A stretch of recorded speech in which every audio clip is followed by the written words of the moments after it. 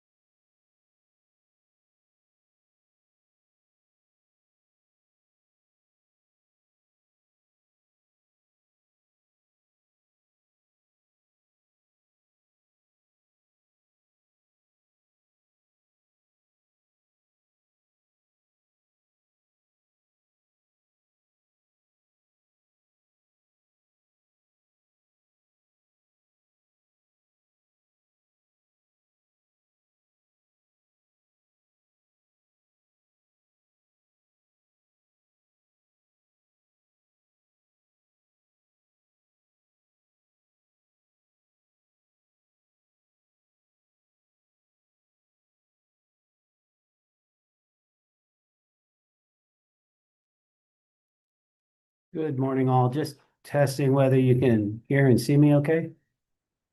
If someone could just confirm, that'd be great.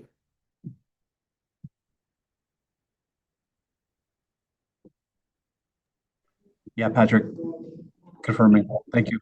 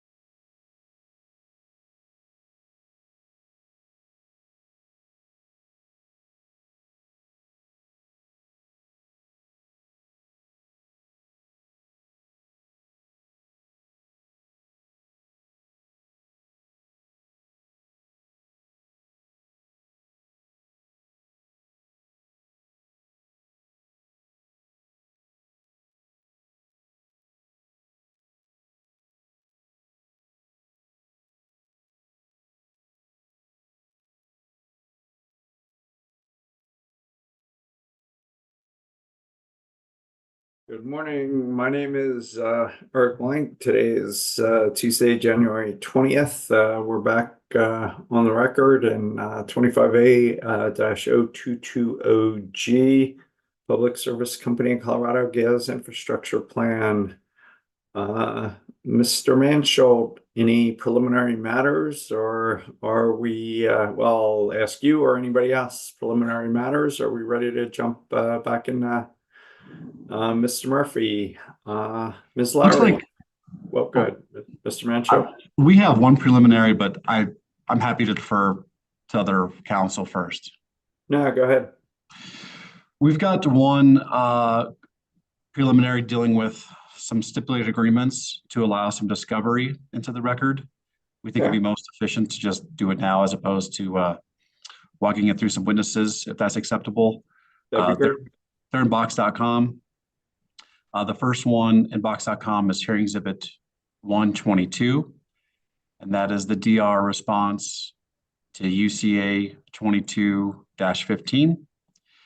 Similarly is hearing exhibit 123 in our box.com, and that is the executable workbook attachment that accompanied that DR I just talked about, UCA 22-15. And lastly is one separate DR, and that is our response to UCA 22-20.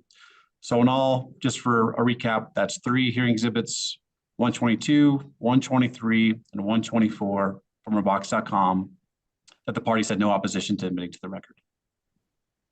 Just confirming, any opposition to 122, 123, or 124? Hearing none, so moved. Thank you. No, Your Honor, I couldn't get my picture up, but yeah, we do not object to those on behalf of Okay. UCA. So Ms. Lowry. Thank you, Mr. Chair. I just wanted to let you know that CEO will waive cross-exam of conservation advocate witness Mira Fickling. Thank you. Anything else? Chair, I have something for Mr. Mansholt really quick for his exhibits. I have them. I'm moving them over to Box.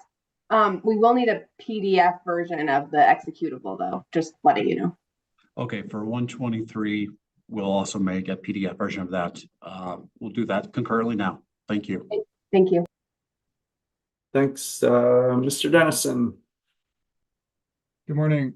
Conservation advocates were hoping to repurpose some of the time that we saved on our examination of other witnesses for Murphy and Jones. And we wanted to let you know to help plan and see if that would be acceptable to the commission. Yep, I think you were way under, so no worries. Thank you, Mr. Dennison. Ms. Berman. Good morning. CC4CA is prepared to waive cross of Mr. Goodenough. Good enough. All right. Thank you. Any other preliminary matters? Mr. Murphy, can you hold up your right? Did you have something, Mr. Dixon? yes, Your Honor, I'm sorry. Did Mr. Dennison say he would increase Murphy and increase Jones or reduce them? I didn't catch which direction he was going. Increase. All right. Increase. Because for Murphy, he had 15 minutes, I believe, and Jones 90. Is that correct? Correct. Thank you. Thanks for the clarification. Pardon the interruption. Yeah, no worries. Mr. Murphy, can you hold up your right hand? Do you swear to tell the truth, the whole truth, and nothing but the truth? I do. You can put your hand down. Is anybody with you or communicating with you in any way? No. If that changes, will you let us know? Yes. Back to you, Mr. Manchell. Morning, Mr. Murphy. Thank you for being here today. Could you please state and spell your name for the record? Yes, it's Patrick Murphy, PATRICK-MURPHY. And by whom are you employed and in what capacity? I am a manager in regulatory policy for Public Service Company of Colorado. And in terms of your hearing exhibits, you sponsored 2 hearing exhibits. That's your direct and rebuttal testimonies, respectively marked as hearing exhibits 108 and 119. Is that correct? That's correct. And these have already been admitted to the record. So just one more question here about revisions. Do you have any material revisions to those hearing exhibits? I do not. Mr. Murphy is available for cross-examination. Thank you. I have 20 minutes. Ms. Lowry, it's 9:05. Thank you, Mr. Chair. Good morning, Mr. Murphy. Nice to see you. Good morning, Ms. Lowry. Happy Monday, everyone, which is actually Tuesday. Okay, I just have one topic I want to talk with you about, and that is whether thermal energy service could be an eligible NPA measure. Do you recall that CEO and CC4CA recommended that the Commission clarify that thermal energy networks be included as an eligible NPA measure in the next GIP? I do recall that recommendation, yes. Okay. And in your rebuttal, you stated that Public Service does not agree to include thermal energy networks as NPAs in the NPA analysis in the next GIP because the company doesn't have a thermal energy network project or pilot upon which to make reasonable and repeatable assumptions for NPA analyses. Is that right? I believe the position the company took was that, yes, we are very early in our thermal energy network pilots. We see an opportunity to learn. And although, the company is fully supportive of thermal energy projects, we just don't know that, in 2027, we will be prepared to bring those forward for an NPA analysis. So while we're not opposed, we just need time to learn from the pilots that we are undertaking currently. Okay. But do you recall that you said you needed information upon which to make reasonable and repeatable assumptions? Could you bring that up? Sure. So that would be hearing exhibit 119, which is your rebuttal. And page 54.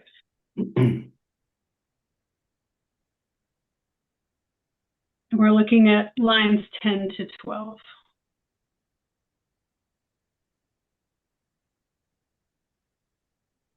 Yes, I see that now. Okay, thank you. Can we actually pull up what's in CEO's box marked as hearing exhibit 407, please?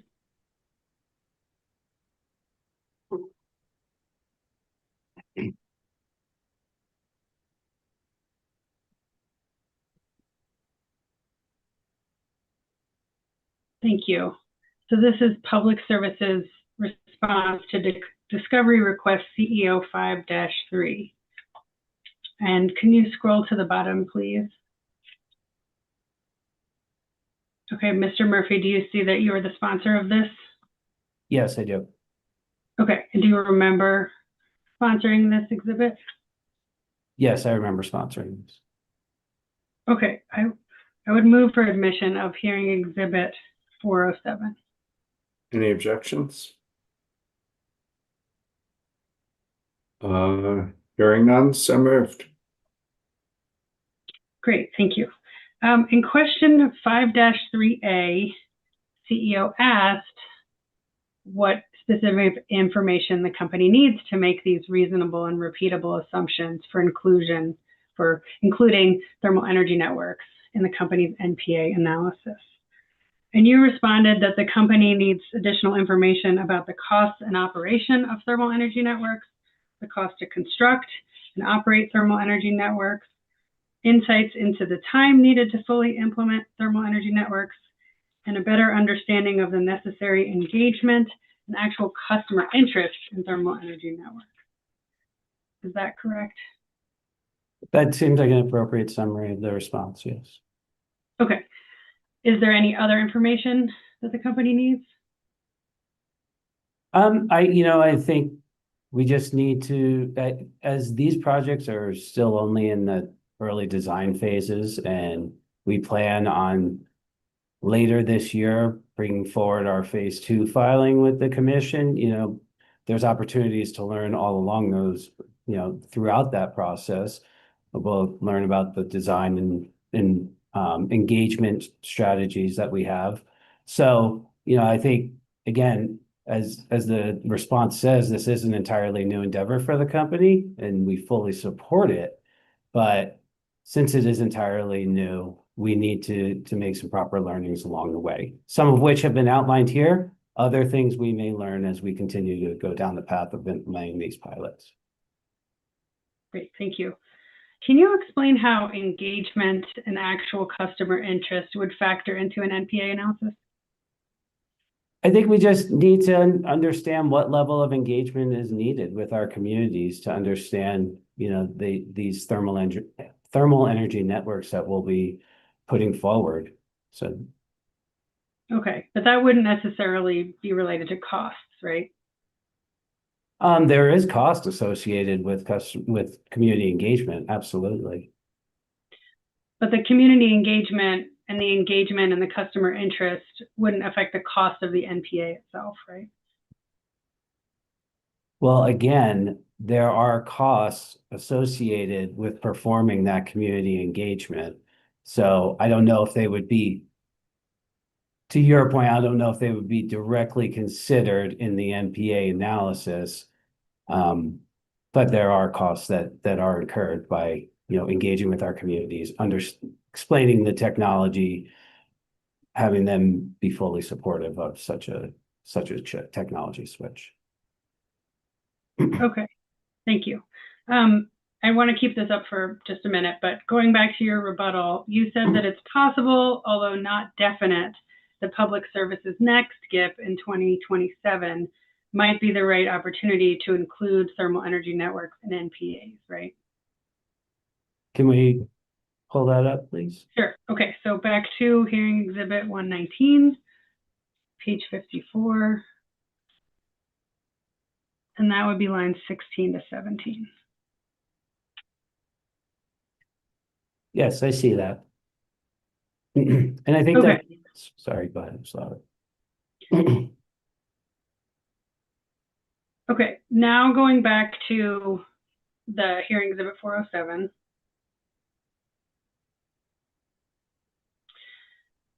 Okay, and in your response to questions 5, 3B, and C, you stated that the company plans to file its application for the first thermal energy network pilot in the fourth quarter of 2026, and then would begin construction of the thermal energy network pilot approximately 6 months after that proceeding ends, right?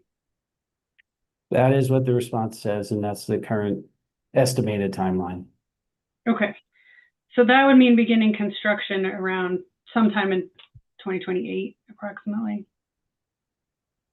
Yeah, I mean, if we file our phase 2, obviously, and it is fully litigated, as as we see that the time that it takes to litigate these proceedings, I think around a 2028 timeline seems appropriate. Okay, so with that timeline, what information does the company expect to have to be able to include in the 2027 GIP that would allow it to consider a thermal energy network as an NPA? I think that the information that we will have is somewhat unknown at this time, right? We're in that design phase again. We still have to file our phase 2 application. In working with our third-party vendor, we may get, more insights into timelines, construction costs, but at this point, I think it's somewhat uncertain what information we'll have in that for that 2027 GIP timeline. Okay. Do you think that because the 2027 GIP would presumably come after your filing for the pilot application in 2026, that you would have cost estimates or operation and maintenance estimates? I believe that's the expectation for that phase 2 filing. But again, those would be estimates.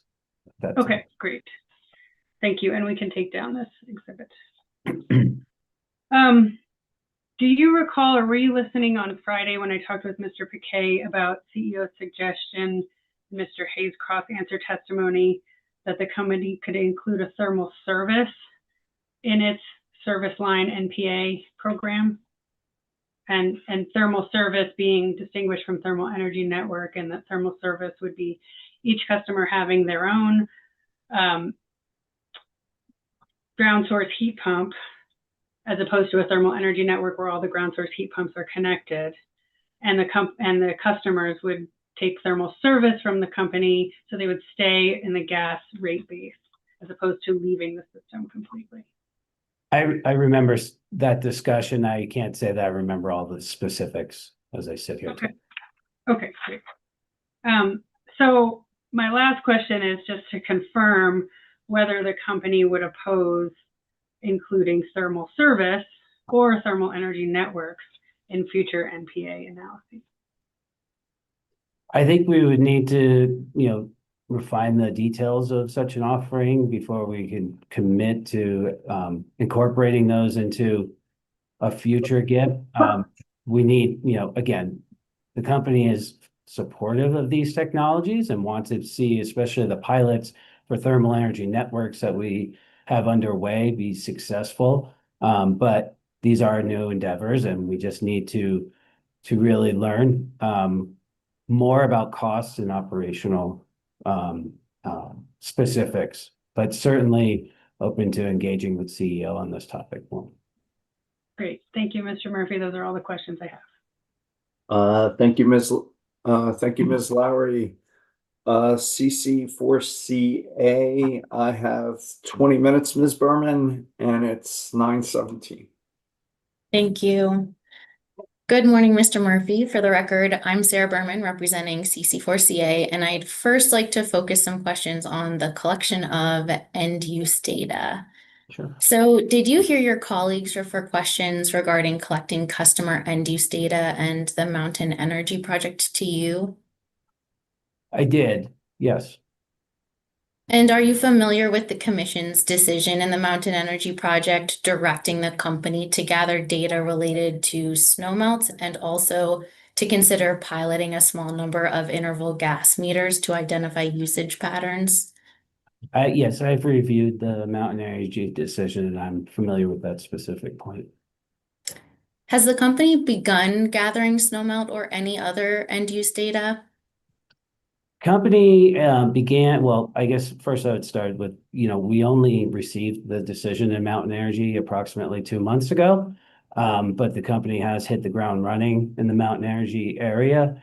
And we have begun the process for the snowmelt provision we've gathered the customers that meet that 500 therm usage threshold.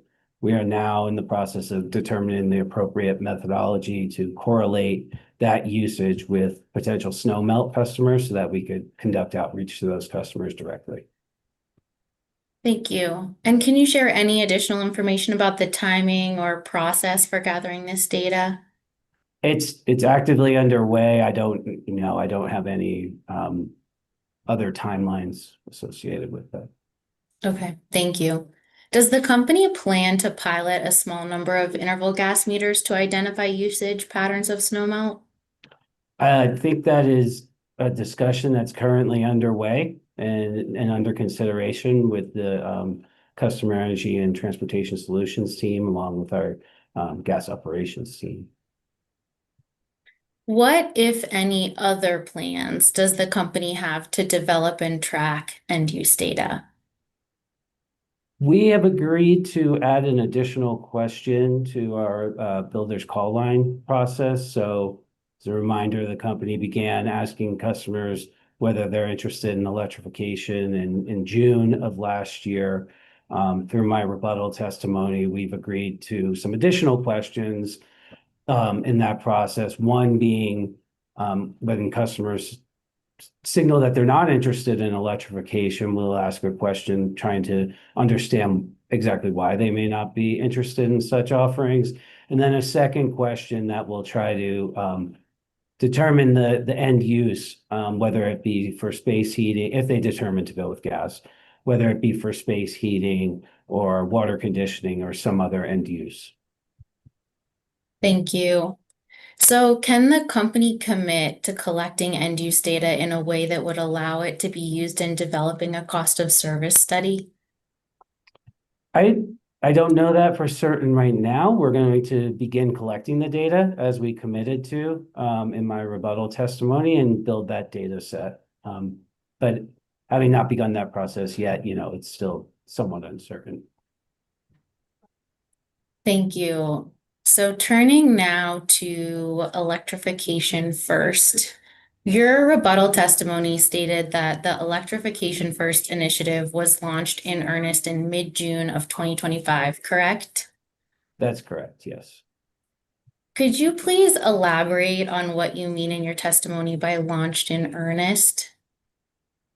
It's as I discussed before, we began, well, one is asking customers when they apply for, come through our builders call line, asking them whether they're interested in electrification offerings that the company has. Those that indicate that they are, we provide follow-up. We also are working with builders and developers to understand any barriers to electrification they may be encountering and potential ways that the company may help eliminate or assist in removing some of those barriers. So it's a compounded effort. Thank you. And specifically, what collaboration has the company undertaken since mid-June of 2025 with local governments around electrification first, outside of responding to the recommendations in this proceeding? I think Mr. Holder might be more appropriate to answer questions around the company's community engagements. Thank you. Could we please pull up hearing exhibit 119, Mr. Murphy's rebuttal testimony, and go to page 9?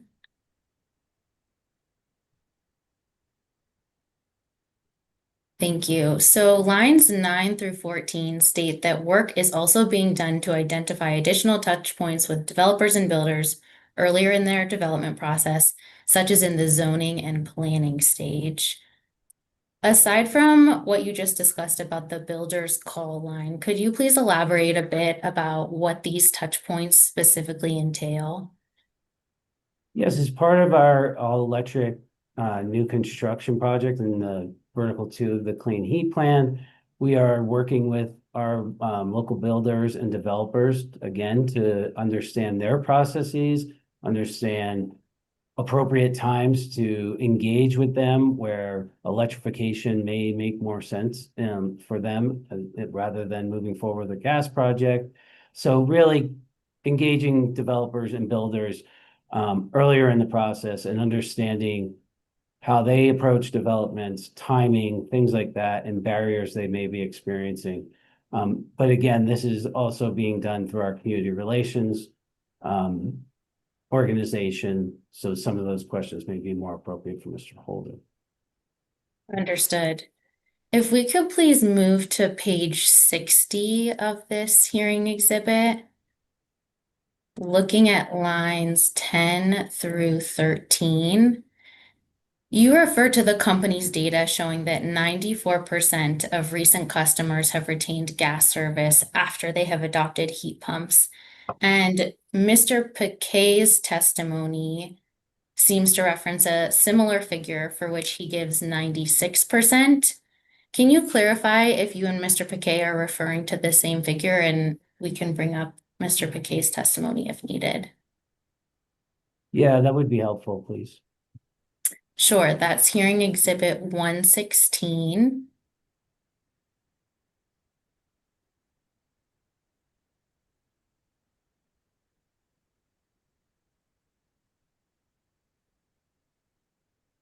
Page 37.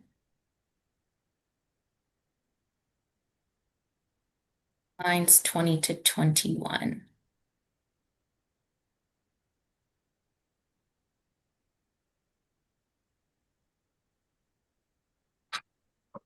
Just reading some of it to get the full context. Yep, thank you. Take your time. We're just trying to clarify whether it's 94 or 96%, and if it's referring to the same figure. I think earlier on, it looks like Mr. McKay provides an approximation of the amount of heat pumps, whereas mine seemed a little bit more refined in the number of heat pump rebates we've provided. But I think it's safe to say that approximately 95% of customers are still retaining gas backup as their heating source after taking a heat pump rebate from the company. Okay, we can take down this exhibit. Thank you. So just to clarify, that number refers to gas heating backup specifically or broadly retaining gas service? Can we pull up? I can't remember if I was specific in that, but if we can pull up the exhibit, that would be helpful. Sure. That's back to hearing exhibit 119. Page 60.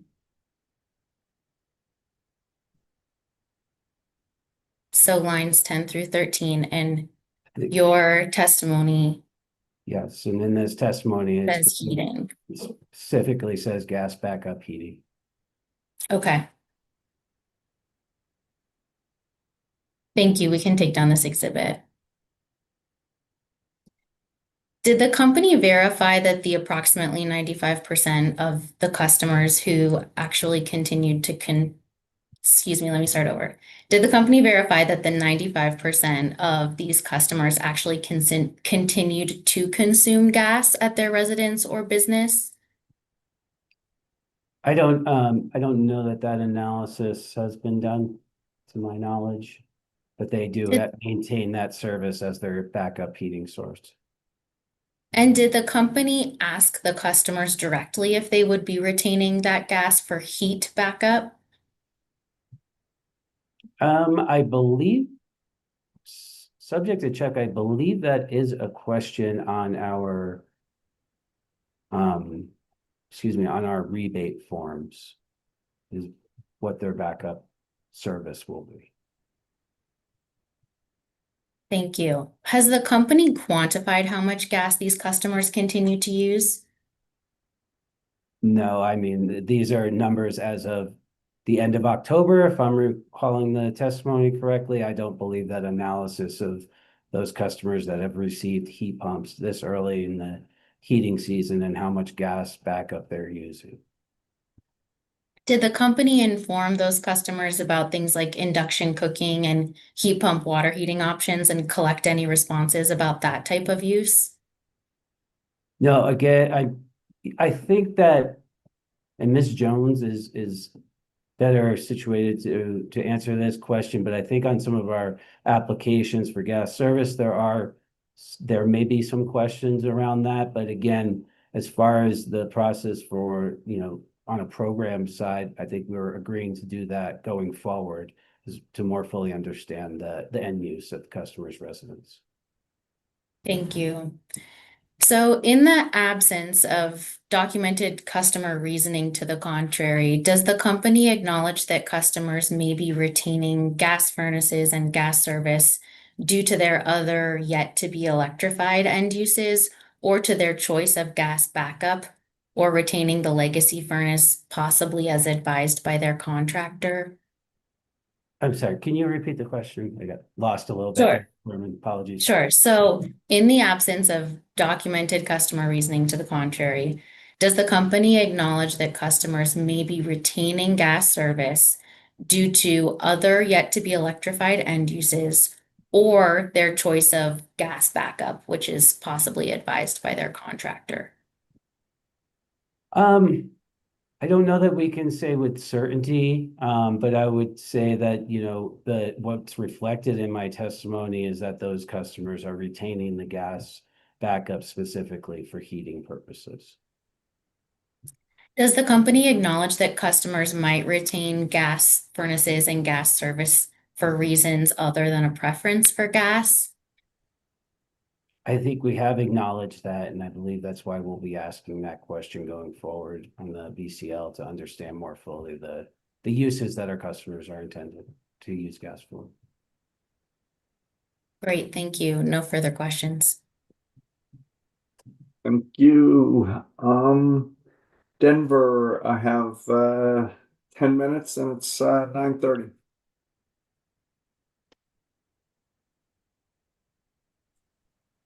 Good morning, Chair. Denver has waived cross for this witness. Sorry, I missed that. Conservation Advocates, 15 minutes, and it's still 9:30. Good morning, Mr. Murphy. My name is Jim Dennison, and I'll be asking you some questions for the Conservation Advocates.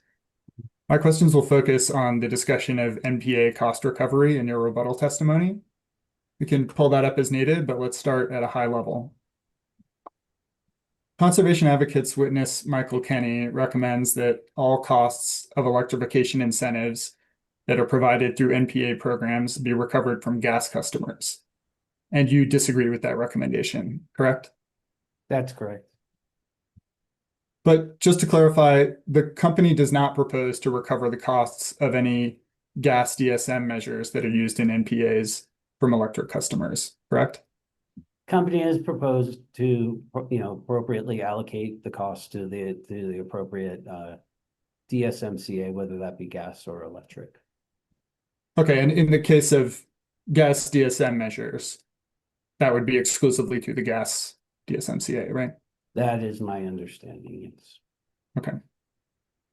Would you agree with company witness Jones's statement that the true success of an NPA is its ability to manage capital investment and promote ongoing affordability of the natural gas system by avoiding, reducing, or delaying the need for gas infrastructure investments?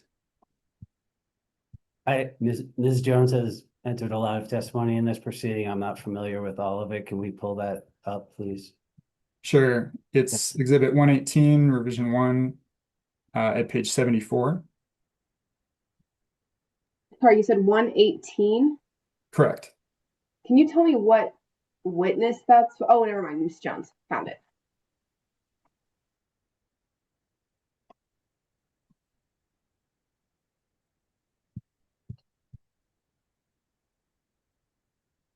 And I'm looking at lines starting on 14.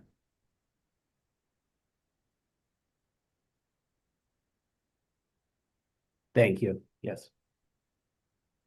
Do you generally agree with this statement about the true success of an NPA? Yes, I do. All right, we can pull this exhibit down. Thank you.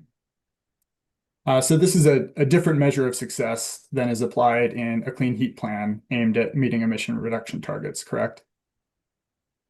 I think that's correct, and I think that, that's been the consistent discussion that the company has had throughout this proceeding. Okay. And it's also a different measure of success than is applied in a DSM plan or an electric utilities beneficial electrification plan, right? Yes, I mean, we're using similar measures, but I would say the goal of an MPA is different. Okay. Could we pull up exhibit 707 from the Conservation Advocates box?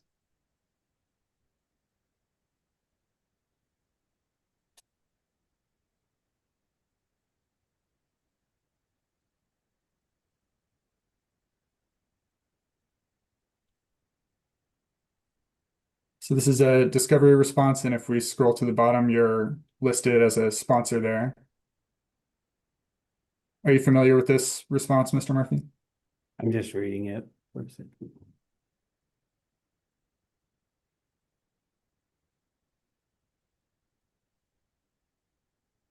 I am familiar with this. Thank you. Okay. I move to admit exhibit 707. Any objections? Hearing none, so moved. All right. And in part A of this response, you stated that you agree with witness Jones's statement that NPAs should be considered in tandem with the projects that they're designed to replace, right? That's correct. Now, the gas projects that NPAs are designed to replace, those are driven by gas system needs, correct? Yes, they are driven by gas system needs. So it's ultimately gas customers who are creating the need for the projects, right? The gas demand. Okay. You also agreed that customers participating in an NPA can help support the company to delay, defer, reduce, or avoid gas infrastructure investments. That's in part C, right? I don't know that I agreed with how conservation advocates posed the question, because the question was to avoid the costs. The company sees NPAs as having the potential, as the response says, to potentially delay, defer, reduce, or avoid. Okay, yeah, and I was just reading from your response there, so I think we're on the same page. Yeah. These gas infrastructure investment costs, they would otherwise be paid by the company's gas customers, correct? That's correct, yes. So is it fair to say that supporting these delayed or avoided gas infrastructure costs provides a benefit to the company's gas customers? Potentially, if the MPA is successful, right? So as we're still in the early stages of implementing MPAs, I think there's still a lot of uncertainty. So we certainly want them to be successful, and a successful MPA could help gas customers, certainly. Okay, so yeah, conceptually, a successful NPA will be of benefit to the gas customers. You'd agree with that? Objection asked and answered. If you keep going, Mr. Dennison. Sure. I'd like to talk at a high level about some of these benefits to gas customers and how the company evaluates them. Are you generally familiar with the company's approach to cost-benefit analysis for NPAs? No, any questions around the cost-benefit analysis, I think, are more suitable for Ms. Jones. Even at a high level? Again, we support the MPA methodology and provided that information to Ms. Jones and her team to run that through the cost-benefit analysis. So yeah, I think any questions around the cost-benefit analysis are better suited for Ms. Jones. Okay, that's fine. Now I have a few questions about which customers can participate in NPA programs. Would you agree that there are some types of NPA programs that a gas customer can participate in without fully electrifying? Yes, I would agree with that. For example, when evaluating NPA options using the framework you described, I believe the company considers partial electrification measures like heat pump water heaters, boiler electrification, and air source heat pumps. Is that correct? That's correct. I think we also consider gas energy efficiency and gas demand response measures as well. Okay. And just to give an even more concrete example, the company's recently approved Mountain Energy project includes some NPA measures that electrify only a customer's water heater or only their furnace without requiring them to fully electrify and disconnect from the gas system. Is that right? I was not a witness in that proceeding. I'm not entirely sure all of the measures that and conditions that are part of the final settlement agreement and decision from the commission in that. Fair enough. Now, the company's gas-only customers are eligible to participate in NPA electrification programs, correct? Correct. So a customer need not be one of the company's electric customers to participate, right? I believe that's accurate. Yes. Okay. Finally, I have some questions about the relationship between NPA incentives and other incentives offered by the company. In your rebuttal testimony, you opposed the recommendation from conservation advocates witness Michael Kenny to adopt what you described as the order of spend approach, correct? I believe I did describe it that way. I believe Mr. Kenny's testimony also described it that way. Okay. And this order of spend approach was initially approved in the company's Clean Heat Plan proceeding, but ultimately revised this March in decision C25A-0120G, correct? That's correct. In the company's Clean Heat Plan, in the initial decision, and I believe reaffirmed in ARRR in the Clean Heat Plan, the commission incorporated the order of spend condition. Company did not find a way to effectively implement that approach, and worked with stakeholders and made a filing with the commission to, rather than use the order of spend approach, move more towards a proportional approach to spending. Okay. And is it fair to say that your main concern with Mr. Kenny's recommendation in this proceeding is that it would be administratively unworkable for the same reasons that the approach was ultimately determined to be unworkable in the Clean Heat Plan proceeding. Well, I think there's a couple of things at play here. And one is, yes, that we think that that order of spend continues to be unworkable, but also the company has not proposed to use any clean heat or DSM beneficial electrification plan funding to support MPAs. This is not consistent with any MPA we currently have in market. So broader than just incorporating an order of spend, we don't agree that MPAs should be using funding from Clean Heat Plan or DSM BE plans. Okay. Could we pull up Exhibit 709 from our box?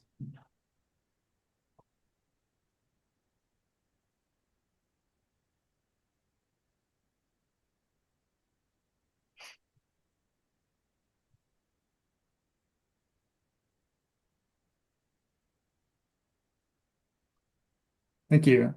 So this is decision C-25-0192 that you discussed in your rebuttal testimony. Are you familiar with this decision? I've reviewed it, yes. Okay. I move to admit Exhibit 709. Any objection? So moved, so noticed. Could we go to page 4, please?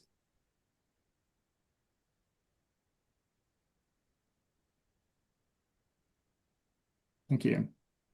So paragraph 11 toward the bottom there says the company proposed in its variance motion to replace the commission's order of spend approach with the text in this block quoted paragraph.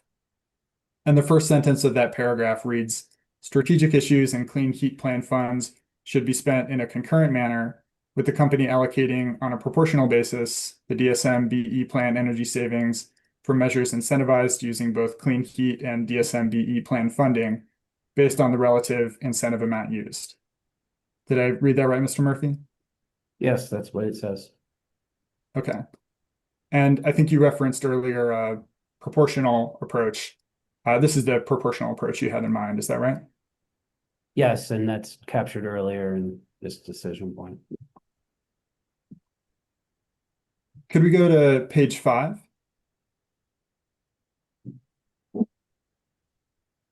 And paragraph 15 there says, we recognize that there may be unforeseen complexities in implementing the order of spend requirements from our Clean Heat Plan decision. We find that the motion appears to reasonably resolve these complexities. Mr. Murphy, do you agree that the proportional approach proposed by the company and adopted by the commission in the Clean Heat proceeding reasonably resolves the complexities with the order of spend approach?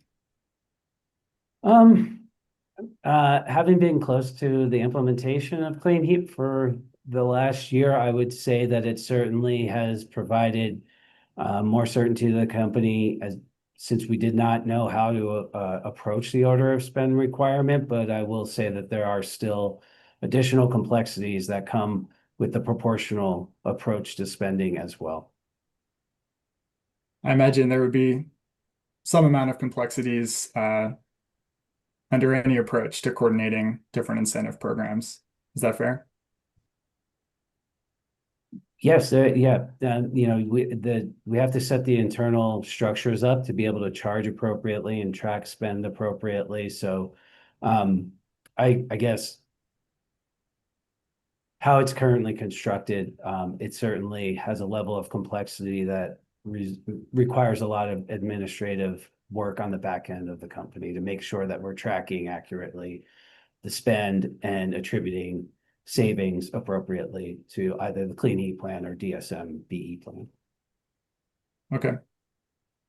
Could we now pull up Exhibit 602, Attachment JB5?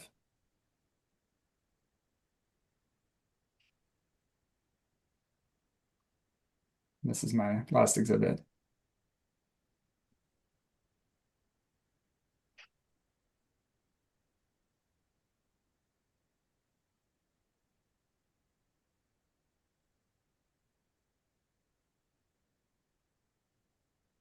Thank you. And could we go to page 11? So Mr. Murphy, this is the Mountain Energy Project settlement that you've referenced in your rebuttal testimony in our conversation today. Is it fair to summarize paragraph 20 of this settlement as saying that while the company does not intend to combine NPA rebates with Clean Heat Plan and DSM-BE rebates, if those rebates are combined, then the company will apply the proportional approach to attributing energy savings between those different rebate programs? I believe it says that the portfolio is not designed to be combined with Clean Heat Plan and DSM rebates, which is how we are moving forward with implementing Mountain Energy. So that is currently how we're moving forward. It is a separate and standalone budget to support the MPA in the Mountain Energy area. Okay, I understand that caveat, and I understand that's the company's position here, but I just want to make sure we're on the same page that in the event that rebates are combined, then the company has agreed to apply the proportional approach through the settlement. Is that right? That is what this provision says, but obviously that has not occurred at this point. So we are moving forward with not including any Clean Heat Plan or DSM spend within the Mountain Energy Project. Okay. Now I want to ask you, if NPA rebates outside of the Mountain Energy Project were to be combined with Clean Heat Plan or DSM-BE rebates, is the company open to applying the same proportional approach that the commission ordered in the Clean Heat proceeding and that the company agreed to apply to NPAs under these circumstances in the Mountain Energy Project proceeding? Objection. That mischaracterizes the witness's testimony. He just stated that's not what this provision states for the Mountain Energy Settlement Agreement. You want to reframe your question, Mr. Dennison? Sure. My question is just under the same condition, which I, spoke through Mr. Murphy with. I understand it's not the company's current approach, but my question is, if that same condition contemplated by the Mountain Energy Project settlement were to apply here, if the company would be open to applying that same approach. Company has not proposed having that approach. It's not consistent with any of the MPAs that we have in market currently. I understand there is this provision, but as I stated previously, company is implementing Mountain Energy where it is not applying Clean Heat Plan or DSM-BE budgets or any sort of funding towards that. That's consistent with the Pearl Street and F13 MPA in market as well. Okay, but the cost recovery framework that the company has proposed for NPAs in this proceeding isn't tied to any particular NPA proposal. It's meant to apply generically. Is that right? We've put forward a proposal for cost recovery of MPAs going forward. There obviously, there were no MPAs that we found cost effective to move forward at this time, but the company is certainly willing to continue to consider MPAs and wants to and anticipate seeing more MPAs coming onto our system. And so we laid forward a proposal to set up a cost recovery structure for those projects as they come up. Okay, so I'll ask my question one more time.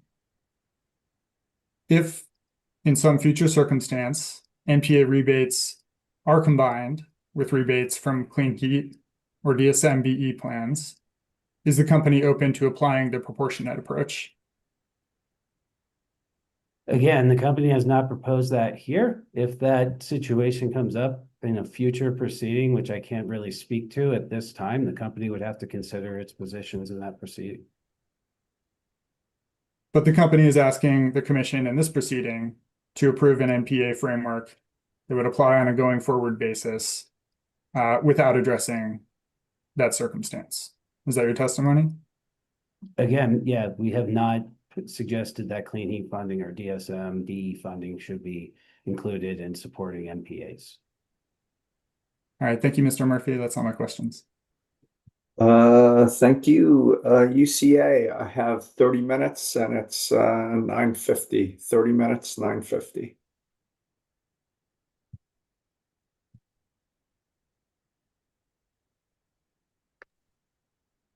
Sorry, Your Honor. UCA will waive cross-examination of Mr. Murphy. Thank you, Mr. Dixon.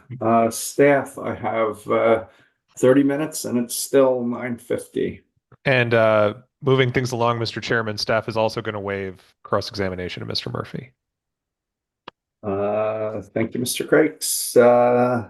Commission Counsel, I don't think has any questions. So to you, Commissioner Gilman. Thanks. Good morning, Mr. Murphy. How are you? I'm well, thank you. Good morning, Commissioner Gilman. Good.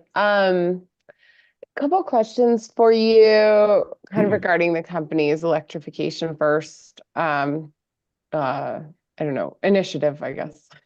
Going to call it a policy. I don't think it's a policy. Initiative. So in your rebuttal, you say that the strategic company approach to gas system planning that evaluates natural gas alternatives and that essentially electrification first is a strategic company approach to gas system planning that evaluates natural gas alternatives and engages customers in evaluating electric alternatives earlier in the planning process. Does that sound fair? That sounds fair, and I think that's the intent of our proactive electrification first initiative is to engage customers earlier in the process. Again, as I've spoken about this previously, understand any barriers they may be facing, and maybe understand if the company can provide any support in removing some of those barriers. Also providing, more education to customers as far as options that are available to them, builders and developers as well, so that maybe we can start to transform the market and really help to drive more electrification on our system. Okay. Thanks. When you say also before the part about engaging customers, it talked about an approach to gas system planning that evaluates natural gas alternatives. I was just curious, is that something that the company is doing now in excess of what's in the GIP rules, or something you plan on doing in terms of evaluating natural gas alternatives in your system planning? So, I mean, I guess to be clear, we comply with the GIP rules, and then over and I guess above and beyond that, we incorporated the electrification first to really start to get further upstream with our builders and developers to understand their needs, to maybe get out ahead of planned developments and help them electrify a little bit more fully. So I think it's more, it's a combined effort. Okay. So as I look at that sentence, then the gas system planning piece, evaluating alternatives, is essentially what you're required to do by the rules. And then you have this engagement of customers as an additional part of the effort. That's my understanding, yes. Okay. So for new construction, like the application of the electrification first in your communications with new construction, as I understand it there, the main effort I see identified in your testimony is around the company creating a question within your interactions with builders. I think, is it in the builder call line or in the application itself around their interest in electrification? It's when they make a request within the builder's call line, is my understanding. And that's how it currently exists today, is we're trying to understand if they're interested in electrification offerings that the company has. We're also, concurrently working with builders and developers and engaging with them to understand their processes a little bit better, to understand when in that process is the most appropriate time for the company to engage with them so that they can more fully consider electrification options.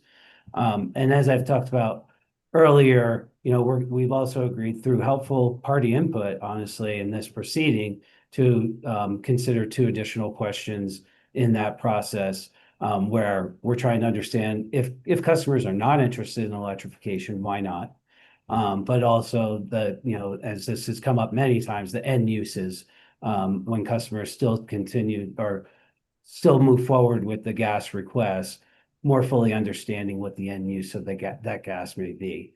And I guess I would also say that the electrification first, and I talked about this in my rebuttal testimony. The electrification first initiative is a proactive attempt by the company to more fully understand customers' needs, and we never expected this to be just a static, one question on the BCL.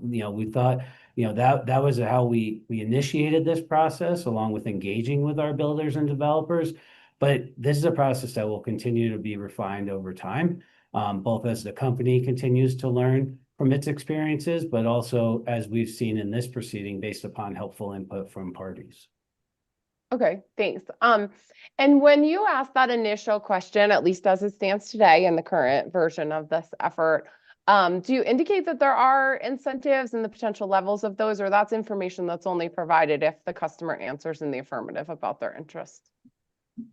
My understanding how it works today is if they answer yes, we then follow up. And so if it's an individual customer, we'll send them information, we'll send an email with information, links, things like that, to where they can more fully understand the rebates and offerings that are available today. If it's someone looking at multiple premises, like more of a developer, then we offer one-on-one meetings with that customer to really understand their needs, understand how the company may be able to more fully support those needs. Okay, thanks.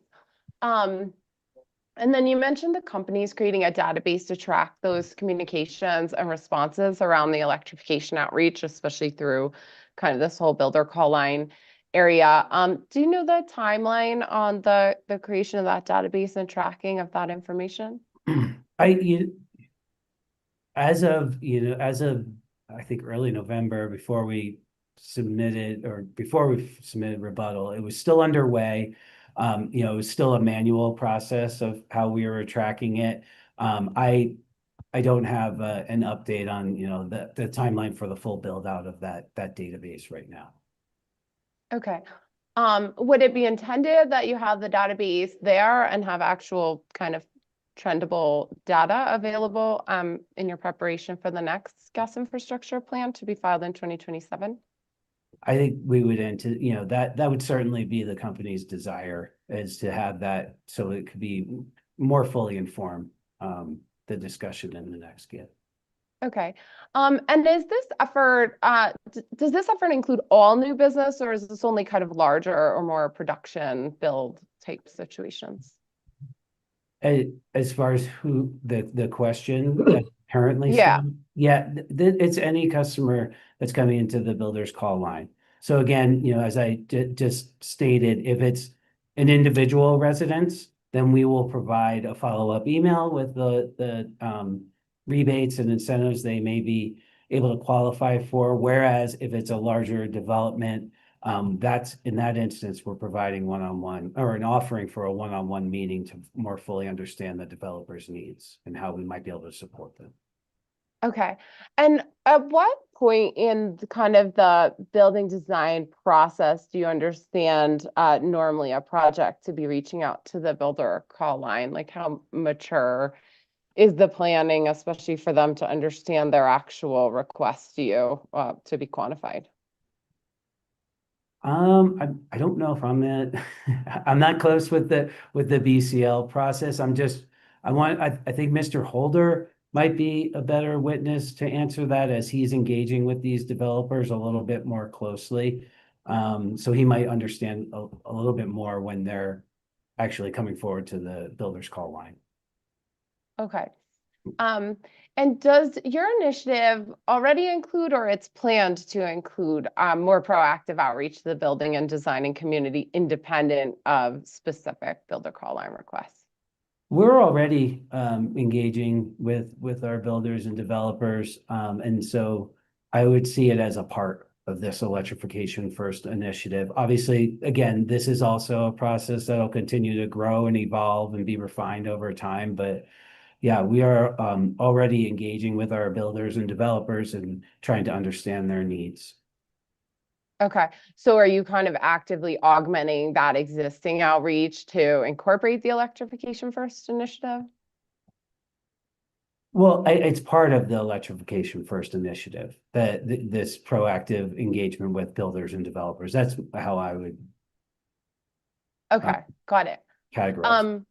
Are there other efforts within the electrification first intended to reach kind of smaller, to reach existing builders? Sorry, let me start over. Feels like a Monday. Do you have anything within your electrification first initiative intended to try to reach existing residential or commercial customers? I think reaching our existing residential and commercial customers, I think is part of our broader marketing and engagement that we do through both the Clean Heat Plan and DSM Beneficial Electrification Plan. So I would imagine some part of that is part of electrification first, but as we got rebates into the market on January 1 of last year, I believe it was around the May timeline, we had fully launched a large marketing and engagement campaign with our existing customers and also some of our partner communities. So I think it's an effort that are kind of going on simultaneously. Okay, thanks. And I saw in your rebuttal that the company's agreed to update the company's website regarding gas disconnection policy and associated costs. Is that accurate? Yes, that's correct. And that was, again, based upon feedback from parties in this proceeding. Okay. And will the actual process change and become kind of more transparent or obvious to customers, or it's that the process will be posted on the website? Help me understand kind of what that process will look like to a customer. I think that it's still to be determined what exactly it will look like. Very often in these proceedings, we get a lot of helpful input from stakeholders, and we've agreed to a lot of that input through my rebuttal testimony. But how we actually operationalize that is, something the company has to determine internally of how can we effectively message this information to customers without overwhelming them or causing confusion. So I guess I would just say that those efforts are underway internally on how to determine the appropriate way to communicate this information to customers.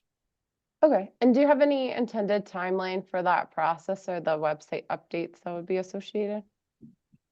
I don't right now. Obviously the company would like a final decision in this proceeding to understand what exactly we will be providing to customers. But, the conversations are certainly ongoing internally to understand how we could comply with the agreements that we've made with other parties through testimony. Okay. Do you anticipate kind of continued engagement with those parties to ensure that the actual changes or transparency you're providing to that process comports with what they were anticipating? The company has many venues with stakeholders where these issues can be discussed. As one example, our DSM Beneficial Electrification quarterly stakeholder meetings have taken on things like updates on MPAs and Clean Heat Plan initiatives. So certainly open to ongoing discussions in those venues. Okay. In your rebuttal, also, you talk about adding a question in the builder call line process to seek clarification on whether the service request is for space heating, water heating, or some other purpose. Now, as I understood from Mr. Gardner, the company's application for new service already includes a breakdown from the customer as to the end use category and requested capacity for each. Do you understand if that testimony was accurate? Is this just changing the timing of better understanding those end uses? Help me understand the differentiation if this is already information being collected in applications. Sure. I would say, as far as what is on the current applications, those questions are more suitable for Ms. Jones.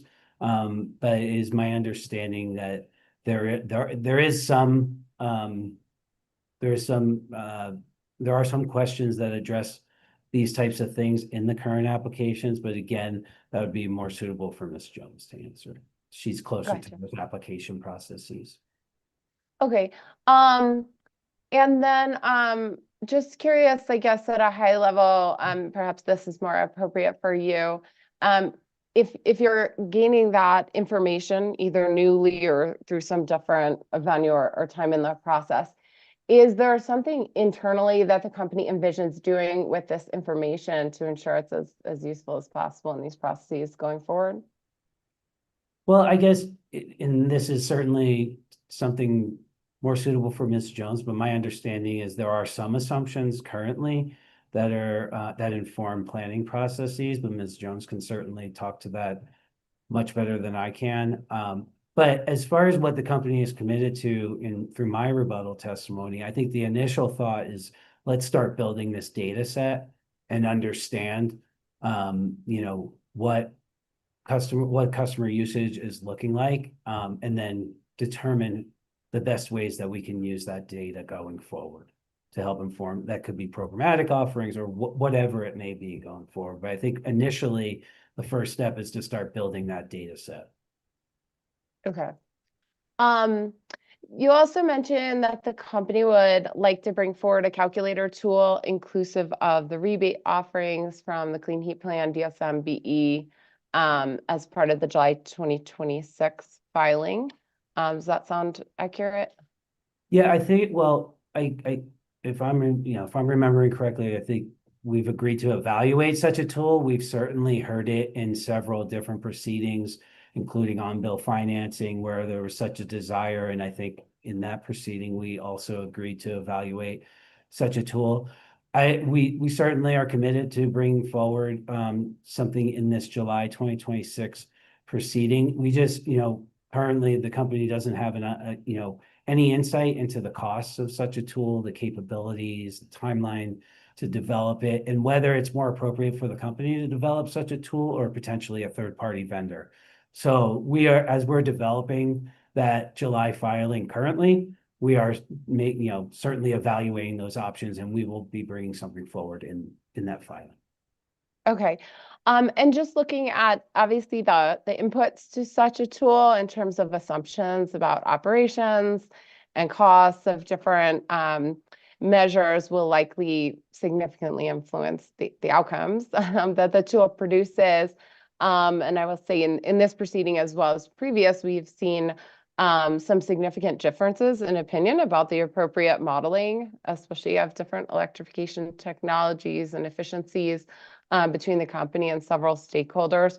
So just curious if you anticipate that a process around that would involve stakeholder input, or if you think that's something those inputs would be litigated in the DSM-BE CHP plan.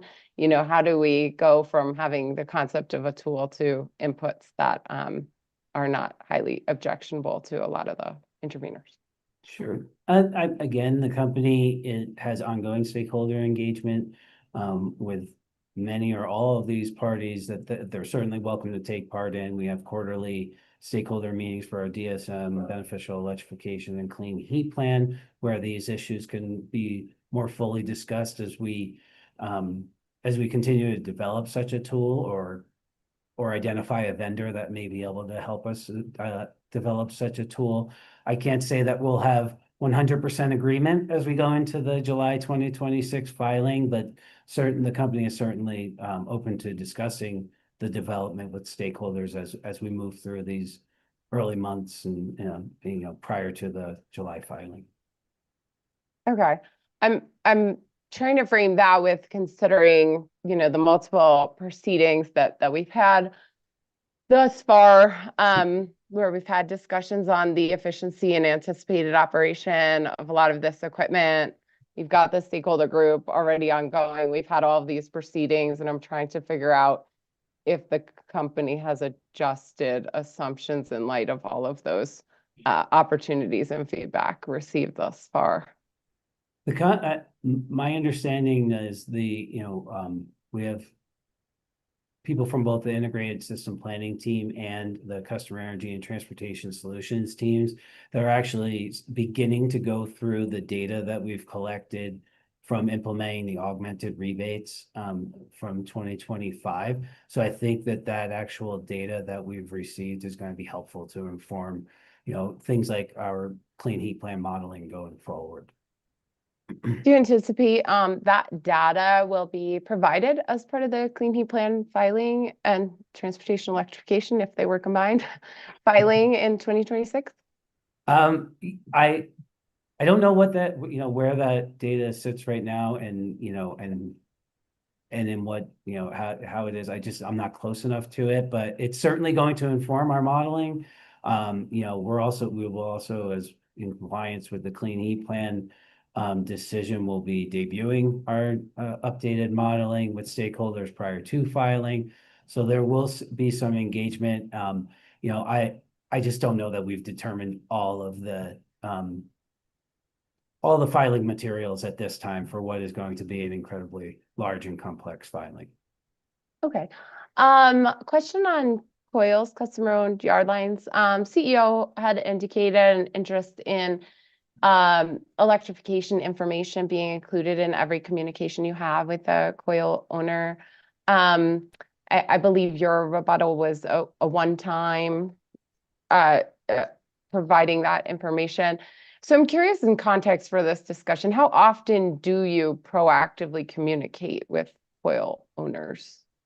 It's my understanding that we do not. We don't have an ongoing commitment to really to provide any sort of communication to coil owners. I think that there is an ONCERT that's included on bills, that is like Excel, that goes out Excel wide, that may have some coil information, but I'm not in, or we at least considered including some of the coil information there, but we thought it was more appropriate, since we have no ongoing requirements to communicate with these customers, to do a one-time letter. We didn't want to agree to CEO's proposal, and with the understanding that we don't really have an ongoing requirement to communicate with these customers. Okay. With regard to new business, it's my understanding from your rebuttal that the company is looking to expand new business offerings from that in the CHP. Does that sound accurate? I'm sorry, can you just?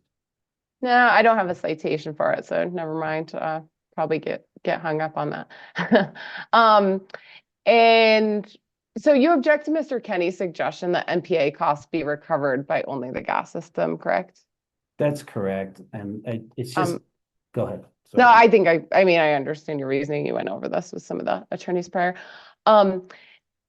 The previous times that the company's advocated for this position, I believe you've in almost all, if not all cases, at least in part, pointed to the benefits to the electric customers of the increased electrification loads. I didn't see that in your rebuttal when you covered this point on page 34. And I was curious, is the company no longer representing that as one of the benefits and reasons this cost should be shared with the electric customers? No, I think that's an additional benefit. It may have just been missed in the rebuttal testimony. But yeah, I think the company still maintains that position. Okay. And then you also object to Mr. Kenny's suggestion that DSM and Clean Heat Plan incentives be applied to an NPA first, and then the additional funding come from the NPA budget. And I know there's some relationship here in your rebuttal to the order of spend situation from the first CHP. But I'm just trying to understand if CHP, DSM, BE offerings are available widely to every customer, essentially, on the system. Why do we then not account for that funding that would have been available to those customers had they not been in a specific NPA area? Well, and I think I talked about this we talked about this with the conservation advocates. It's just that the NPAs are just a fundamentally different project or that the company is trying to be successful for to address a specific capacity relief that is needed. Whereas clean heat plan, DSM beneficial electrification plans have their own separate goals and targets. So company thinks it's more appropriate to move forward with MPAs as we currently have them in the market today. I would also say that this would be, it creates consistency for implementation, right? The success of these MPAs is very important. And when we have different approaches across different proceedings, it becomes very difficult internally for program managers and other implementing staff to really keep track of all the different all the different requirements that each may or may not have. And so really we're just trying to maintain a consistent approach early, especially now that we're early in implementing these MPAs, so as not to cause confusion internally and just have a consistent mechanism. Okay. You also identify on rebuttal internal staffing needs for and I was curious if the costs you identify for additional necessary staffing are existing needs, or are those imposed only if you're implementing an NPA? I was just not clear on the impetus for those staffing needs. That's a fair question. Those needs were identified as we were going through this proceeding, and we heard from many parties on, the desire for parties to have the company really evaluate more and more MPAs and implement more and more MPAs across its system. These incremental staffing needs are to assist in, prior to an MPA being approved and moving forward and implemented, is analyzing these MPAs as they come forward, because we currently do not have the staff to do so. So that it's aimed at really understanding the needs prior and fully analyzing these MPAs to understand if they're feasible, cost effective, and if we should move forward. As far as implementation, there's, we account for for those costs as part of the 20%, I believe it's 20% program administration, as that's part of the NPA. That is the implementation of that NPA. So that portion is already accounted for. This is more upstream of, analyzing and identifying MPAs to move forward with. Okay, so this is essentially these new staffing costs are kind of broader DSMCA costs in terms of like the department to be able to look at these evaluations, but not necessarily assigned to specific NPAs as costs specific to those. Yeah, and I believe in my rebuttal, we made that clear that we do not think it's appropriate to assign these staffing costs to the NPA portfolio. This is prior to that. Look, having the staff, the appropriate staff in place to be able to analyze these NPAs and understand if they're cost effective or feasible. Okay, thanks. Just a few more questions.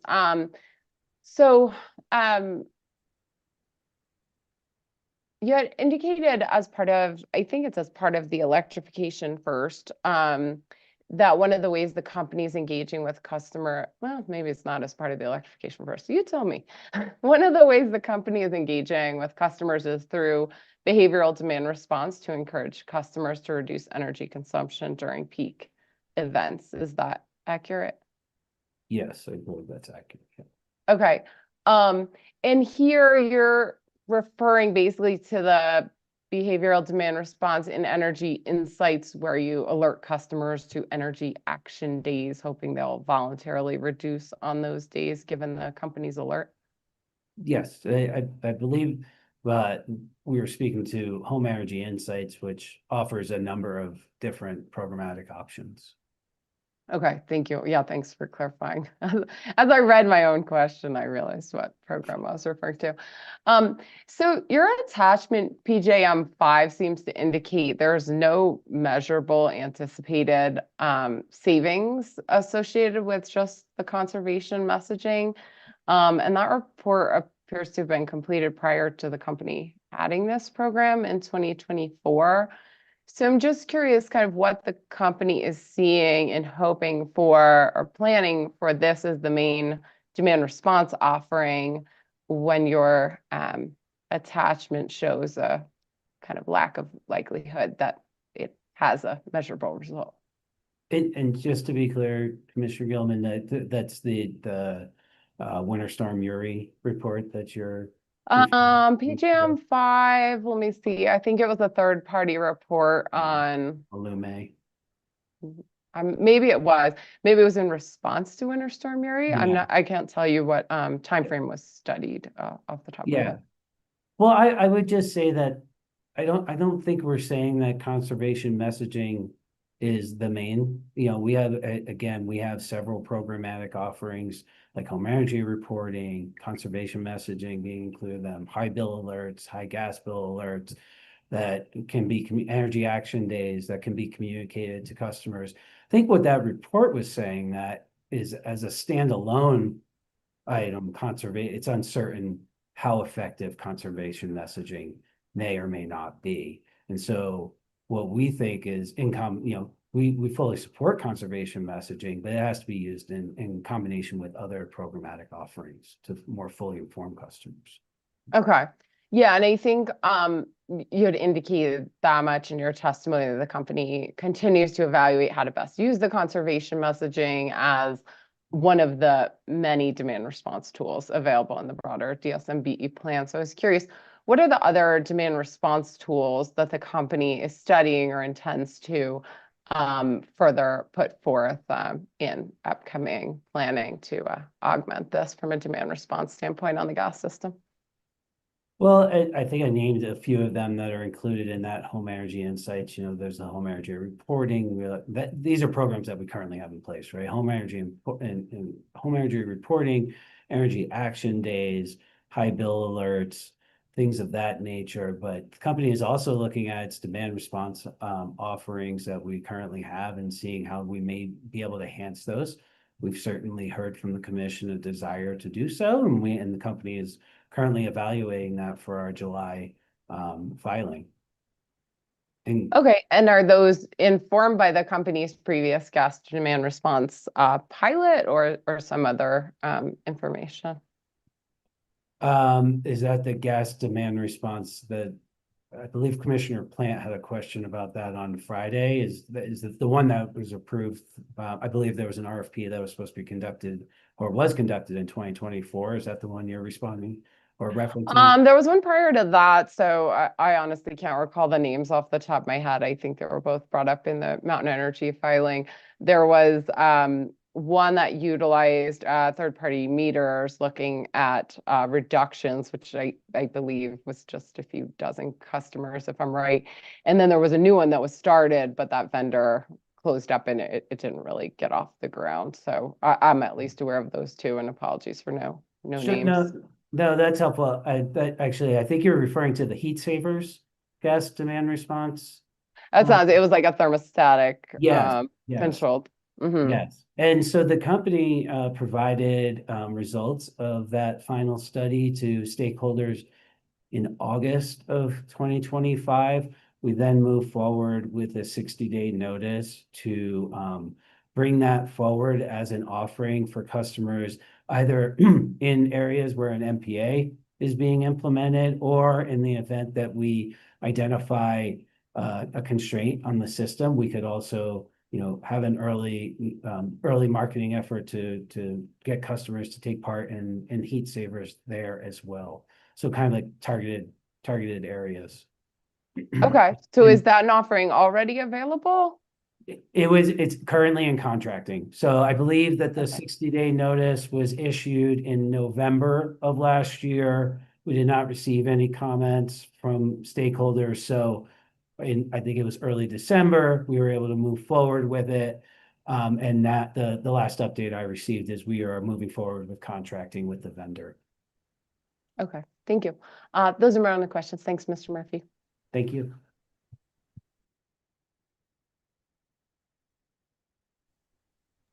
Commissioner Plant. Thank you. Good morning, Mr. Murphy. Good morning, Commissioner Plant. So just to pick up on your last conversation with Commissioner Gilman, and I think you referenced this in my discussion with Mr. Piquet.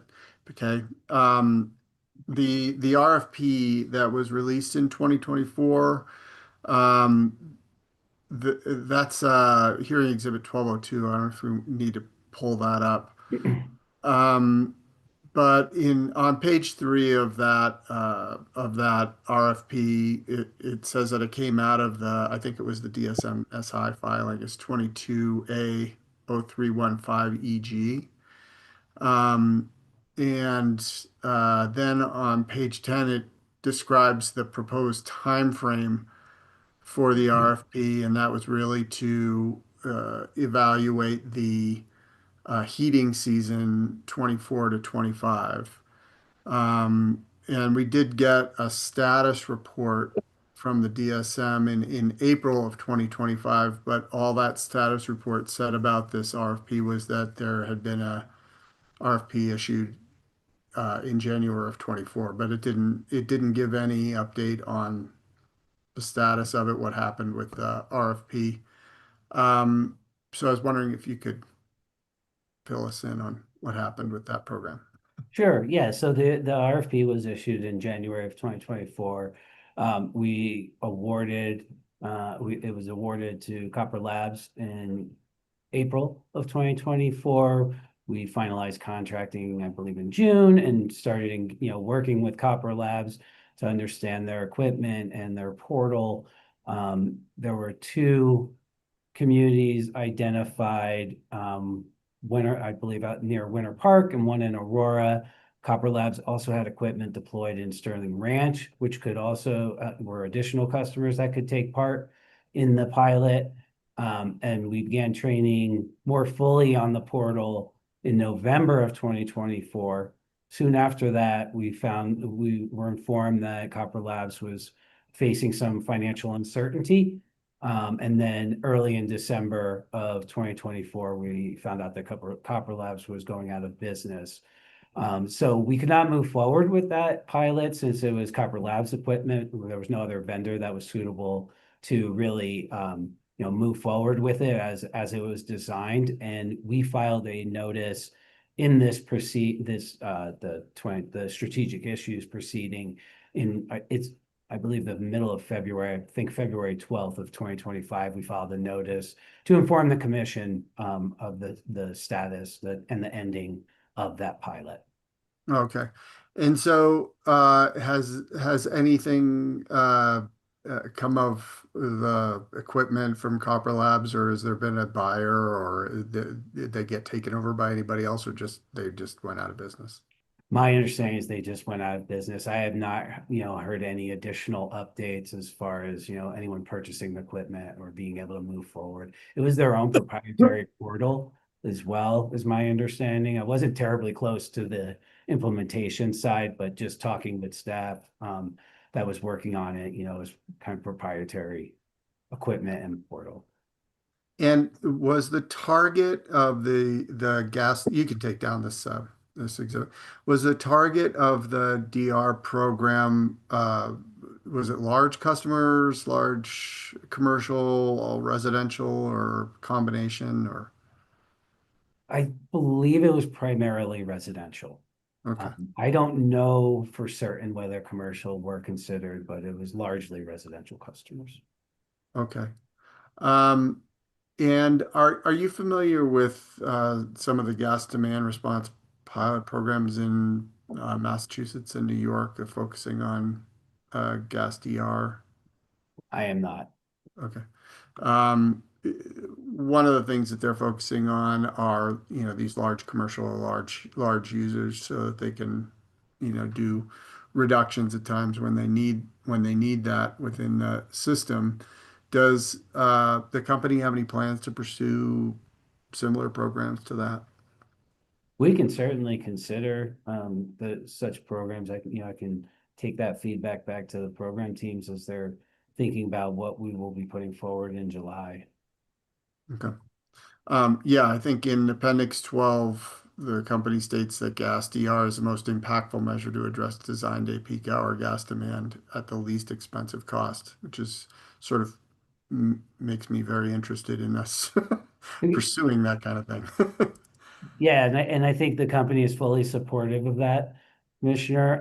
It's also highly dependent on those customers showing up for the event, right? So there's some level of learning on our end of how much of that reduction we will actually achieve. But we agree with you, and we're fully supportive of programs that support that.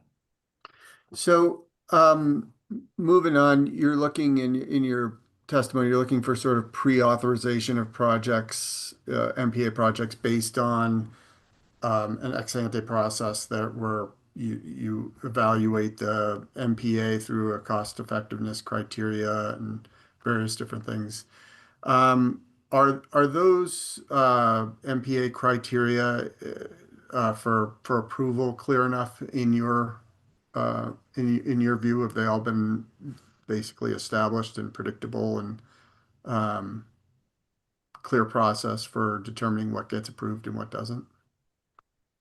I guess as far as the methodology that we've put forward, Commissioner Plant, yeah, I think so. I think we've put forth a very reasonable and conservative approach to evaluating MPAs.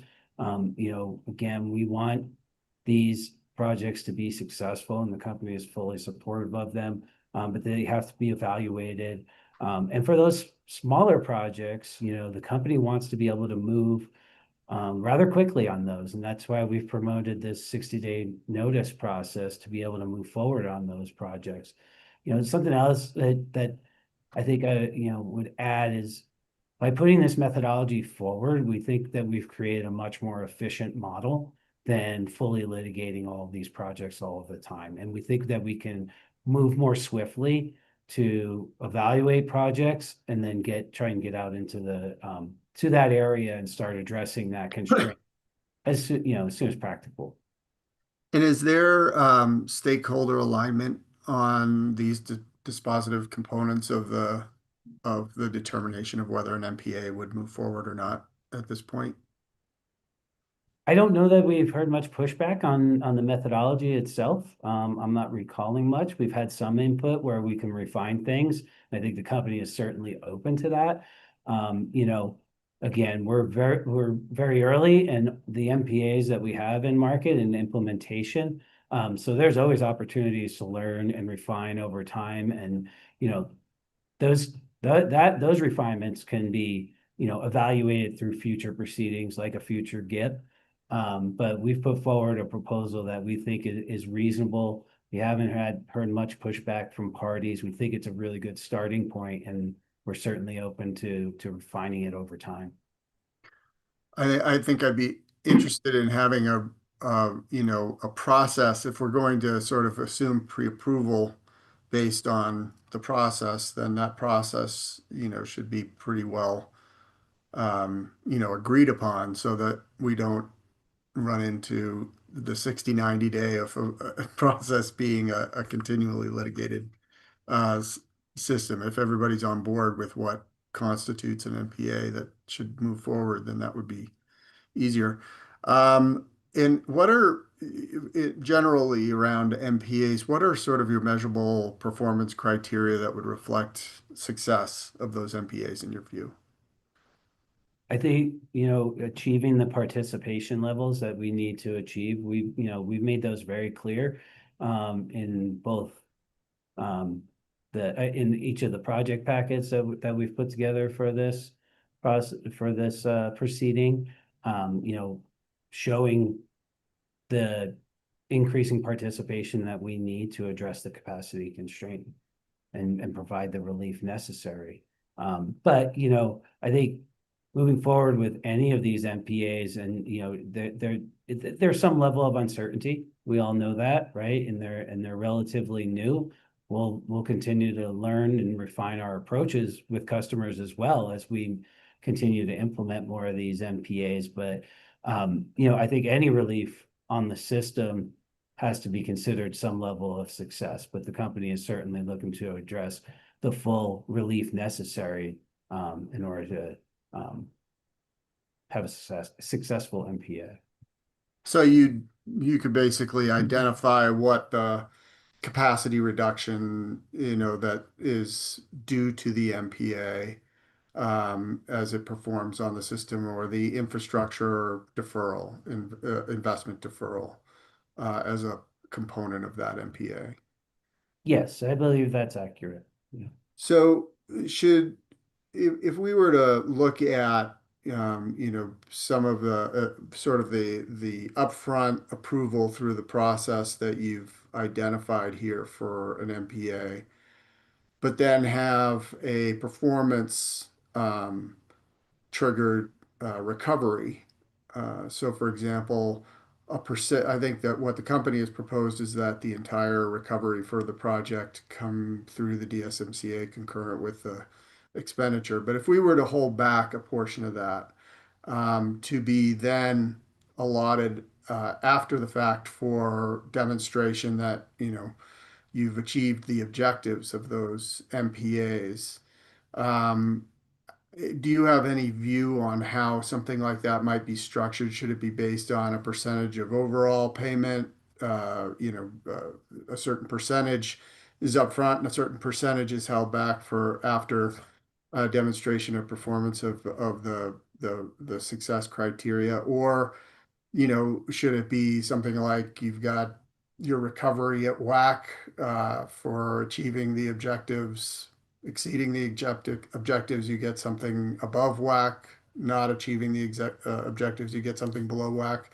Is there a certain approach that the commission might consider in terms of establishing some kind of performance based recovery that would be the most appropriate path forward? We have not considered such an approach, and so I don't know that I can answer fully here what's an appropriate performance level approach for MPAs. Again, we're very new in implementing these MPAs, so I think we should, at this point, company is fully supportive of moving forward with these types of projects, and I think we should continue to encourage the company to move forward in evaluation and implementation of such projects where they're cost effective. But I tend to think that it's too early in the process to start assigning performance-based cost recovery to such an approach, and really allow the company more time to continue to learn on the effectiveness of these MPAs and whether they will or will not be successful. I mean, a lot of them are contingent upon customers' choices, right? And so we need some time to more fully understand if we're going to be able to achieve the participation levels that we need to, rather than starting to think about assigning a performance-based cost recovery approach. When you're talking about relying on customer choices, are you talking about sort of some of the things that you were discussing with Commissioner Gilman as it relates to sort of behavioral stuff, or are you talking about more direct contractual agreements with customers that reductions would take place at certain times? I think what I was referencing is more like customers choosing whether or not to take part in the MPA. So if we're talking about like electrification measures for residential customers, or even commercial customers, like, is there a firm desire from customers in these areas to actually take part in the MPAs? And there's a lot of uncertainty still there, right? We're still engaging customers across the 3 MPAs that we have in market to more fully understand, what it's going to take for them to participate in these efforts that the company is putting forward. So you're talking about basically whether or not a customer signs up to participate in an MPA is sort of your big area of that you don't know about. Yeah, I think right now that's accurate, right? Because we're still early in the implementation of those that we have approved. And I imagine that would be aligned with the costs of implementing the MPA as well. I mean, if nobody actually participated, there wouldn't be much cost. I think that's fair. Yeah. Thank you. I don't have any further questions, Mr. Chairman. I don't have any additional questions. Mr. Mansholt, are you prepared? How much redirect do you have? Should we take a 10-minute break? I don't think it's all that long of a redirect, but we could just have a break for the witness. I think that'd be appropriate. Yeah, let's take a 10-minute break till 10:50 and we'll finish up with redirect.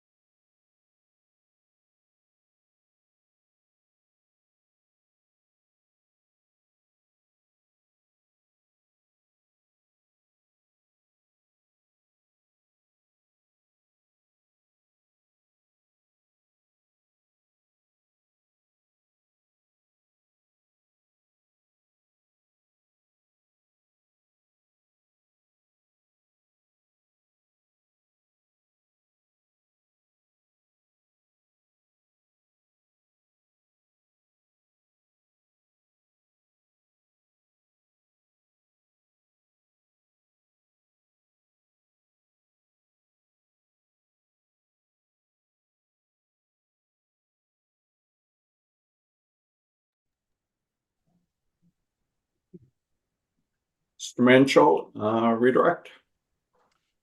Just two questions. Thank you, Mr. Murphy. There was some discussion between Commissioner Gilman and Council for Conservation Advocates about the benefits to the electric system associated with non-pipeline alternatives. Is there anything more you wanted to discuss on that front? Yeah, I would just add that, as we electrify more customers, we're really growing the customer base, growing the number of customers that we have on the electric side of the business, increasing revenues, and that has a benefit to all electric customers and to all customers for the company. And just the last question here. In terms of the electrification first discussion you had with multiple attorneys and Commissioner Gilman, you were talking a bit about work you're doing to engage with designers and developers. Do you have any more programs or initiatives you're working on that could help provide additional information on that front? Yes, it is one additional effort that the company is undertaking as part of the all-electric new construction program that was approved in Vertical 2. Company is engaging with Rocky Mountain Institute to meet and discuss, have roundtables, and learn from our builders and developers more fully on programmatic design and things like, incentive levels and barriers they may be experiencing when considering electrification. So that effort is underway and certainly will inform future clean heat plan offerings that the company brings forward.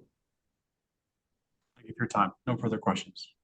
Thank you, Mr. Murphy. You may be excused.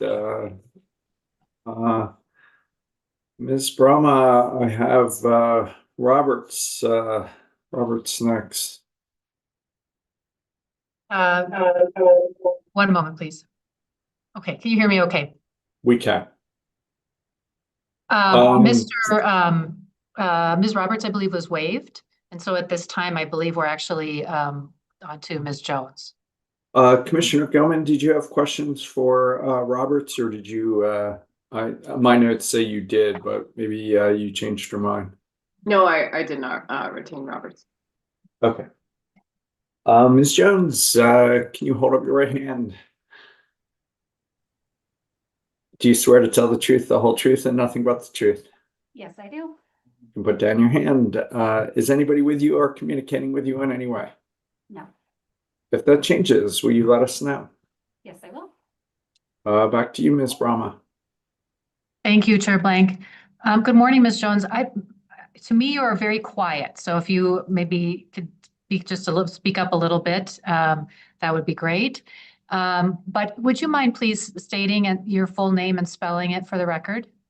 Yes, my name is Grace Jones, GRACEJONES.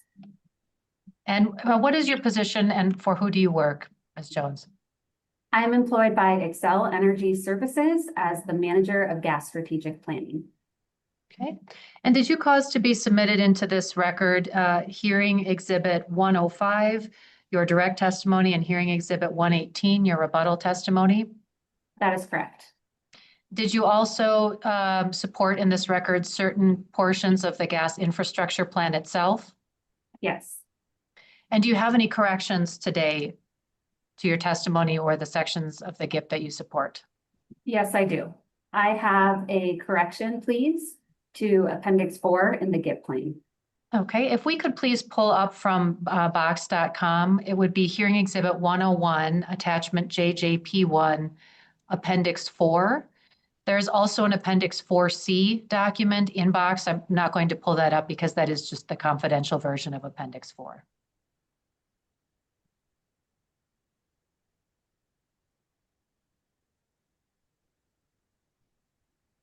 And I think it would be helpful, I'll just help this along, if we could please turn to page 84, table 10.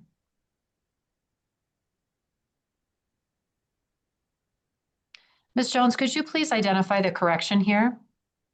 Yes, We inadvertently corrected the estimated NPA cost in a previous revision, when in fact we meant to correct the estimated gas infrastructure project cost. It was previously listed as $1.8 million, and as you can see, it should be reflected as $2.1 million. And should this same change be made to Appendix 4C, the confidential version of this Appendix 4? That is correct. Do you have any other corrections at this time? I do not. So with that, the company would move admission of Appendix 4 Rev 2 into the record for both Appendix 4 and a 4C, I should say. Any objections? Hearing none, so moved. Thank you. Witness Jones is available for cross-examination. Thank you. CEO, I have 45 minutes and it's a little before 11. Ms. Larry. Great. Thank you, Mr. Chair. Good morning, Ms. Jones. Nice to see you. Good morning.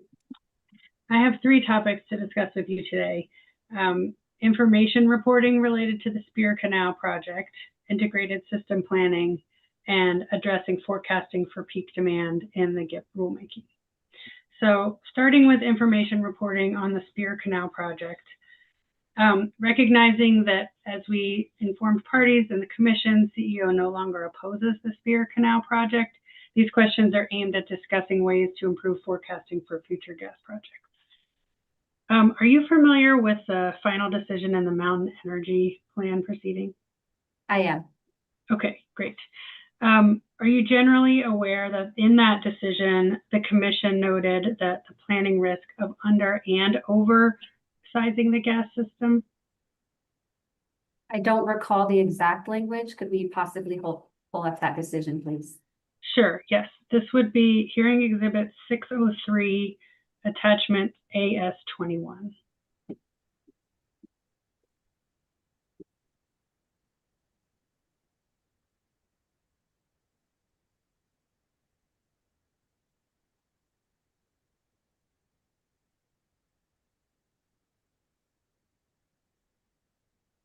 Thank you. And on page 11, at the bottom, paragraph 32,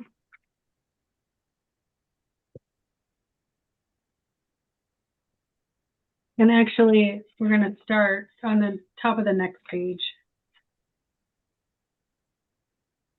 Great, thank you. So this says the commission therefore expects utilities to adopt more rigorous and targeted planning and sizing methodologies to ensure investments that are right-sized to future needs, recognizing the inherent risks associated with oversizing just as it does with undersizing. Does that sound familiar? Yep, that's what's stated. Okay, great. And you can take down that exhibit, please. Okay, the need for the Spear Canal project is supported by the base forecast, right? That is correct. However, we ran multiple forecasting scenarios for the record, and it was supported throughout the high, the low, and a portion of which in the CHP aligned. Okay, but the full scope of the Spear Canal wouldn't be needed under the CHP aligned forecast, right?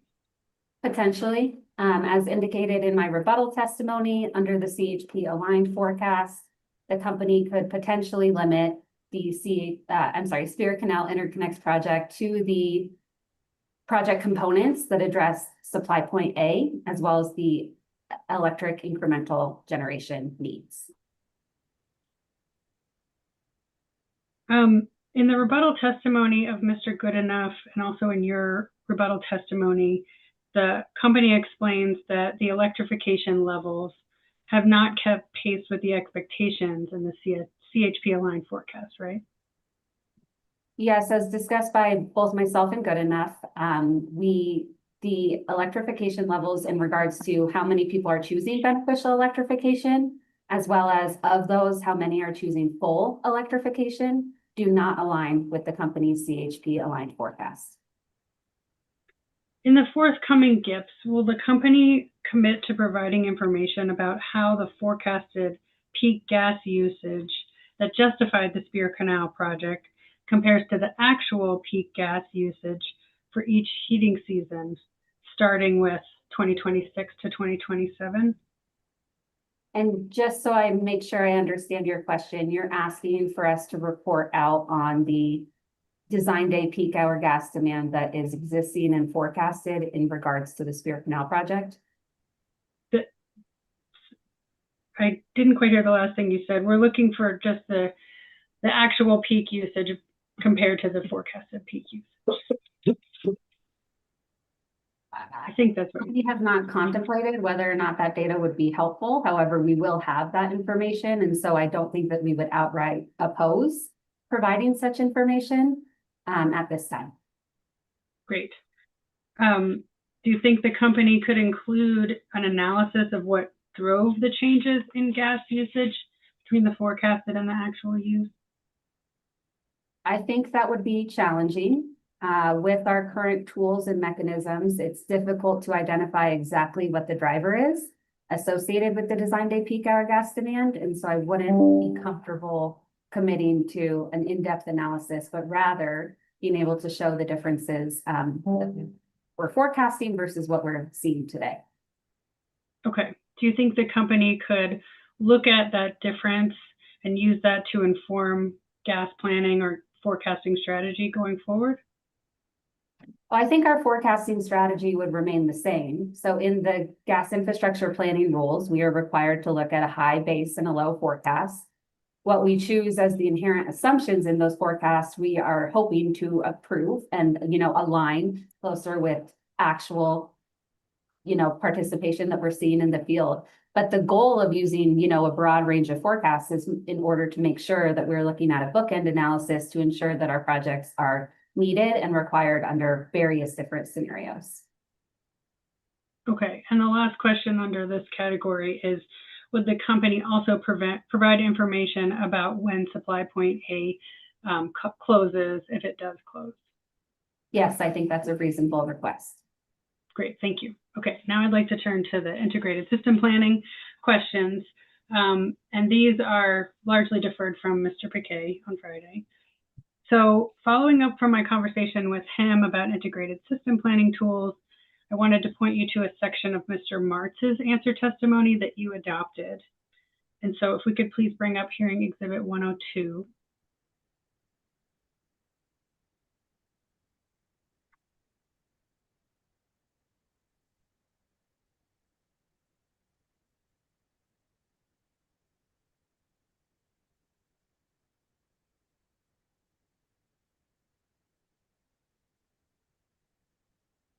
Okay, thank you. And page 11, line 12.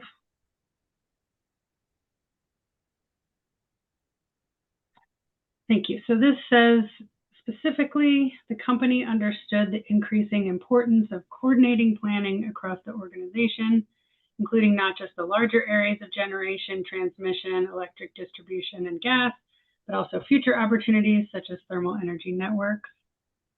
The path to integrated planning is an ongoing, evolving journey to which the company has had a solid start. Examples of this integration include the Oncord pilot proposed in the company's pending distribution system plan, DSP, the integration of electric distribution modeling in the Mountain Energy Project, and the NPA analysis in this GIP. Each of these examples highlights and quantifies the impacts that decisions related to one. And if we could continue to the next page. One system have on other systems. And then skipping down to line 6, it says at the end of the day, the goal of this GIP is not a narrow focus on the gas system as a singular entity to meet the needs of our customers. It is instead intended to reflect and support a gas system that is part of the best possible integrated energy system for Colorado, and that balances the goals of low cost, reliable service, and lowest cost carbon policy goals, even if those goals at times compete with one another. Did I read that correctly? You did. Okay, thank you. And we can take that down now. Okay, Mr. Martz mentioned the Oncord pilot that was proposed in the DSP. is it accurate that that pilot involves integrated system planning across transmission, distribution, and gas systems? That is, as I understand it, correct. Okay. How does the company envision using the Encord pilot in GIP planning? Well, I think as a result of the pilot program, the company is hopeful that a tool such as Encord would be helpful in identifying areas in which electrification would bring the most benefit to all of our customers and our systems. And so by having some compiled information on the gas system as well as the electric system, we'll be able to understand how those work together to maximize opportunities for electrification. Thank you. Does that tool or another tool that the company has allow the company to look at the expected upgrades on the electric side and how they can be used to target NPAs on the gas side?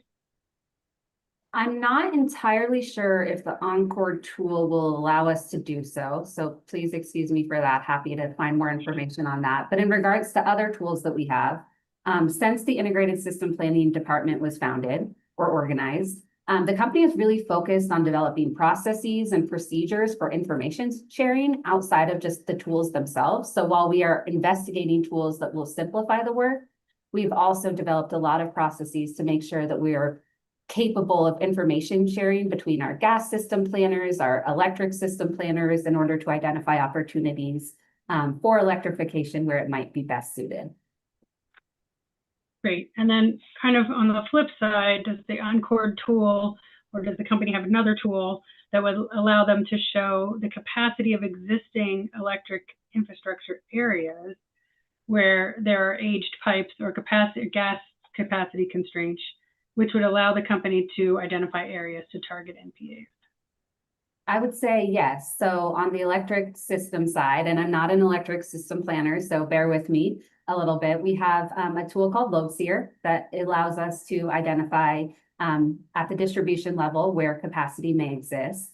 And then on the gas side, we of course have the tools in which we can identify which gas infrastructure projects we are pursuing as a result of aged pipe. So really the merriment of those is the combination of our teams together, which we sit right next to each other here in the office. There's a lot of communication going on between the two to make sure that we can identify to the best of our abilities right now, areas where it might be best suited to pursue things like NPAs and the like. Great. So what's the expected timing on when the company would be able to consider electric system capacity and the gas system planning? I think the company already does to some extent. Okay. So you talked about Encord and LoadSeer. Are there any other tools that the company is developing for integrated system planning? Not that I am aware of right now. However, we on a daily basis are looking for opportunities to expand our tool set. Okay. Will the company agree to provide updates to the commission and stakeholders on the development of these tools? I think that is a reasonable request. Great, thank you. Okay, last topic is addressing marginal costs for NPAs as part of a future rulemaking. So in your rebuttal, you provided a proposed 2027 GIP NPA project-specific marginal cost analysis framework. But that uses the distribution and transmission costs from the AVPP proceeding in all cases, right? It doesn't have a project-specific cost for each NPA. Is that right? So may I actually request that we pull up that figure? It's figure GKJ number 1 by my count in my rebuttal testimony. Yes, and I don't have a page number for that, but that is Hearing Exhibit 118. I think I can find a page number.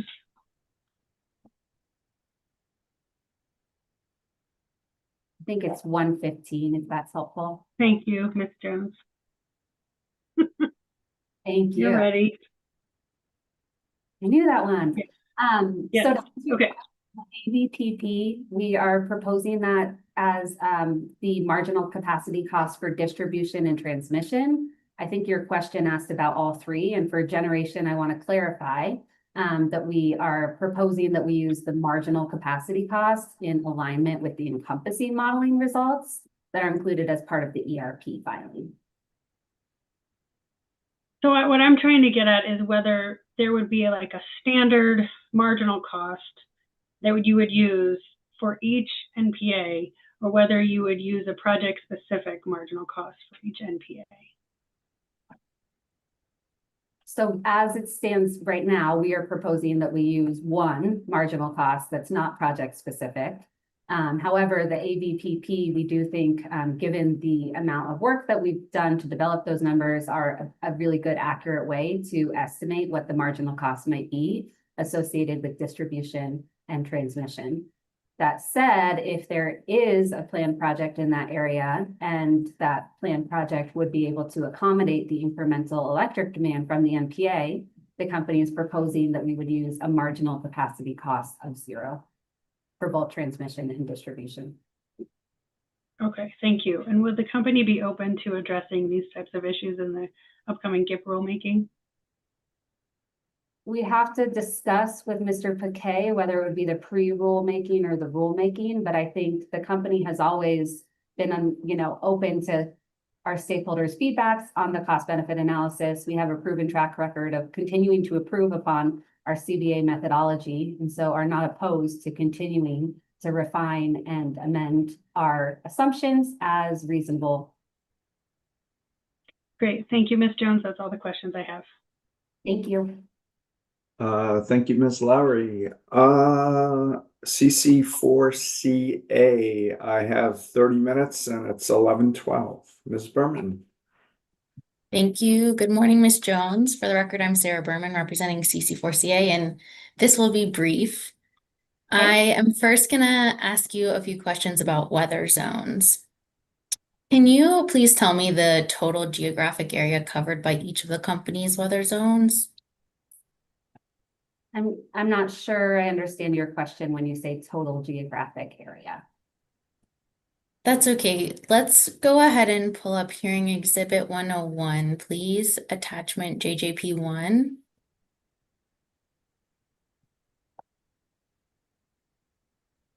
Rev 4, right? That's the newest version. I believe so.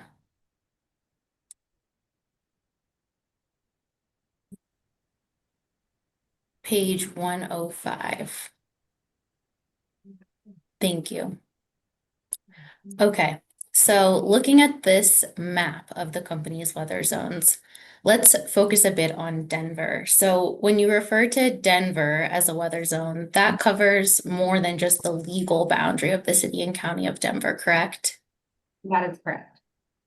And is it fair to say that when the company refers to the Denver weather zone, that it's commonly understood to mean the greater Denver metropolitan area, which includes Adams, Arapahoe, Broomfield, Denver, Douglas, and Jefferson counties? I don't off the top of my head recall all of the counties that are included in the Denver weather zone, but I can confirm that it's more than just Denver County as depicted in that box. That's kind of that pinkish orange color. Thank you. So subject to check, if I were to represent to you that combined these counties cover approximately 4,000 square miles, you would agree that the Denver weather zone covers a large area, correct? I would agree that the Denver weather zone is relatively large. However, it's larger than the city of Denver. I will say that. Thank you. The company has not done analysis on how temperature might vary across a single weather zone, correct? The company has identified these weather zones as a result of identifying similar areas behave the same. And so I don't think it's a fair classification to say that we did not consider whether or not the weather would be temporarily different in these weather zones. All right, we can go ahead and take down this exhibit. Thank you. Ms. Jones, are you familiar with the testimony of CC4CA witness Anita Seitz, and more specifically the concerns that she raised about the non-quantified benefits of certain NPA measures? I'm generally aware, yes. Great. And are you aware that the commission has directed the company to work with local governments to better understand and incorporate a broader range of NPAs into their eligibility measures, such as through the Mountain Energy Project NPA Working Group? Can you let me know what decision you're referring to when you say the commission directed that? Sure, we can go to Hearing Exhibit 602, Attachment JB5, please.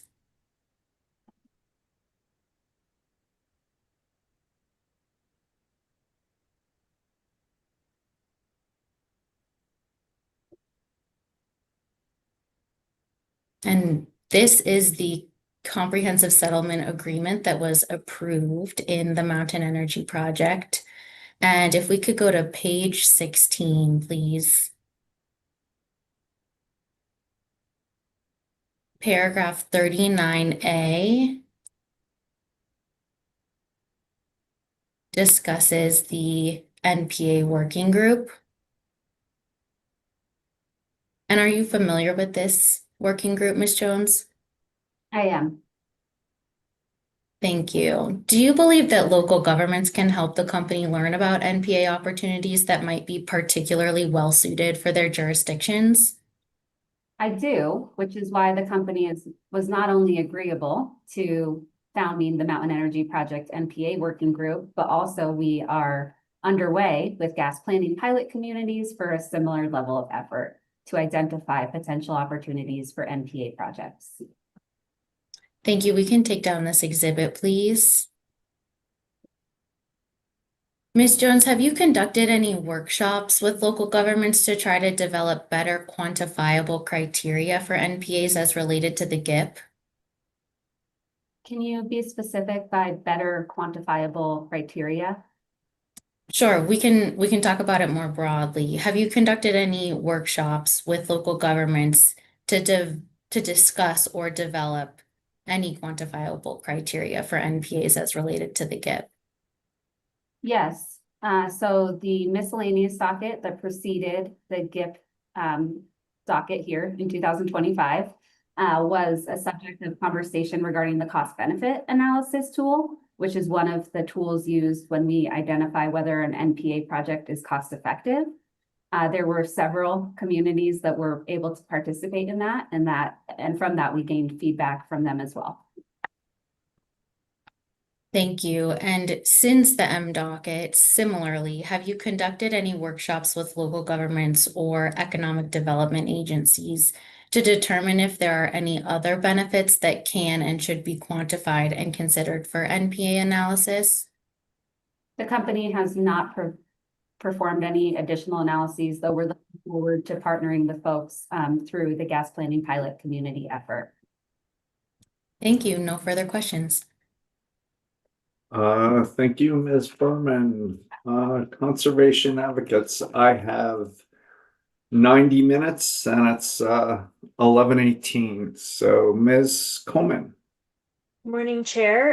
In line with your discussion with Mr. Dennison this morning, I'm planning on using some of our extra time with Ms. Jones. I'm thinking it'll be about 120 minutes total. Is there a time you want me to try to break for lunch? Yeah, we'll break around noon. Okay, great. So about 40 minutes. Perfect. Good morning, Ms. Jones. My name is Leslie Coleman, and I'll be asking you questions today on behalf of the conservation advocates.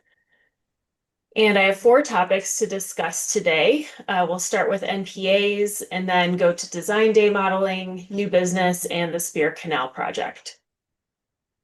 All right, so starting with how the company analyzed NPAs for the capacity expansion projects in the GIP, and specifically here, we're going to focus on the F715 project and Ute Highway. Ms. Jones, you stated in your rebuttal testimony that the F866 project is on hold pending further analysis. Is that right? That is correct. And so if the F866 project does not end up being canceled, the company would provide additional information in future filings? That is correct. Okay, so I'm not going to ask about F866 for purposes of today. We'll focus on the other 2. Sure. And then just a preliminary question about forecasts and how they affect the need for the capacity expansion projects. Can you confirm that the Ute Highway project is not required under the CHP aligned forecast or the low forecast? Yeah, there's a figure in JJP1 that might help if we would be able to pull that up. As I don't recall off the top of my head between that and F715. Yeah, it's hearing exhibit 101, attachment JJP1 Rev 4. And then I believe it's on page 119 of that exhibit. Thank you.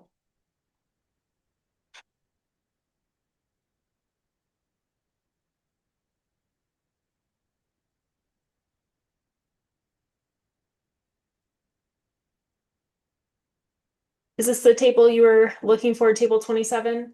Was, thank you. So yes, I can confirm that for the Ute Highway reinforcement project, that it is not required under the CHP aligned or low forecast according to our hydraulic model. And then the CHP aligned and the low forecasts, those both reflect greater amounts of beneficial electrification than the company's base forecast. Is that correct? That is correct. All right. I think we can take this exhibit down.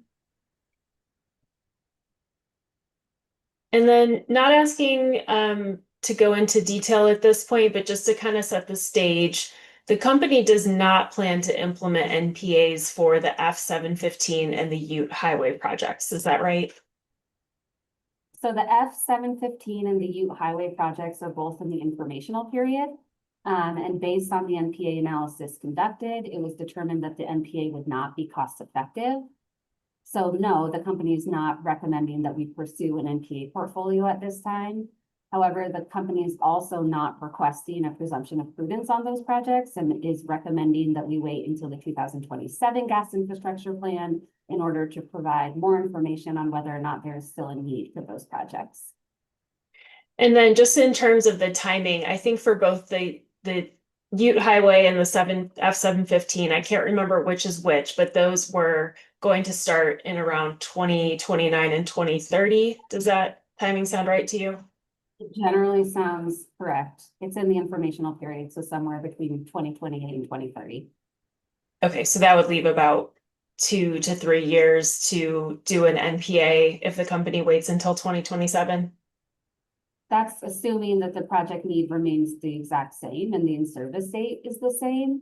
Hydraulic modeling is a tool, right, that we do every year to ensure that the in-service date is accurate, but it would not be uncommon for the need to shift out. And so I wouldn't be able to say for certain how much time we would have to implement an NPA. Okay, thanks.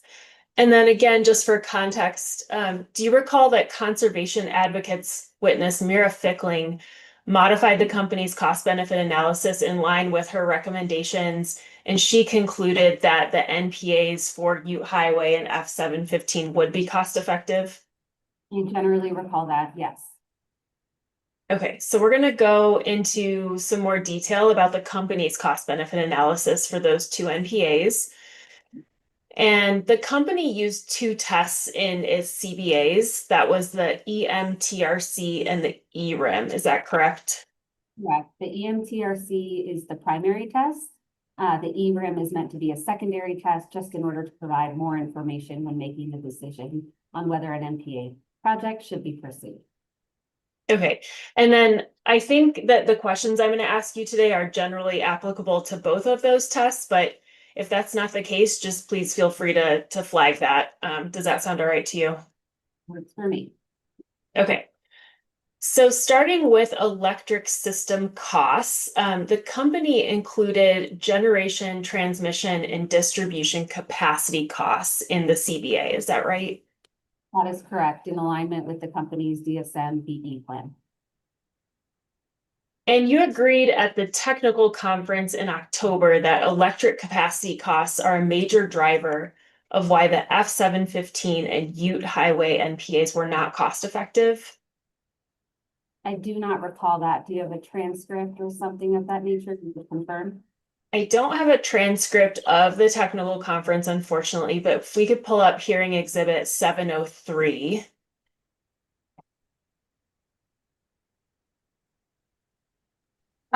Ms. Coleman, I had to close the spreadsheet to open your other executables. Is that in Box or is that on the spreadsheet? Hearing exhibit 703 should be on the spreadsheet. It's a PDF. It's the testimony of Mira Fickling. Okay, it's just going to take me a second to find it because I can't have that many executables open. Give me a second.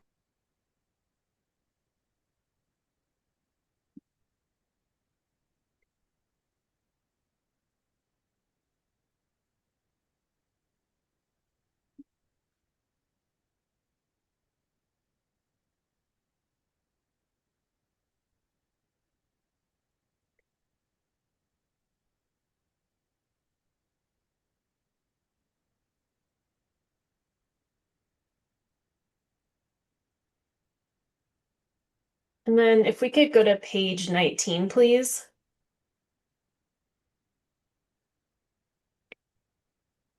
And then we can kind of zoom in on figure MF1 there. And then Ms. Jones, I know this is it's not your testimony, it's Ms. Fickling's testimony, but you did respond to her testimony in your rebuttal. So I'm wondering if this kind of jogs your memory about electric system capacity costs being a major driver of the cost benefit analysis for these NPAs. For this particular project, F715 reinforcement project, I would agree that the electric system impacts is a large cost in the CBA analysis. And then if we could just briefly go to page 21, please.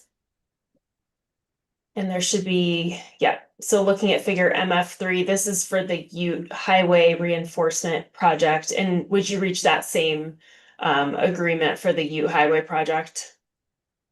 For Ute Highway, and I would want to confirm exactly which NPA portfolio this is, but I would agree that electric system cost is a cost of 7.125 and some change in the CBA analysis. And then within the sort of breakdown of generation, transmission, and distribution capacity costs, would you agree with Ms. Fickling's analysis that generation capacity costs are the largest component of that? The generation, so the marginal cost of generation capacity has a higher dollar amount than transmission and transmission, yes. Okay, I think we can take this exhibit down. Thank you.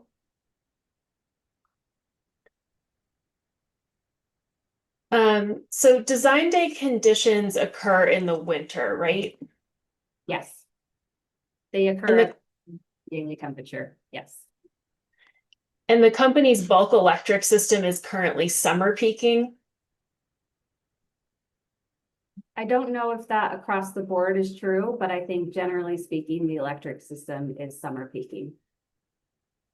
Okay, could we please pull up hearing exhibit 1203? And this exhibit was introduced by Chair Blank, but I don't believe it was admitted. So I'm not sure if it's in Box or on the spreadsheet at this point.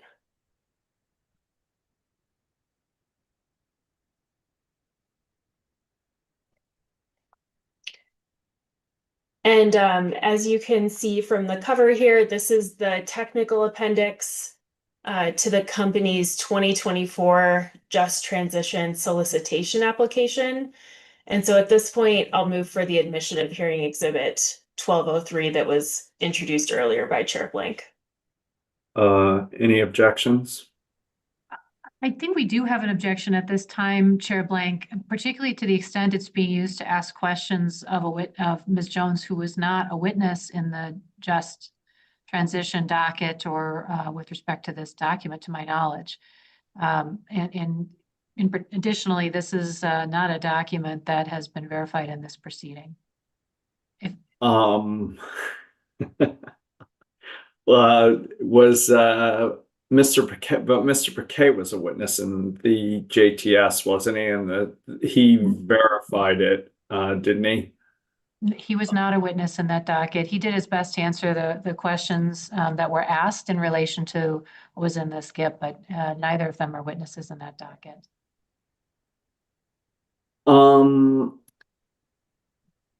If I may, Chair Blank. Yeah. Ms. Fickling addressed this document in her testimony, and it was part of how she calculated the available summer-winter headroom, and Ms. Jones did respond to Ms. Fickling's testimony, so I believe this document should be fair game for questioning with this witness. Yeah, let's do this. You can use it for questioning this witness. Ms. Brahma, why don't you review it and make sure I introduce and mark the correct version as a hearing exhibit, but this does seem like a company document that seems relevant to core litigated issues in this case. So why don't you confirm that this is the right document, the latest document? Ms. Coleman, you can keep going with your questioning, and we'll admit this once Ms. Brahma can confirm that it's the proper document.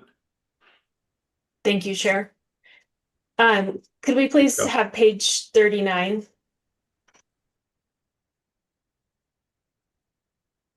And then if we could just maybe zoom in that first paragraph to make it a little larger. Thank you. And then, so the second sentence of this paragraph states, beyond 2026, the impacts of BE are assumed to ramp up to meet the emissions goals of the amended preferred portfolio in the company's rebuttal testimony in its clean heat plan proceeding by 2030. Impacts are then extrapolated to the end of the forecast period. And then it goes on to say that the same assumptions for beneficial electrification are used in both the base and low forecast. And again, this is under a header titled Beneficial Electrification Forecast. Do you see those passages that I just read, Ms. Jones? Yeah. And can you confirm, as I believe you referenced in your testimony, that the levels of BE that are reflected in the GIP's base forecast are lower than the levels of BE that are reflected in the JTS?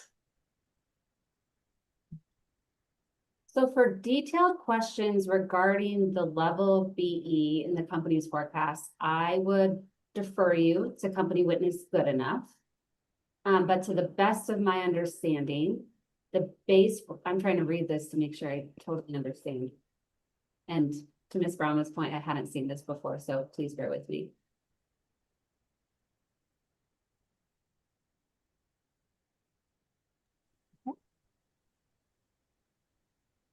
It appears that it's saying that the base forecast used in the JTS includes BE in alignment with the amended preferred portfolio. And if that is true, then I would say that that is a higher level of beneficial electrification than is assumed in the company's base forecast for the purposes of gas infrastructure planning. That is correct. However, I do think it's important to note that we are talking about electric system planning versus gas system planning. And it's deliberate why we might potentially use different assumptions. Okay, yes, understood. And I'm not going to get into any detailed questions about the different forecasts in these different proceedings. But I think for our purposes today, if you're comfortable just moving forward with the understanding that the base and low forecasts in the JTS reflect greater BE than the base forecast in the GIP. Are you comfortable with that? Yes, I am comfortable with that. Okay, great. Can we turn to page 57, please? And then if we could just scroll down to get a little bit more of the table, that's perfect. And then I'm so sorry if we could just have the title of the table briefly. All right, so this is table 2.2-15, base case and low coincident summer and winter peak demand. And feel free to take a moment to review the table if you'd like. But my general question here is whether you would agree that the company's bulk electric system is anticipated to be summer peaking through the year 2038. And that would be under either the base or the low forecast. I'm going to object for lack of foundation for multiple reasons, both with respect to this document and more generally, Ms. Jones has already indicated she's not a gas planner. I think it's also just important to note that while Council for Conservation Advocates indicated Ms. Fickling referenced this document in her testimony, she did not attach it.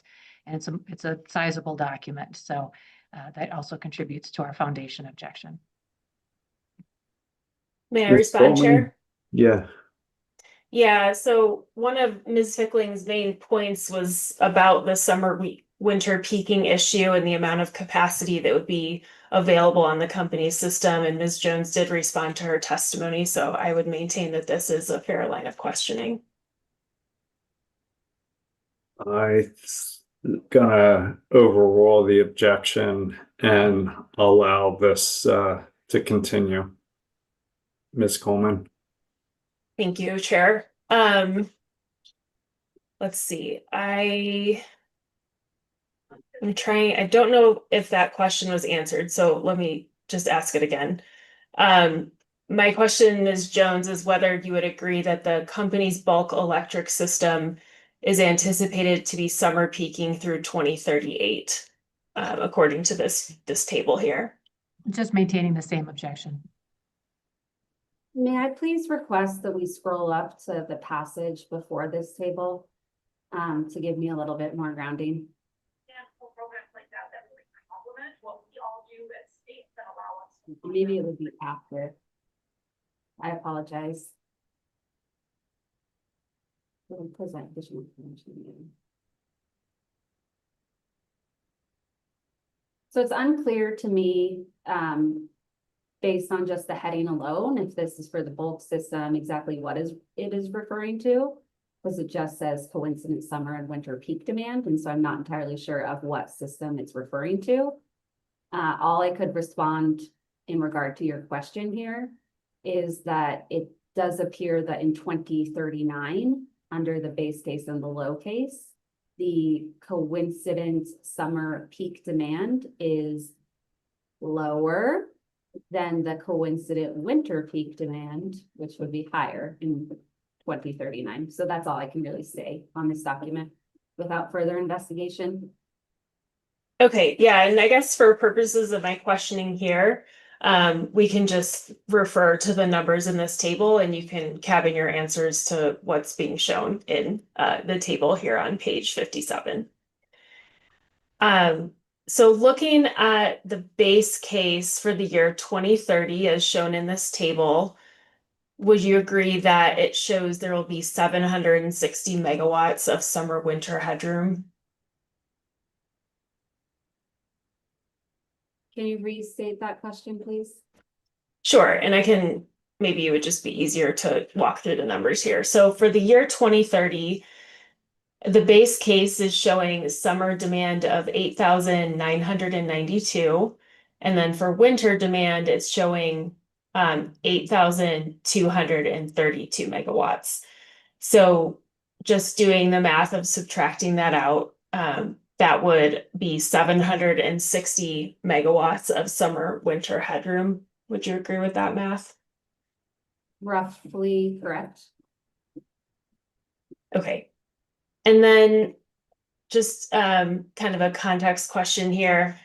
You would agree that holding all else equal, if heat pump adoption does not occur at the pace that was forecasted in the JTS, then this winter headroom would be likely to persist even longer than 2038? Objection foundation, particularly as to what's contained in the JTS with respect to heat pumps. And if we could just perhaps maintain that I have a standing foundation objection to the extent we're getting into details about what's in the JTS, that might save some time. We can note that you have a standing foundation issue. I think we have other witnesses coming up that were in the JTS. But again, I think this is relevant. Ms. Coleman, you can keep going. Sure. Ms. Jones, I can repeat my question in case it's not fresh in your memory. So you would agree that holding all else equal, if heat pump adoption does not occur at the pace forecasted in the JTS, then winter headroom would persist even longer than 2038. Is that fair to say? I think that would require a lot of speculation on my part. I don't think heat pump adoption is the only thing that drives generation load. And so I would not be comfortable agreeing with that assessment. Even with the caveat of holding all else equal and only asking about heat pump adoption.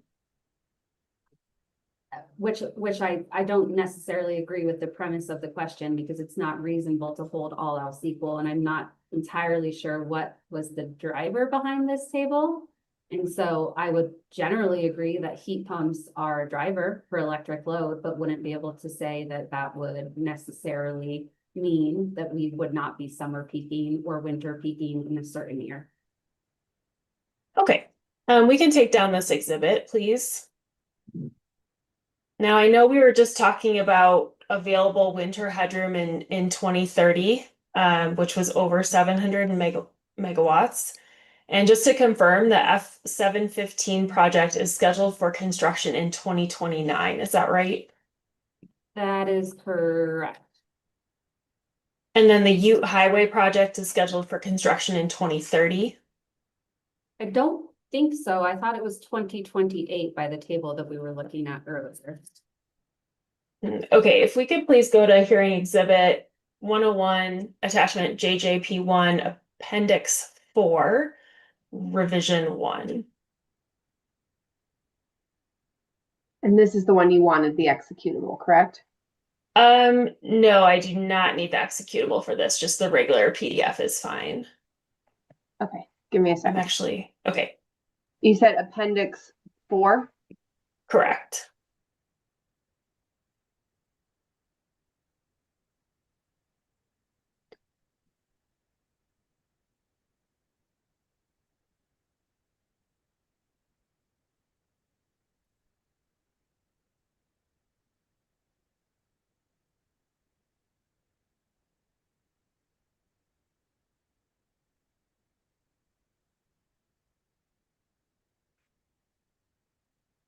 And then if we could just go to page 2.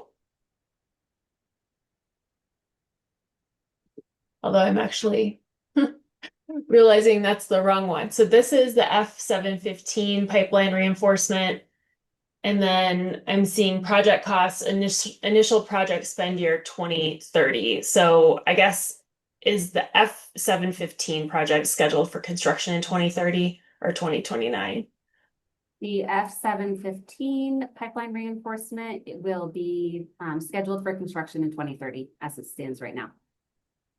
Okay, and then for for the Ute Highway, if we could just scroll up to page 1, I think if you click on number 4 there, it should take you to the section of the document. Yes, okay.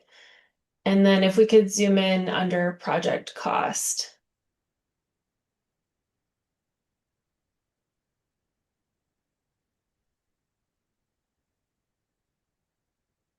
Okay, it's actually under project status, estimated construction kickoff May 2029. So is it your understanding that Ute Highway is scheduled for construction in 2029? That is correct. Okay, sorry about the confusion there. Thanks for clearing it up with me. And then if you can recall our discussion about the summer winter headroom issue, as we just discussed, in 2030, the company will have over 700 megawatts of summer winter headroom, according to the table we were looking at. Do you recall that discussion? Same objection. I recall that discussion. Oh, go ahead, Chair. No, just noted. I recall that according to the table that you showed me in JTS, there would be summer headroom in 2030. And so there's more winter capacity available on the grid in 2030 in approximately 700 megawatts or more, just to get clarity on that. According to the table that you showed me in the JTS filing, that is correct. Okay, so the underlying data here is confidential, so I want to make sure that we don't reference the specific value of the peak electric load that the company is calculating for the Ute Highway and F715 NPAs. So just trying to keep it more high level. Is it fair to say that the peak electric load for those two NPAs would be a very small portion of that 700 plus megawatt headroom in 2030? There actually is a public version of the cost benefit analysis tool for both F715 and Ute Highway, which has the information regarding the incremental electric capacity. I would recommend that we pull that up and before we ask questions, please. Okay, I cannot direct you to that because I was unable to find that in the public version, but if you have a reference, you can definitely do that. May I ask my counsel? Or no? Okay. Apologies. What was your question? For the hearing, if you just hold 1 second, I'd be happy to find that.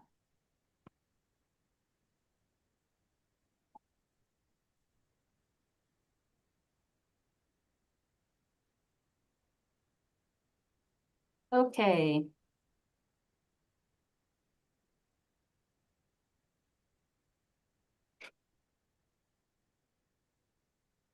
So for F715, it is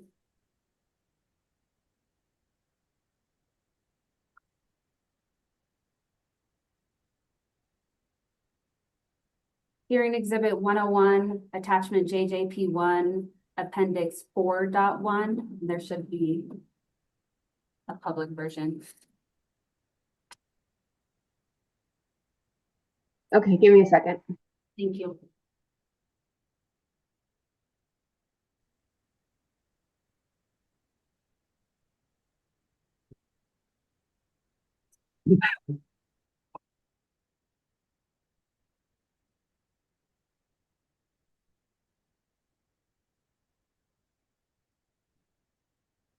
Yep.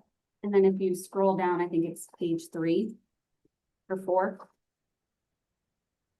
Thank you. Must be 4.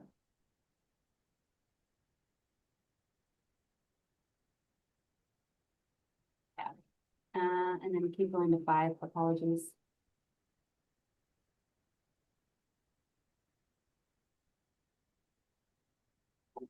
And then can you please restate your question regarding the electric impact? Yep. And I had lumped Ute Highway and F715 together, but we can separate them if you want. But my question is if it's fair to say that the peak electric load that the company calculated for those NPAs is a very small portion of that 700 megawatt plus winter headroom that exists in 2030. I could say that the electric peak impact that we have calculated for F715 is less than 700 megawatts. That would be correct. And then did you find where on this exhibit that information is specified in the public version? It's the green values in the center of the screen. So for measure 1 and 2. Okay, so for measure 1, it's listed as 114.47 kilowatts, and measure 2, 280.84 kilowatts. Did I read that correctly?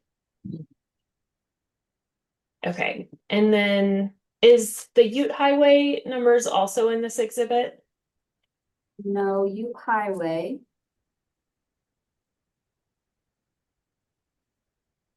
So for Ute Highway, there was 2 NPA portfolios analyzed. The CBAs associated with them are appendix 4.5 of hearing exhibit 101, attachment JJP1. And here, appendix 4.5 and 4.4. Okay, and I think in the interest of time, I'm not going to have us pull those up, but would you reach a similar conclusion that, you know, the orders of magnitude for Ute Highway are similar to what we're seeing for F715 for the peak kilowatt load? I think it's fair to say that for Ute Highway, the NPA portfolios that we evaluated have a incremental electric peak demand impact that's less than 700 megawatts. Okay, I think we can move on.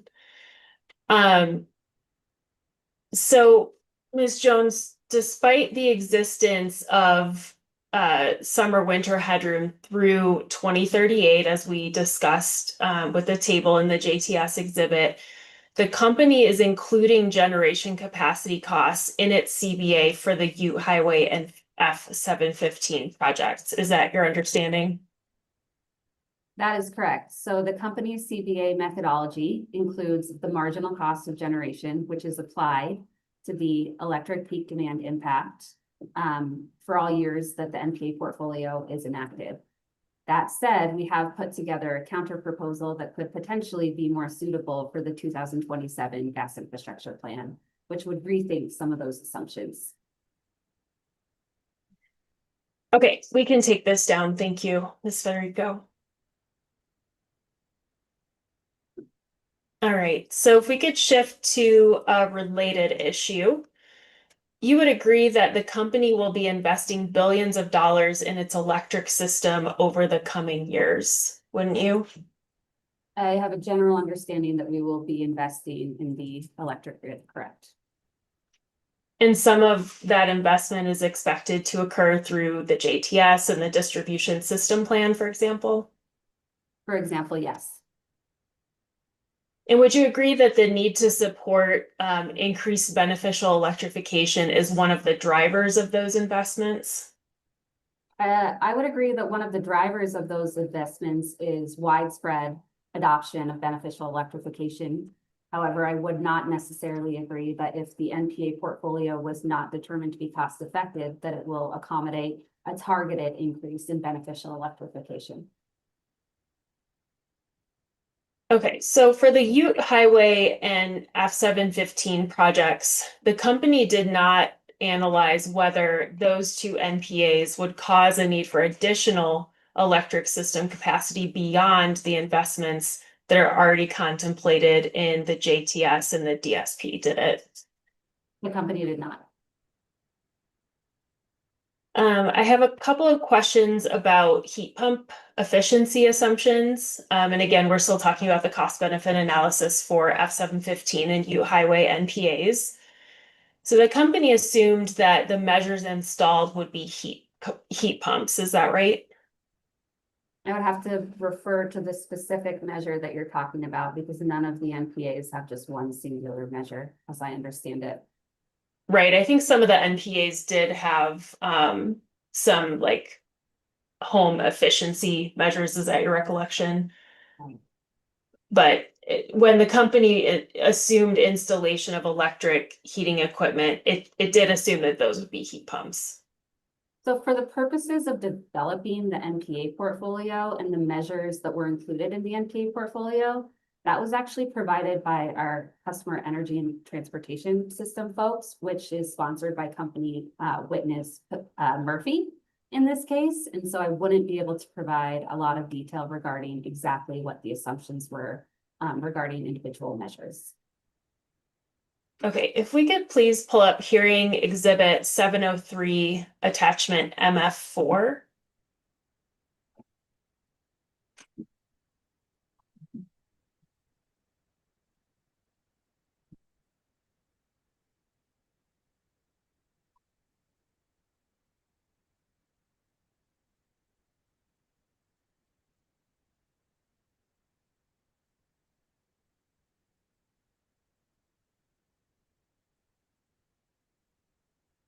Okay, and then if we could just quickly scroll down to the end of this document to check the sponsor.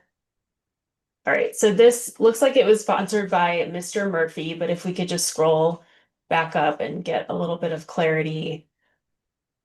Okay, and then part A here asks what specific measures, unit sizes, or categories the rooftop electrification group 1 and rooftop electrification group 2 correspond to in these tables. And then the response to this, the last sentence in part A says, these groupings are assumed to install electric heat pumps with resistance heating backup. So I know you're not the sponsor of this, but can we just agree for purposes of this line of questions that at least some of the measures the company assumed would be installed for these two NPAs are heat pumps?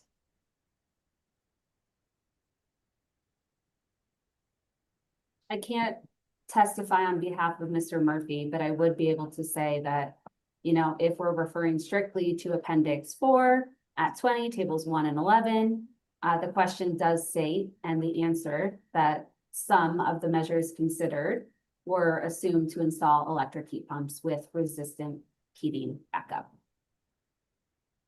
Okay, we can take this down, please. And then when the company was assessing heat pumps for purposes of the cost benefit analysis, you assumed an efficiency of 1.0 for those heat pumps. Is that right? Company witness Murphy would be able to answer any questions regarding COP of heat pumps. You didn't address this at the technical conference in October? I don't recall. I know that Mr. Murphy was there as well and had to leave early. So he is the witness sponsoring the individual measures regarding NPA portfolios. Okay. We can move on, and I think this will be the last line of questions before we break for lunch. If we could talk about the incentives that the company assumed in the cost benefit analysis for the capacity expansion NPAs. Now, the company assumes it would need to offer an incentive of 100% of the NPA measures installed costs. Is that right? That is my understanding as well. And sorry to do this too as well, but incentive levels are also sponsored by Mr. Murphy. I'd be happy to answer any questions at a high level though. Okay, yeah, I don't think we're going to get into too much detail. Can you point me to any studies or analyses in the record that examine whether an incentive of 100% is necessary to achieve the participation levels needed for these NPAs? I'm not an expert on the entire evidentiary record, but to my knowledge, I don't think that there is a study regarding what levels of incentives are required for NPA participation. I think the reason for that is because NPA incentivization is very new, particularly in the state of Colorado, and therefore there's no evidence also that customers will participate at these levels absent 100% incentives. And so the company was making a conservative assumption there, what it viewed as a conservative assumption. The company is making the necessary investment required to what we believe will require customer adoption. So at this point, given no other evidence, the company believes that 100% incentive is required. There might be a potential study associated with that as well. Mr. Murphy would be able to provide additional information on incentive levels. Now, for the Ute Highway project, the company calculated a capacity shortfall of less than 3%. Would you agree with that? Can you let me know where that less than 3% number is coming from? Sure. Hearing exhibit 101, attachment JJP 1, appendix 4, revision 1.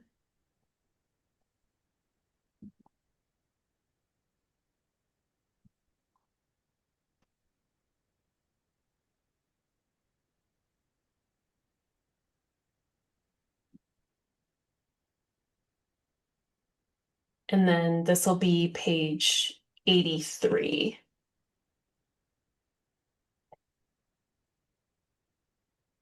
And so looking at table 8 here, if we take the gas load and excess capacity 25 and divide that by the total existing load of 1034, would you agree that's comes out to less than 3%?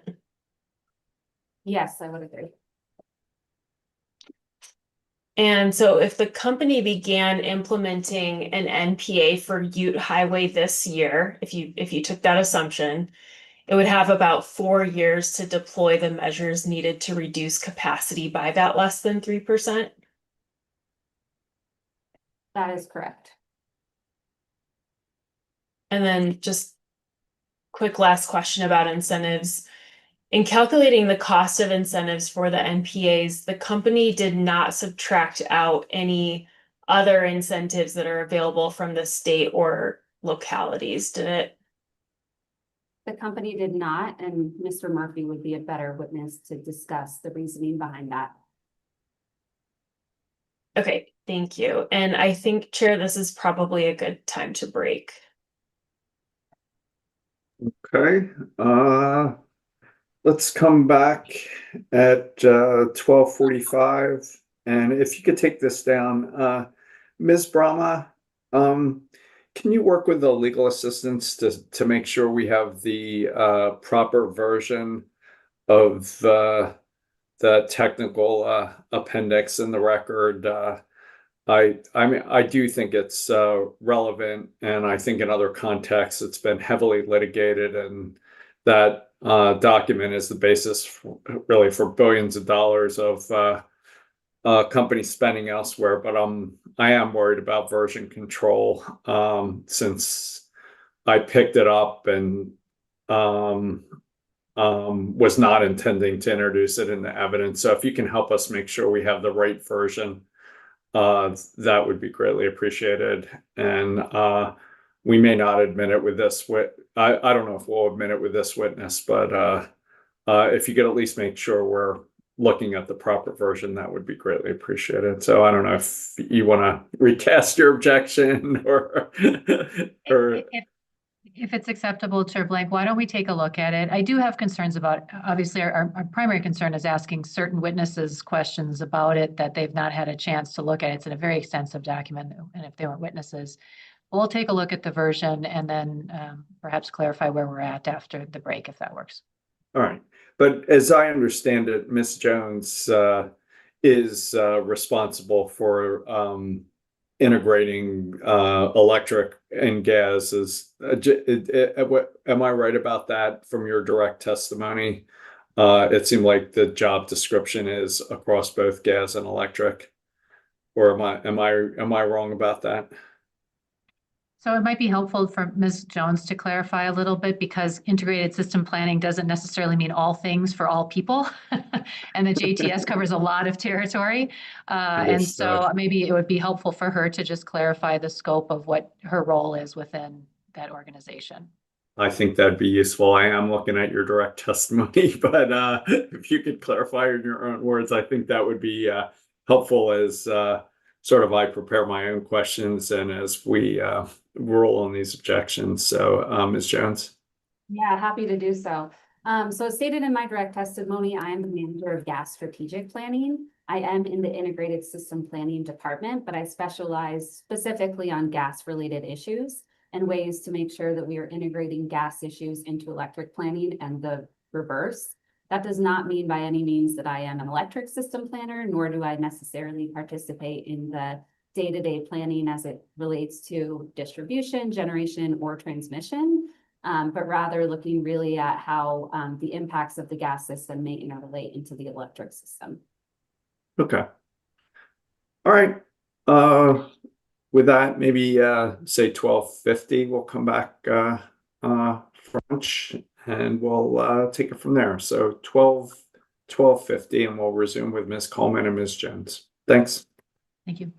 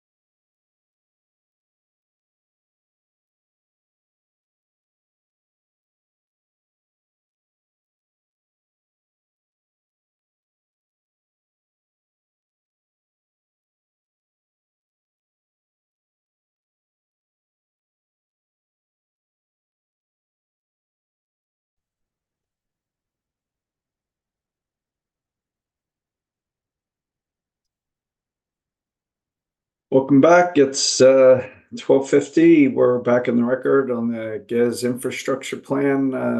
Mrs. Brahma, thoughts on getting the right version and with the right witness? Happy to do it with good enough. He was a witness in the ERP, so maybe that's your preference, but Thank you, Chair Blank. So we are still in the process of trying to just make sure that we have the right version of the JTS, just because there's the main document, there's some appendices, there were revisions. So we're just trying to make sure we have the right thing. At this point, the company has no objection to the commission taking administrative notice of the JTS document. I think our main concern has been just making sure we have witnesses who are speaking to the right, or who are able to speak to it. And as you noted, witness Goodenough was a witness in both proceedings, so that may help. The other thing, though, I think we'd just like to note for the record is we are also would like the opportunity to evaluate whether introducing that document requires introducing, in our view, any other document, and not that we want to put in a lot, but for example, the commission decision in the JTS, it's my understanding that the commission moderated the level of beneficial electrification included in the JTS plan. So if we could, we're fine with the commission taking administrative notice at this time. We'll confirm, pretty sure we're good, but we'll just confirm the right document and maintain that optionality if we could for a future time in the proceeding. that works. Ms.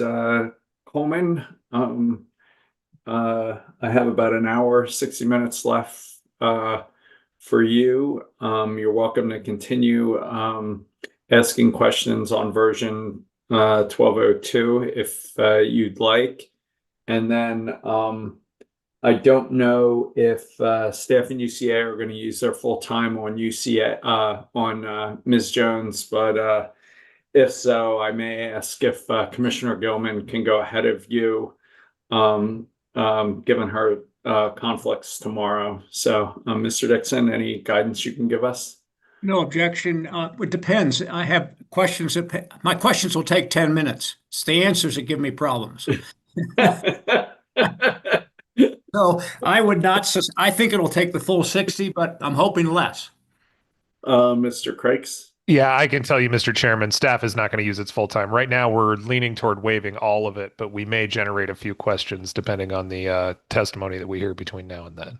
All right. Mr. Dixon, given our flexibility allowing you to go last on Friday, we'd request similar considerations to allow Commissioner Gilman to go ahead of you. Would that work? And I absolutely have no objection. And as I did before, I do not intend to address substantive matters that she might raise unless they were part of my original question. So it's my goal not to take advantage of hearing the commissioner before I ask my questions. And that's my goal. All right. So with that, we'll go Ms. Brahma. Excuse me, Mr. Chair. I'm sorry. I just want to make sure we were talking about witness Goodenough and not witness Jones there, right? No, we're talking about Jones. Oh, excuse me. Please forget what I said then. We are going to be using some of our time. I thought you might. Excuse me. Yeah. So what? And are you all right, Mr. Crakes, if Commissioner Gilman goes ahead of you? Absolutely. No problem. All right. So I think Ms. Brahma, the proposal is to finish up with Ms. Coleman, go to Commissioner Gilman, and then go to UCA and staff. And Commissioner Why Gilman. don't we? Yeah, I mean, I'm not sure I'm gonna need all that time. I think we can do UCA first, and then if I bump in front of staff's 45 minutes, that probably works to get it in today. All right. So UCA, Commissioner Gilman, staff. Ms. Brahma. Company has no objection to that order. I just wanted to clarify, Chair, you referenced 1202 as being the JTS document, and I think we had it in our notes as 1203. I don't have box open right now. I just want to make sure we're thinking about the right document. Okay. You're right. 1202 was Commissioner Plant's exhibit. Thank you. All right, Ms. Coleman, I have 12:56, a little before 1, and I got you with about 60 minutes left. Yeah, thank you, Chair. Just for clarity, with the plan to use some of the reserved time that we didn't use with earlier witnesses, I had estimated about 120 minutes. Oh, so you have 90 subtracting minutes. 40. Yeah, so I just didn't want to get to 60 and then. Do you remember when you Cause started? disappointment. I Did think you I'm 40 minutes in. All right. So you have an hour and 20 minutes, 80 minutes. Thank you, Chair. All right, Ms. Jones, welcome back. Picking up where we left off, I have just a few remaining questions about the cost benefit analysis for F-17 and Ute Highway. So do you recall that conservation advocates recommended that for gas infrastructure projects, the company use the full revenue requirement in the cost benefit analysis? I generally recall that, yes. And then for this GIP, the company did not do that recommendation, did it? In lieu of the full revenue requirement, the company includes the net salvage value in the cost benefit analysis tool. And net salvage is not the same thing as full revenue requirement, is it? No, but net salvage is one of the inputs into the revenue requirement, as I understand it. So when you look at the gas infrastructure project costs and the net salvage value cost, it's meant to represent the full cost that would potentially be paid by ratepayers in the event that it's approved. But in general, the full revenue requirement for a gas infrastructure project, you would agree that would be substantially higher than the net salvage alone? And the net salvage alone, I would agree with that, yes. And so if you only include net salvage in the CBA, then the cost of the infrastructure project will appear lower than if you would use the full revenue requirement, wouldn't it? Can you repeat that one more time for me, please? Sure. So if you only include net salvage in the CBA, the cost of the gas infrastructure project will appear lower than if you had used the full revenue requirement, wouldn't it?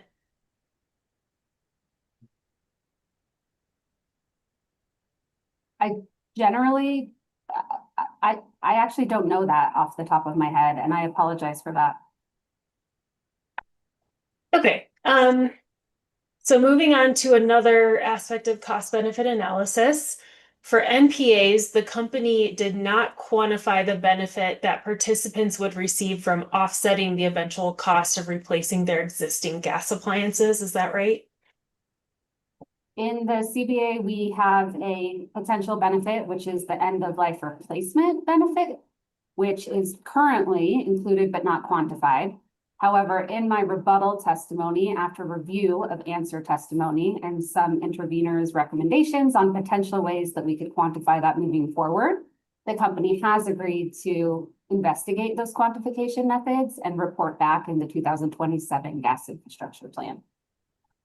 Okay, and I do want to dive a little bit into that rebuttal testimony. So you had responded to conservation advocates witness Lyman's discussion of a study by E3 that quantified that end of life replacement benefit. Is that the case? That is correct, but it might be helpful if there's detailed questions to pull up my rebuttal testimony, please. Yes, I actually want to pull up the E3 study itself, but I'll just represent the way you characterized it was that it is unclear if the E3 studies will be applicable to public service. Do you recall that, or do we need to pull that up? It would be helpful to pull it up, please. Hearing exhibit 118, and then we'll go to page 122, please.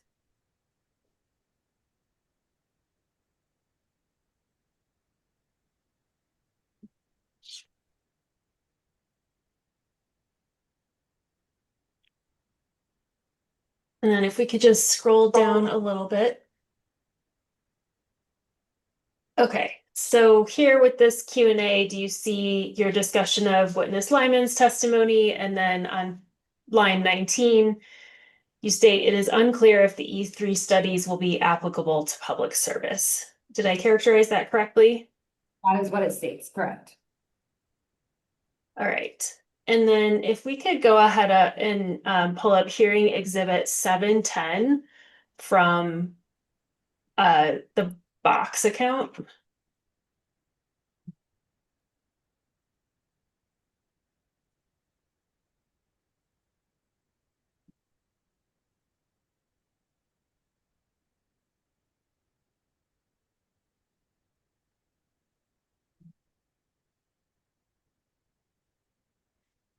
This is titled Benefit Cost Analysis of Targeted Electrification and Gas Decommissioning in California.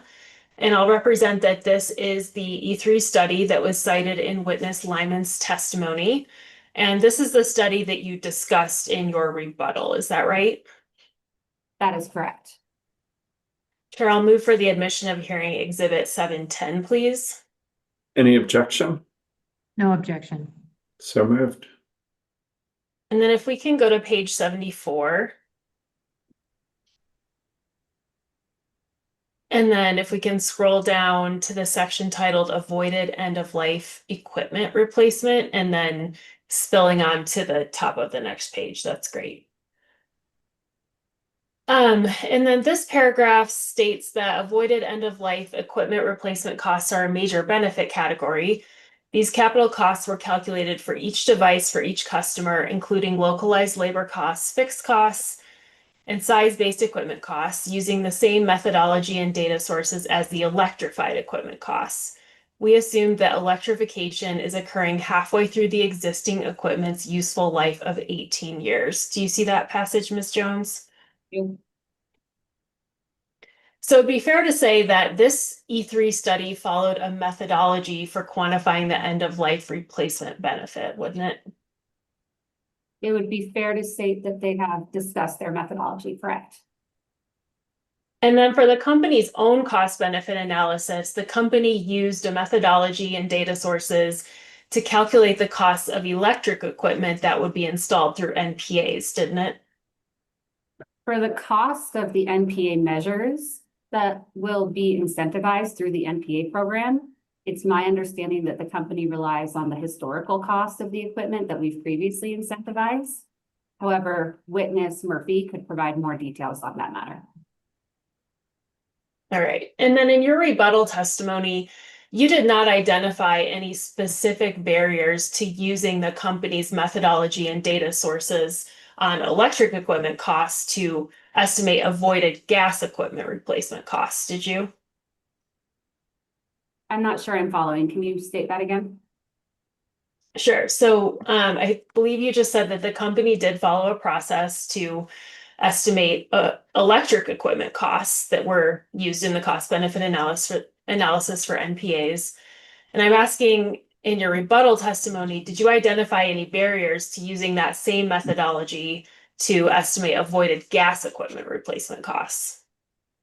I don't think we did, but that's only a portion of identifying what an end-of-life equipment replacement would include. It's not just the cost of what that gas equipment is, but rather what is the current fleet of equipment out there in the field? At what point in the, measure life of the gas equipment are they going in and replacing? This is all information that the company has agreed to look into and be informed by this E3 study, but it's not simply just the barrier of identifying what the cost of gas appliances are.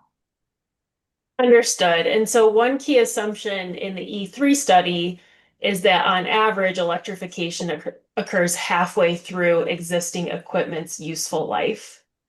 Would you agree with that? That is what's stated, correct. And in your rebuttal, you didn't identify any specific reasons to believe that that assumption would be more appropriate for California customers than Colorado customers, did you? No, but I also didn't identify any reasons why that would be appropriate for Colorado customers, but rather said that the company would need more time to, understand the assumptions behind that to make sure that it is applicable for our customer base. Okay, we can go ahead and take this down. Thank you. All right, so we're gonna turn away from cost benefit analysis methodology at this point, and I have a couple of specific questions about the Ute Highway project, and specifically how the company assessed the NPA potential and the upfront costs. So if we can please pull up hearing exhibit 101, attachment JJP1, Rev 2.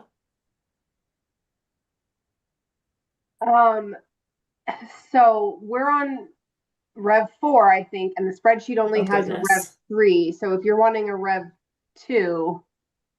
If I could ask Ms. Brahma for help on what the most recent revised version submitted through Ms. Jones during the direct testimony was.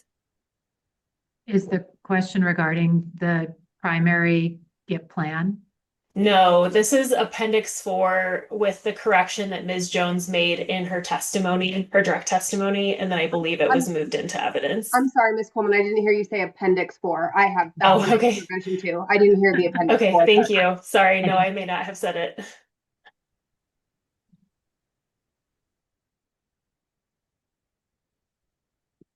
Okay, thank you. And then if we could please go to page 67.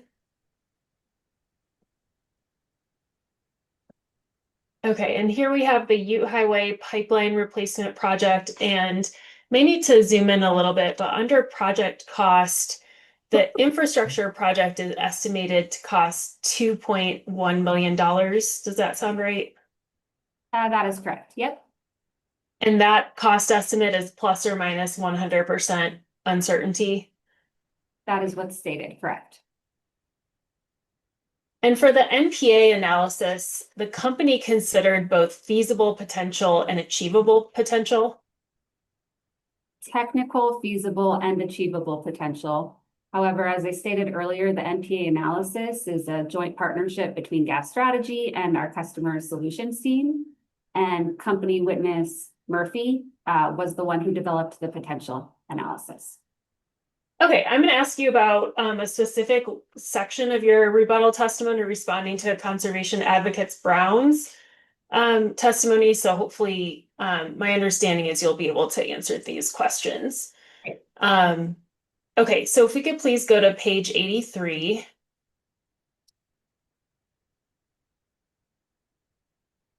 And then, great, if we could scroll down just a little bit. So here we see the feasible potential analysis for the NPA, is that right? Yes, I'm seeing feasible potential commercial is 26.3 and an estimated implementation cost of $2,153,250.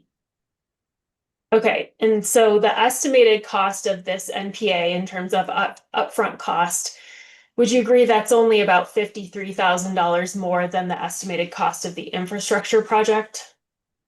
If we're talking infrastructure project to the incentive costs, I would agree with that, yes. And just to get some context here, this feasible potential NPA would involve rooftop unit electrification for 5 commercial customers. Is that correct? Yeah, RTU electrification for 5 commercial customers, correct.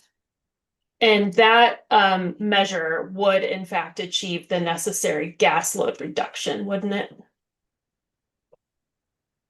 Could we confirm? Yes, it would. I'm sorry, 26.3. Yes. And then the company ultimately decided not to proceed with this NPA that was studied in the feasible potential analysis. Is that right?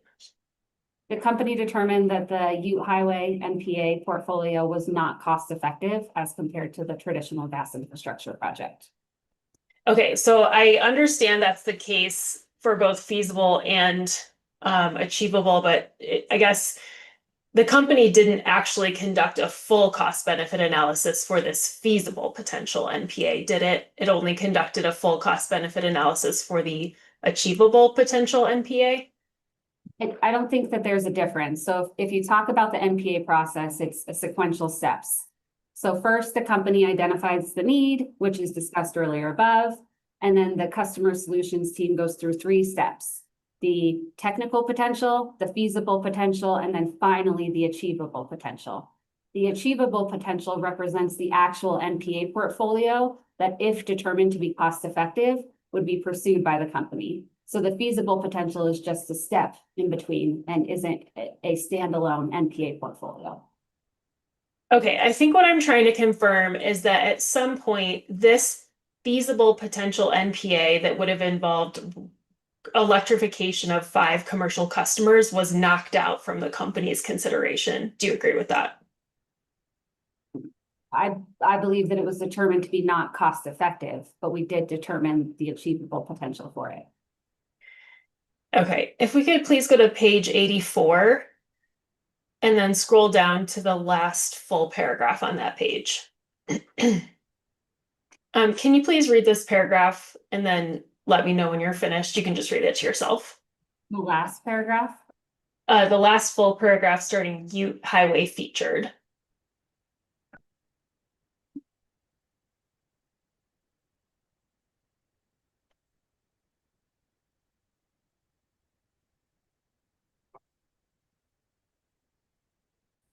Okay.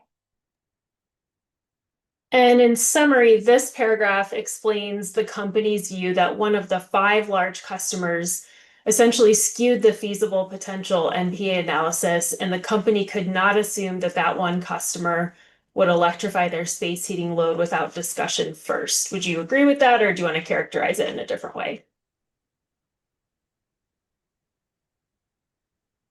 It states in this sentence, in this paragraph, that the company believes it would be unreasonable to expect the commercial customer to electrify their entire space heating load without discussion first. But I'll remind you that the decision on achievable potential was handled by company witness Murphy. Okay, yep, still only talking about feasible potential right now in this particular scenario with the 5 commercial customers. So the company, to your knowledge, did not confirm the types of heating equipment that this one customer has, did it? Right, and I think, Ms. Coleman, what I'm trying to say is the entire potential analysis is sponsored by company witness Murphy. So I can only provide answers at a very high level. So whether we're talking about technical potential, feasible, or achievable, that is handled by our customer solutions folks, as they have the practical experience regarding what customers' equipment might be and what the incremental, load might be on our system. And so okay, means that we did not have a detailed conversation, and that's what it would indicate on the screen, but I can't provide much information beyond that. Okay, do you recall that conservation advocates witness Brown discussed his view that it would have been reasonable for the company to reach out to this one large commercial customer to further assess the potential for electrification, and that you specifically responded to witness Brown's testimony? Can we pull up my testimony where you're referring to that particular statement? Sure. This is hearing exhibit 118. And then it'll be pages 166 through 67.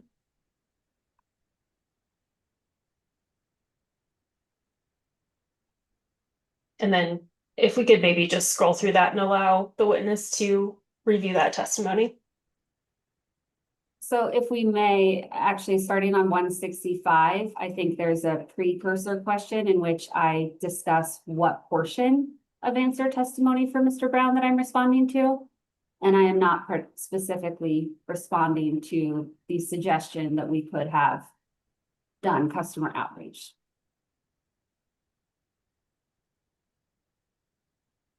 And then if we could just scroll down a bit, please, to the next page.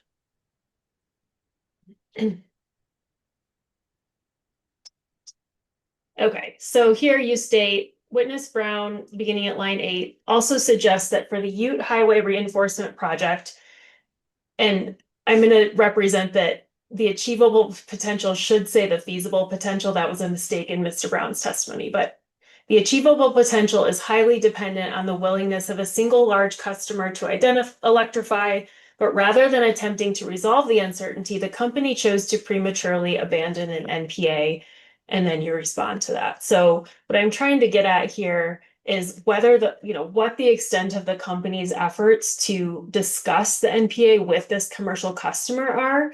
And it sounds like there was no such discussion to your knowledge. Is that your testimony? My testimony is that because the NPA for Ute Highway was not determined to be cost effective by a very large margin, the company didn't just, choose to prematurely abandon an NPA. There were reasons for which we did not pursue any additional customer outreach. All right. I think we can take this down. Ms. Federico, thank you. And then in terms of the achievable potential NPA analysis, you're aware that that would have required hundreds of customers to participate. Is that a fair characterization? Yeah, that is correct. That's the other NPA portfolio that we looked at. So for Ute Highway, the company evaluated 2 potential NPA portfolios, one which was full electrification, one which was not. The full electrification NPA portfolio was the one that we were just discussing.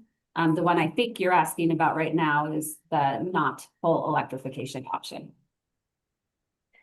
Okay, let's move on to design day modeling. And more, to use more precise wording, design day peak hour gas demand modeling. Now, design day temperature is one component of that modeling, is that right? That's correct. And the company calculates design day temperatures for 9 different weather zones in its service territory. That is correct. And the company determines the design day temperature for each weather zone, and I'm going to quote from the GIP here, by selecting the temperature with an associated probability closest to, but not exceeding the accepted risk level of 1 in 30. Is that right? That is correct. And then not asking for your evaluation of this, but do you recall that the stipulation between certain interveners in this proceeding recommends using weather data from 2000 to present and with a 1 in 25 year probability? I do recall that, yes. And do you recall that that methodology was originally suggested by UCA in this case? Not explicitly, no. So my recollection of the recommendations for UCA were they were broad, in the fact that there were several. You could do a 1 in 25, you could do a 1 in 30, you could do a couple different data sets. So it was not explicitly stated from my perspective in UCA's testimony that their preferred methodology would be a 1 in 25 year using data from 2000. But it was one of the potential options they had identified. Would you agree with that? There were so many options, I'm sure that it was, yes. Okay, so we are going to walk through 2 examples of how applying the stipulation would affect design day temperatures, and by extension, how applying that original option from UCA would affect design day temperatures. And for these questions, I'm not asking for opinion on whether that methodology is appropriate, but just for us to kind of focus on how the alternative methodology would be applied in practice. Could we please have the executable version of Hearing Exhibit 101, Attachment JJP1, Appendix 14.1, Revision 2? And Ms. Federico, this is one of the ones that I emailed about this morning. All right. And then we're just going to stay on this tab, which is called Min Temp by Year. Ms. Jones, this shows the company's design day temperature calculation for the Denver weather zone. Is that right? That is correct. And this reflects 76 years of data starting in 1950? Correct. And then in the table on the right-hand side, the gray highlighted cells show that the company's design day temperature for Denver is negative 25 degrees. That is correct. And would you agree that that temperature has occurred 3 times since 1950? Yes, that is correct. And that was in 1951, 1963, and 1990? Correct. Okay, so now we are going to see how this would change if we apply the stipulation methodology. And we're going to start by removing all the temperature data before the year 2000. So Ms. Federico, could you please highlight cells B2 through B51?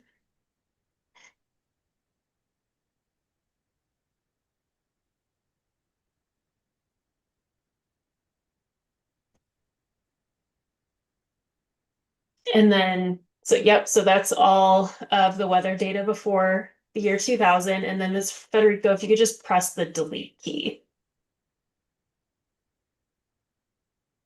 And then looking at the table on the right-hand side, we can see that there's been some changes to the calculation of the design day temperature. And looking at column I, which lists the probability, would you agree that the temperature with a probability closest to 1 in 25 years is negative 20 degrees? No, I would not agree. What is the temperature closest to a probability of 1 in 25 years? So all negative 24, negative 23, negative 22, negative 21, and negative 20 all have an equivalent probability by this calculation. And so therefore the design day temperature using this proposed methodology would be negative 24. So negative 20 degrees is the warmest temperature with a probability closest to 1 in 25 years. Do you agree with that? I agree that it's the warmest, yes. And the coldest temperature with a 1 in 25 probability is negative 24. That's correct.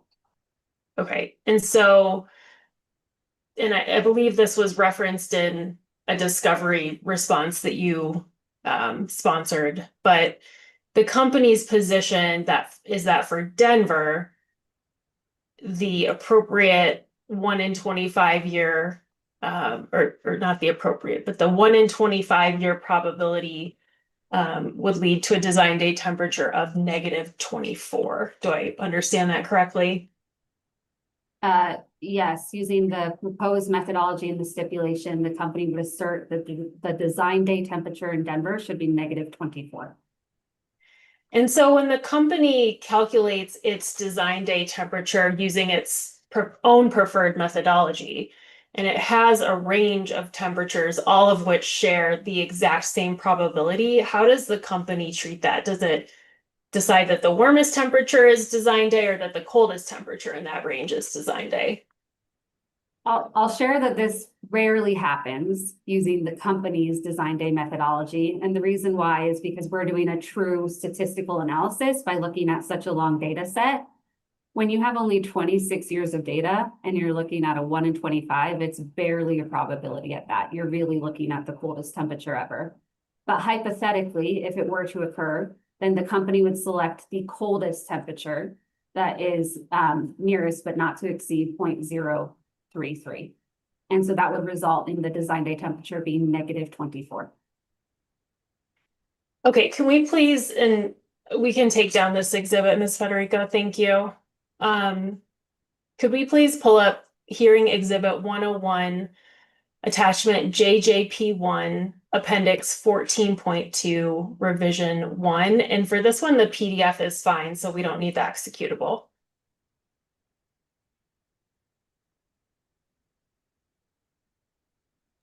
You said appendix 14.2, right? Yes, and that's revision 1. Okay. I think just for clarity, okay, hang on. Only the executable is labeled as a 2, or revision 2, but that's okay. I've got the PDF. The executable is fine too. These aren't too complicated of spreadsheets. Okay, and then if we could maybe just blow up the chart on the right hand a little bit.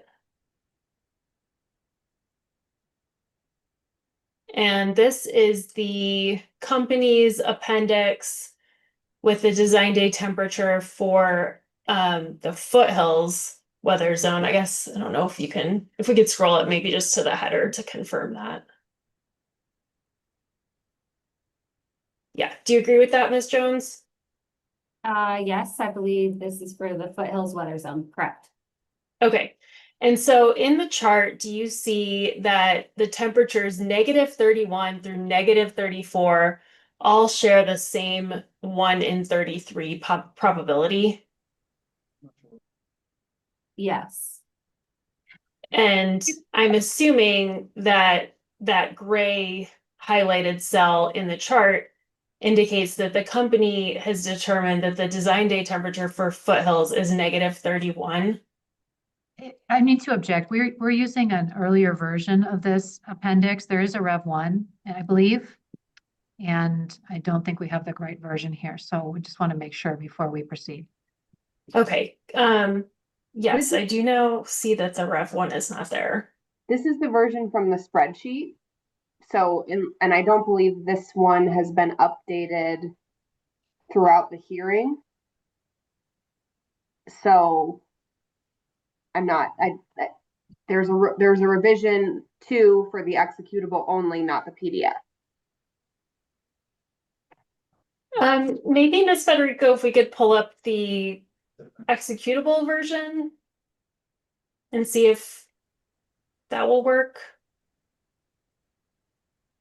Gonna take me a second. Hang on. Thank you.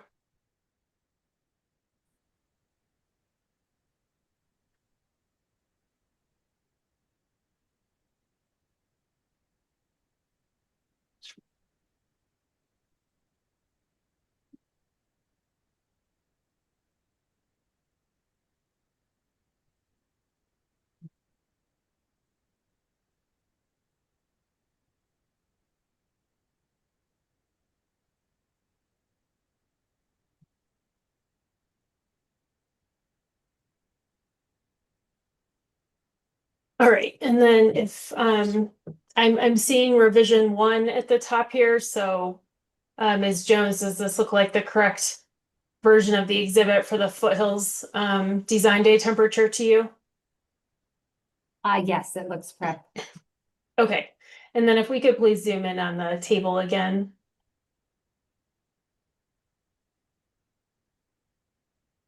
All right, so again, here we see that the temperatures -31 through -34 all share the probability of of 1 in 33, and that the company has identified the temperature of -31 as the design day temperature. Do you agree with that? You do. So in this case, for the Foothills weather zone, the company has determined the warmest temperature within a range of temperatures as the design day temperature. Is that correct? Yes, and that is intentional. So in this situation, the probability of occurrence is 0.031. So we're looking at the 1 in 33 year. So you're trying to get the closest to 0.03. Because it has a higher probability, you want to take the warmest temperature in order to be the closest to the 1 in 30. In the example that you were providing before, which was the Denver weather zone, actually none of them had a probability of 1 in 30. The probability was 0.038. And so in that instance, in order to get closest to the 1 in 30, you take the coldest. So I apologize if that was confusing before, but this is intentional, and it's because it's below the line of 1 in 30 versus above the line in 1 in 30. Okay, and so what I'm hearing you say is that you're providing your interpretation of the stipulation methodology, which would be that in your understanding, that stipulation should use the coldest temperature instead of the warmest temperature, but that's just your interpretation of the stipulation, right? There's nothing in the language of the stipulation that leads you to that conclusion. Objection. The stipulation speaks for itself, and council is testifying here about an intention that's not stated one way or the other. If you could rephrase, Ms. Coleman, objection sustained.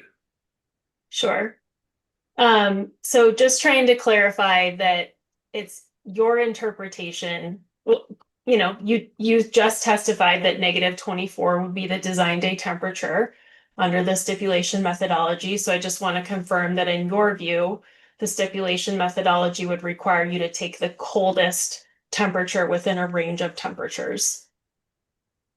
The stipulation does not provide the temperatures for each of the weather zones. My understanding of the stipulation is it says that it recommends that the company use a 1 in 25 year design day methodology using data back to 2000. If I do that and I obey the laws of design day methodology as they relate to the company, it would result in a -24-degree design day temperature for the Denver weather zone, because it has a probability closest to 1 in 30. Okay. 1 in 25. Sorry, 1 in 25. Okay, thanks, Ms. Jones. We're finished with this exhibit. Thank you.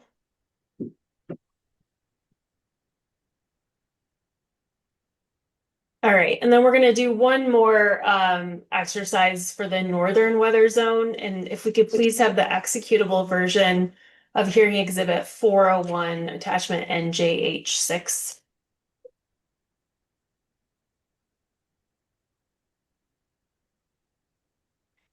And then just to set some context here, the northern weather zone includes part of the area where the company anticipates a supply shortfall that it proposes to address with the Spear Canal project. Is that right? The Spear Canal Interconnects project is designed to alleviate a supply reliability concern in the northern gas system. And then does the northern weather zone include or overlap with the company's northern gas system? Yes, it does. Okay, and I'll represent to you that this exhibit is an executable attachment filed with CEO witness Hennefield's testimony. And the reason I'm using a CEO exhibit is because the company's appendix 14.6 for the northern weather zone is hard coded and doesn't have formulas intact. So we're not able to modify it as we did with the Denver spreadsheet. I know you responded to CEO's design day temperature, so just want to make sure that makes sense to you. Yes, that's fine. All right, and then can we assume that you have reviewed CEO's spreadsheets for design day temperature? Yeah, yes, generally, but the stipulation is different than what was recommended by CEO in their answer testimony. So I will just state that I specifically reviewed this document in alignment with what they proposed in answer, not in alignment with the stipulation. Yep, understood. And we're just going to use it because this is a spreadsheet that has formulas intact. Do you have any reason to doubt that the underlying data contained in this exhibit is consistent with the company's appendix 14.6 for the northern weather zone? I have no reason to confirm or deny it. It worked out for what they recommended in answer. Okay. If we could please go to the second tab titled Min Temp by Year CEO QC, please. Ms. Jones, would you agree that this worksheet replicates the company's design day temperature analysis?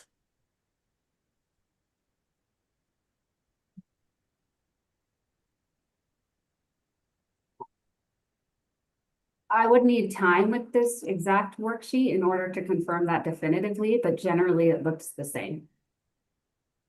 Okay, and then subject to check, we can just move on with my questions with that assumption and,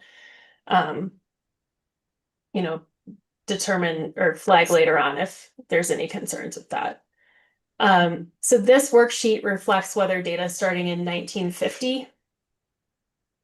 No, that is correct. And then as shown in the gray highlight within the table, the design day temperature closest to a 1 in 30 year probability is -29.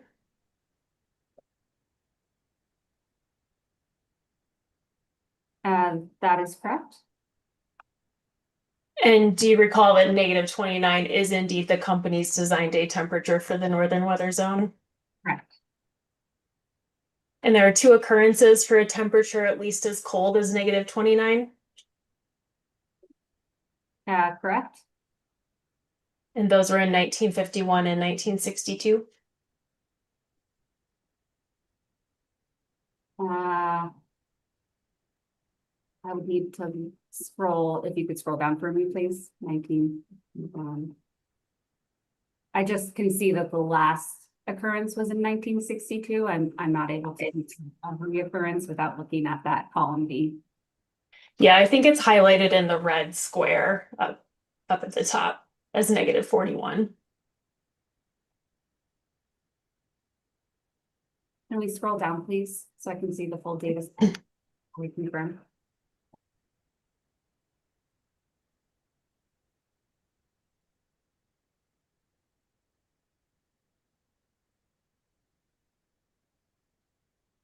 Okay, yes, I can confirm. Thank you. Thanks. And then, so now we're going to look at how the design day temperature would change under the stipulation methodology. And so for that, we have to go to the third tab, Min Temp by Year CEO1. And I'll just represent that this tab calculates probabilities using weather data starting in 1970, which was one of the sensitivities that CEO had analyzed. And the temperature data between 1950 and 1969 has been deleted, as you can see in green highlight. So now we also need to delete data from 1970 through 1999. So Ms. Federico, could you please click on cells B22 through B51?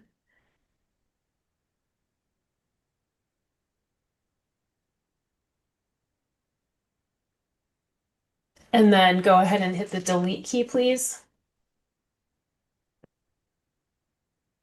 And then we can scroll all the way up. There we go. And so here, looking at this table on the right-hand side, with the more limited data set, we see that the temperature with a probability closest to 1 in 25 years is -17. Do you agree with that? Yes, that's what the table shows. And then again, the company's design day temperature was -29. Correct. So that's about a 12-degree difference associated with the company's methodology and the stipulation methodology. Correct. Okay, we can take down this exhibit. Thanks, Ms. Federico, for your patience. All right, I have one remaining question about design day modeling for you, and that is the relationship between ambient temperature and heating load. So would it be accurate to say that the company's modeling assumes a linear relationship between ambient temperature and heating usage? Yes, so the company uses a software called the customer management module within Synergy Gas in order to estimate a customer's base load as well as heating factor. The heating factor is then assumed to have a linear relationship with the heating or temperature. All right, can we please pull up hearing exhibit 711 from Conservation Advocates box?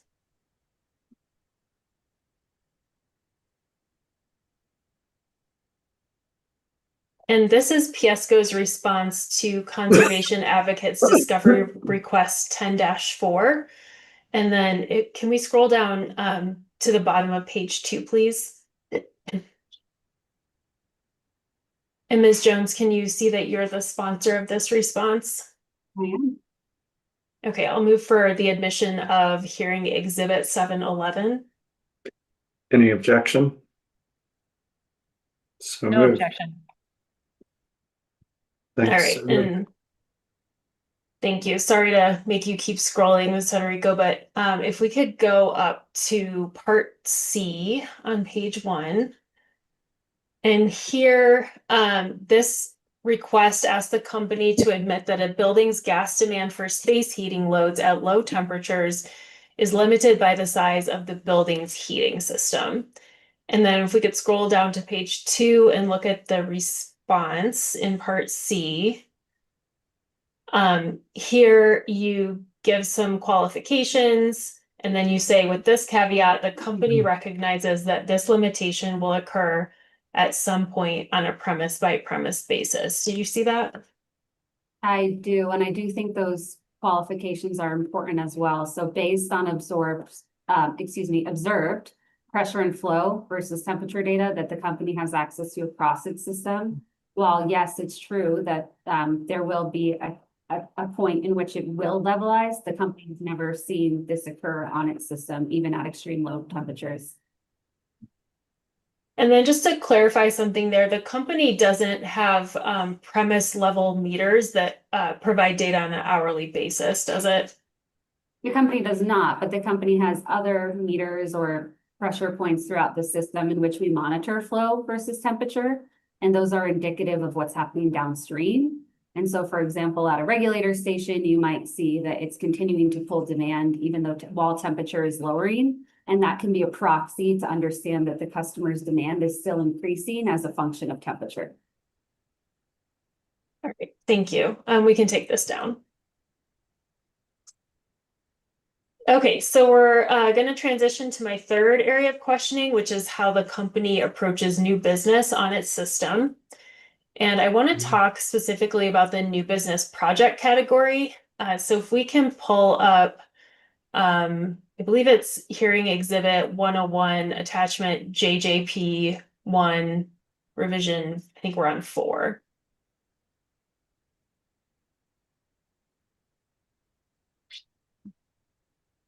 And then we'll go to page 126. And then if we could just scroll down to table 30, please. All right, so Ms. Jones, table 30 shows the company's anticipated expenditures for other discretes and routines new business projects. Is that right? Yes, through 2025 to 2029. That is correct. And in total, those two categories of projects add up to $320.6 million. That is correct. And then just for clarity, these two project categories do not include the 6 large new business plan projects that are identified in the GIP, such as the Aurora new business build out, do they? It is my understanding that they do not. It is discrete new business projects lower than $3 million, and then new business routines. Okay, so the other discretes category is for discrete new business projects that are below 3 million, just to clarify that. Correct, and I think that's stated in lines 4 and 5, just for clarity. Okay. And then the company is presenting these two project categories for informational purposes only and not to seek approval from the commission. Is that right? That is correct. There was an increased desire for transparency. However, the projects associated with these two categories, we are not seeking a presumption of prudence, but rather this information is informational only. And then for the new business routines category, I think it's the case that the company uses the base forecast to estimate its expenditures. Is that your understanding? So we scroll down actually a little bit to the section regarding capital forecasting as it relates to new business. I think it might be, well, yeah, maybe if we could go to 128, lines 5 through 8.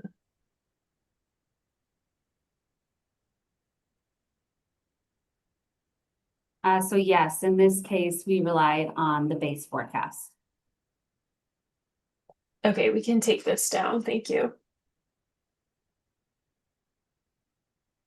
Okay, so now I want to ask you some more questions about the new business discretes category. And for this line of questions, we'll be talking about both those other discretes category as well as those 6 larger new business plan projects that are included in the GIP. Does that sound clear?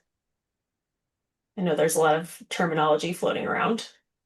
Yes, I'm happy to answer any questions. I will say that since those smaller discrete projects were provided for informational purposes only, I don't have project packets or a lot of details regarding the projects included in that category.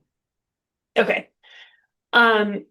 And we can bring up the exhibit if we need it, but do you recall that you sponsored a discovery request where you stated that within the company's hydraulic model, discrete new business requests are included only in the event that the customer has decided to proceed with a contract? It would be helpful if you could pull up that discovery response so I could confirm, please. Sure, it's hearing exhibit 704, attachment JB18.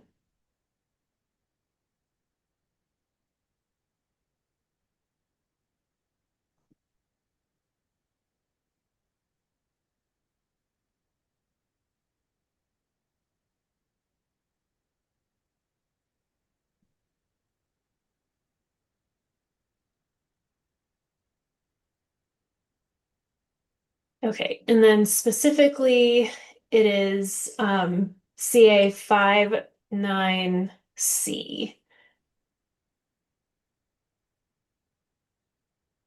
Sorry, did you want the question or the answer?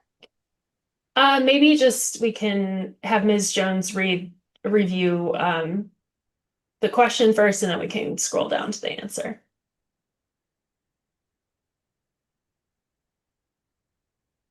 Okay, I've reviewed the question. Thank you.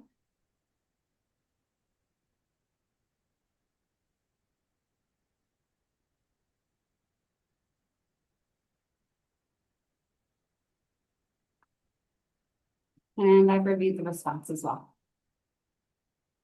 Okay, so does this refresh your memory that you stated that within the company's hydraulic model, discrete new business requests are included only in the event that the customer has decided to proceed with a contract? Yes, that's what's stated, correct. Okay, so I have just some follow-up questions about what is meant by decided to proceed with a contract. So does that mean that for discrete new business projects that the contract has in fact been executed before it's included in hydraulic modeling?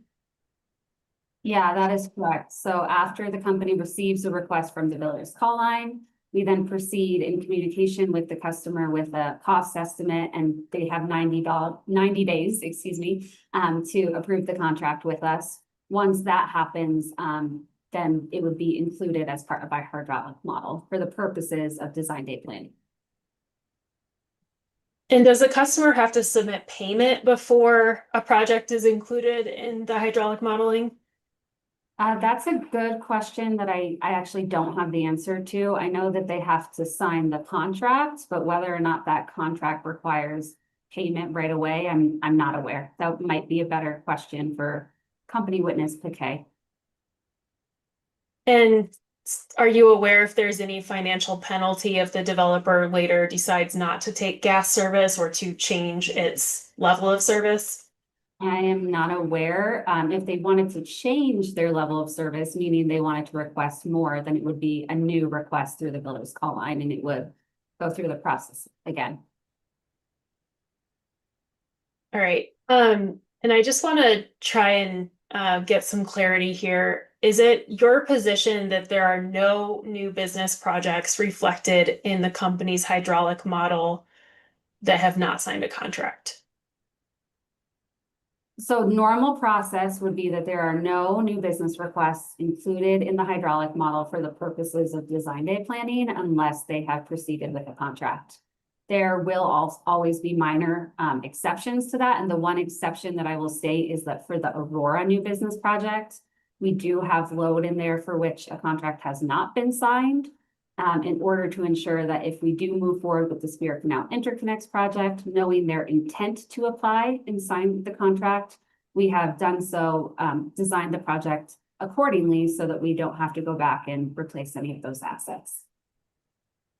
Okay, and we're gonna get into some detail about that Aurora project, so that is very helpful setup. Okay, let's see. Can we please pull up Hearing Exhibit 101, Attachment JJP1, Appendix 5, Revision 1.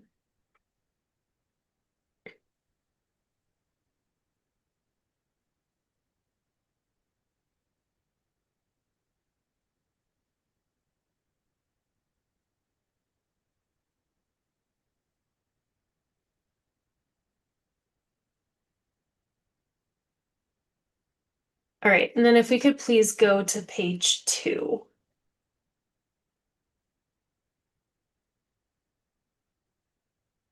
And then this is the project packet for the Aurora new business build out, and that's one of the 6 new business plan projects that are detailed in this GIP. Is that right? That is correct. Okay, and then if we could scroll down to the bottom of this page under explanation of need, it states that the company has received several formal and conceptual new business requests in a localized area of East Aurora. In total, approximately 25,000 new homes may be developed. Do you see that?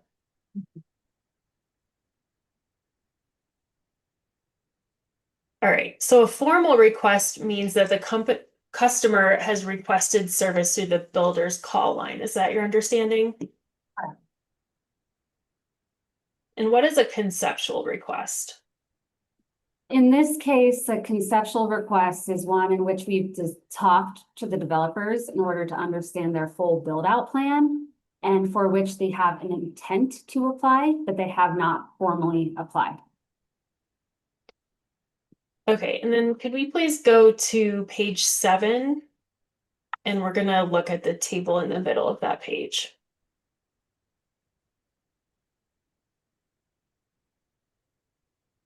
So here, Ms. Jones, this table shows that the company is estimating 3,000 MSCFH for the design day peak hour demand for the Aurora project. Is that right? That is correct. And does this 3,000 MSCFH represent the full build out of approximately 25,000 homes? Yes, it does. And is that 3,000 MSCFH load included in the company's design day peak hour load forecast for the skip? Yes, it is. And when the company analyzed the capacity need for the Spear Canal project, did it include the 3,000 MSCFH load for the Aurora project in the design day peak hour demand? Yes, it did. I think we did look at it before and after. This load had a minimal impact on the actual sizing of the Spear Canal project. But in order to ensure that the Spear Canal Interconnects project was sized accordingly, knowing the conversations that we've had with these developers and their intent to bring 3,000 MFCFH onto the system, we included it in the hydraulic model to ensure that that Spear Canal project was adequately sized. And do you recall where in the record we can find documentation of the analysis the company conducted as to whether the sizing or the scope of the Spear Canal project would change based on any change to the Aurora project that you just referenced? I do not recall anywhere in the record where it shows the before and after, but I can say that we did present a lot of sensitivities and I represent that we looked at it before and after. Due to the geographic location and the fact that it's in Aurora, it has minimal impact on the overall capacity constraint that we're seeing at the Marshall compressor station and the Deer Creek compressor station. And did you conduct that type of analysis for projects 1 through 5 within the Spear Canal project individually, or did you just look at the Spear Canal project as a whole? The Spear Canal project is all 5 of those components work in tandem with one another in order to solve the constraints on our system. And so therefore that analysis was conducted, analyzing all 5 as they're seen as one interrelated project. And so you wouldn't be able to tell me if any one of those particular projects 1 through 5 might not be necessary if the Aurora project isn't fully built out as expected. Is that right? No, I think I'm saying all 5 of those projects are required irregardless of whether or not the full, formal capacity check goes through or the full formal and conceptual amount goes through. Okay. But again, you sitting here today, you can't tell me where in the record that analysis is contained? I do not believe that analysis is in the record. Okay. Let's see. Could we please, actually, we can stay on this page for now and go to it if needed, but is it your understanding that the company's cost for the Aurora project is estimated at $5.8 million plus or minus 100% for that estimate? Could we go to page 2 to confirm that number, please?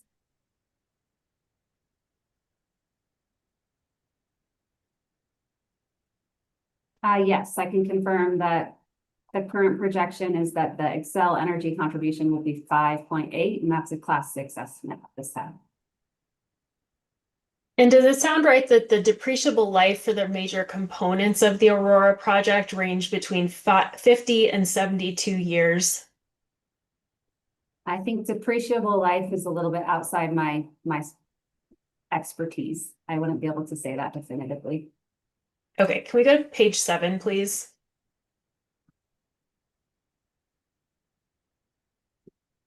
And then here under section 3, it states the depreciable book life for the major components of this project are as follows: main 72 years, transmission regulator station 55 years, distribution regulator station 50 years. Did I read that correctly? Mm-hmm. All right. And then page 5, please.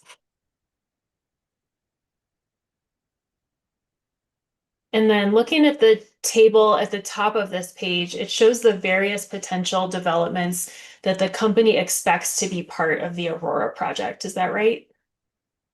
That is correct. Is it fair to say that the majority of these developments have not completed their first homes yet?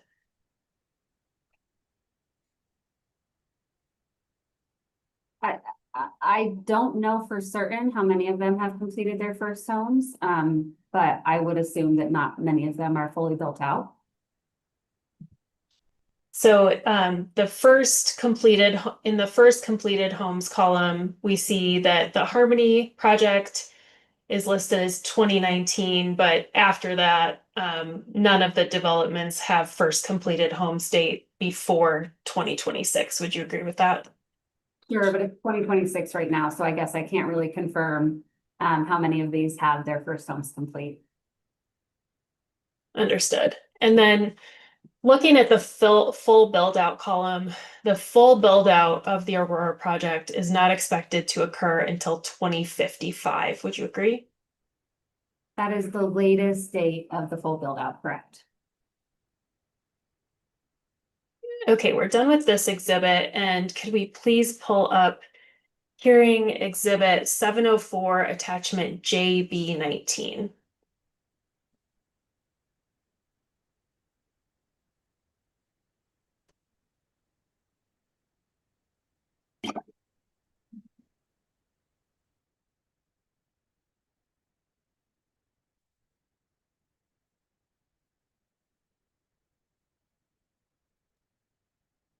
Okay, so here this is a company's response to discovery request CA 5-52, and part C of this discovery request asks for the status of the housing developments that make up the Aurora project. So if we could just turn to page 2 to look at the response.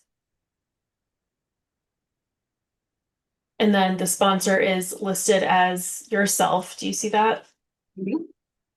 Okay, and then in the response to part C, you provide a table listing the various developments in the Aurora project. And the first 4 rows in the table show that these 4 developments are formal requests that are in the design phase. Do you see that? Yes, I do.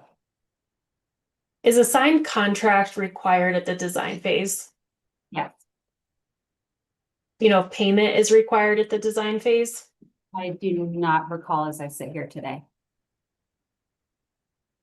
And then the last row of the table lists conceptual requests aggregated, and the company estimates that demand as 2,414 MSCFH. Do you see that? Mm-hmm. So for these conceptual requests aggregated, or perhaps it's conceptual aggregated requests, I'm not sure what the right one there is, but for those requests, there has not been a formal request for service from the developer. Is that correct? No, so when we first started getting applications in the Aurora area, it was pretty clear that this was going to require a extension into the area because it's a greenfield. And so the company proactively reached out to all the developers in the area to understand their full build out plan, and also gave a presentation on potential electrification options that they might be interested in. And so that was really done as a prudent measure to make sure that if we go through the efforts of building that extension, we're not back out there 10 years, ripping that pipe out of the ground and putting new pipe in. That would be a really bad use of money, of time, of energy. And so this conceptual is really made up of conversations that we've had with those developers regarding what their full build out would look like and what they intend to apply for. But to your point, there has not yet been a formal application, or at least not since October 21 of 2025. Okay, understood. Thank you. And so looking at that conceptual requests aggregated number, which is 2,414, and we talked earlier about how Aurora is estimated at 3,000 MSCFH. It's fair to say that about 80% of the 3,000 MSCFH load the company projects for the Aurora project is currently in the conceptual stage. Barring the math, yeah, a large majority is currently in the conceptual phase. Okay, we can go ahead and take this down. Thank you. And Ms. Jones, I assume you're aware that Senate Bill 2316 commits the state of Colorado to achieving net zero statewide GHG emissions by 2050. I'm aware, yes. And you're also aware that this commission recently concluded a clean heat rulemaking where it set an emissions reduction target for gas utilities of 41% by 2035 compared to a 2015 baseline. I'm aware, yes. And do you recall that in the clean heat rulemaking, the commission indicated that gas utilities should be planning toward the state's long-term target of net zero emissions by 2050, in part to reduce their exposure to stranded asset risks? Yes, generally I recall that. And you would agree that the company itself has committed to an electrification first approach?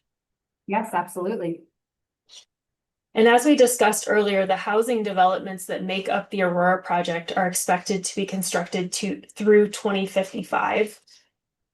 That is correct. The company did not conduct any sensitivity analyses to assess how the Aurora project sizing or cost would change if portions of those 25,000 homes do not ultimately install gas heating, did it? The company did not provide any sensitivities on that in this hearing, no.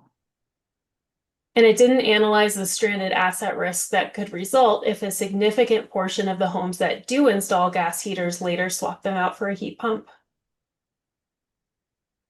No, I don't think within the bounds of this hearing we discussed that, no. And then finally, the company did not apply any discounting or probability weighted adjustments to the Aurora project to reflect the risk that the full 3,000 MSCFH load may not come online or may not persist for as long as the company expects. No, but I think it's important to point out that this is an extension project, meaning that even if there's one MFCFH out there, the company will need to build an extension out there. And so the risk of stranded asset in this case is relatively low, because even if, you know, a large portion of these customers do end up going towards an electrification option, the ones that are building right now are not. And so this pipeline is required today in construct with our obligation to serve. And so it's really not so much a probability of whether or not they're going to come online that's going to change our mind on whether or not we need to build this project. It's that people are currently requesting gas in this area. We have an obligation to serve that gas, and therefore this pipeline will be constructed. There could be some argument on the size, but the size really is the smallest driving factor when it comes to cost. Whether you're talking about a 6-inch piece of pipe or an 8-inch piece of pipe, it's going to have minimal impact on the cost. It's really, are you building the pipe at all? And the pipe is required as it stands today. But no sensitivity analysis as to the possibility that that load may not persist for the full depreciable life of those components, which I think we said was like 50 to 70 plus years, right? The company did not conduct such an analysis, no. Okay, so we're on my last topic, which is Spear Canal, and it is the shortest one, so we're starting to wrap up here.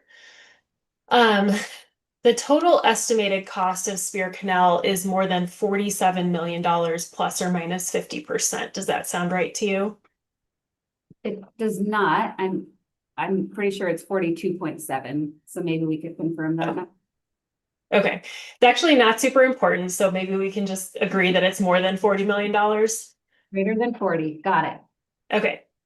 So if we can pull up hearing exhibit 105 revision 1, please. Can you tell me which witness that is associated with? That helps me find it a little bit better. That's a good question. It's Ms. Jones's direct testimony. Oh. And I hope I got that number right. Thank you.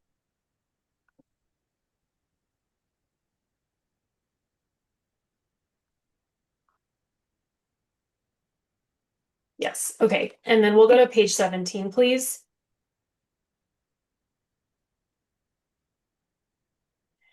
And then starting at line 9 here, you state that the Denver, Northern, and Eastern Mountain gas systems face a supply reliability risk and forecasted gas supply constraint, which is the primary focus of the Spear Canal project. Do you see that? Mm-hmm. Okay, and then if we could go to page 18. And here in figure GKJD2, you identify the different contributors to that supply reliability risk and supply constraint. Do you see that? Okay, so would you agree that about 2/3 of the impact comes from the normal growth and new business requests categories? I'll trust you on the math for that, but yes, about 5,600 MFCFH is associated with normal growth. And would new business requests include the new business other discretes project category that we talked about?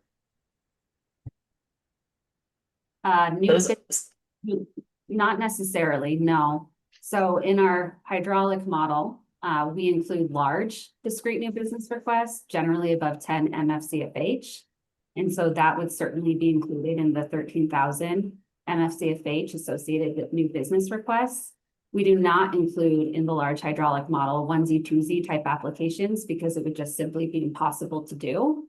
And so those would not be included in those new business requests. So to the extent those smaller applications are resulting in discrete projects, they wouldn't necessarily be included. Okay. What is the normal growth category? The normal growth is the forecasted design day peak hour gas demand growth, which is the base forecast for the purposes of design day planning that is applied at the county level. That is meant to encapsulate things like those small new business requests that would come in through the gas system, but not necessarily incorporated explicitly in the model, and also just other general small growth that may occur system-wide. And that's kind of peanut butter spread across the entire system. And does the normal growth category incorporate the company's base forecast? Yes, so that 5,600 MFCFH is using the design day peak hour gas demand base forecast in this 2025 GIP. Okay, thank you.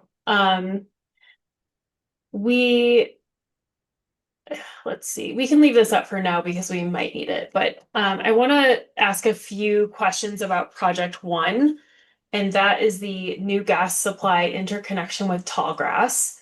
And you explained in your direct testimony that project 1 will address the loss of supply point A, design day peak hour gas demand growth, and providing gas supply for electric generation facilities. Does that sound familiar?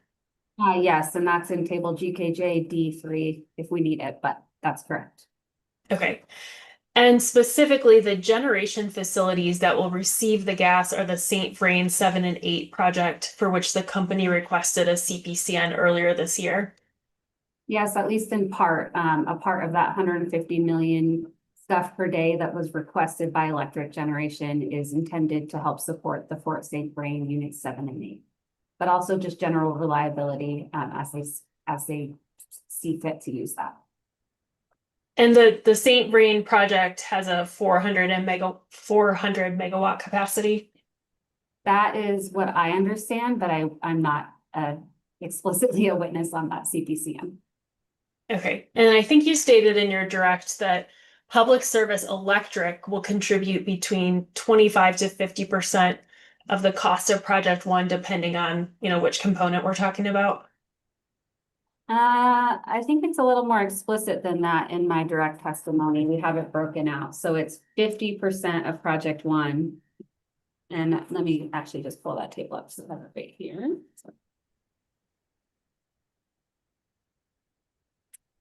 If we could go to page 51, that might help.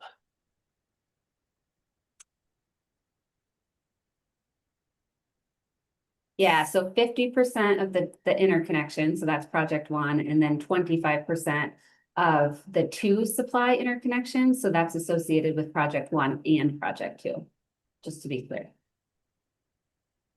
Now, was project 1 the company's original intended gas supply for the St. Vrain generation facility? I am not aware of that. That would be a question that's probably better suited for the CPCN. All right. And then aside from the discussion of this electric generation facility in your direct testimony.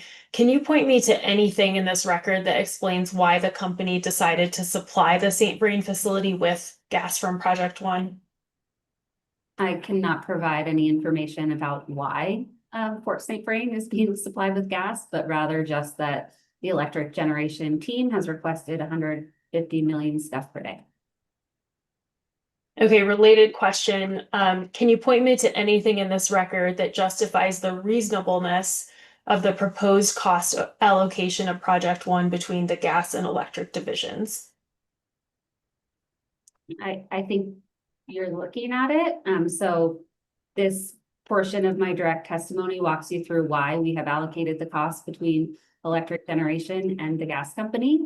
So for Project One, we are currently proposing that we accept up to 300 million scf per day at that interconnection.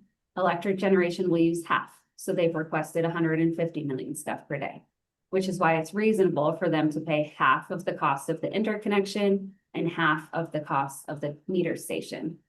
In regards to the pipe that's connecting both the two new supply interconnections into our system, that will serve the full 600 that we're planning on bringing in. Because electric generation is using 150, we are allocating that 25% of that supporting pipe would be allocated to electric generation. Okay, and then beyond this page 51 of your direct testimony that you're looking at right now, you're not aware of any other analysis in the record about the reasonableness of that cost allocation, are you? Mm. Do you recall that Mr. Brandt recommended, is conservation advocates witness Mr. Brandt, he recommended that in order to determine that it is appropriate to combine supply for St. Vrain facility with other needs on the company's system, such as the loss of supply point A, the company should present a full sensitivity of needed investments from its hydraulic modeling with and without the added load from the new generators. Do you recall that recommendation? Generally, yes. You did not respond to that recommendation in your rebuttal testimony, did you? Not that I recall, no.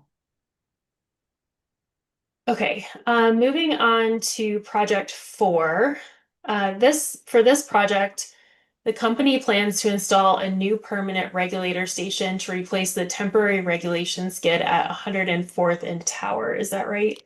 That is correct.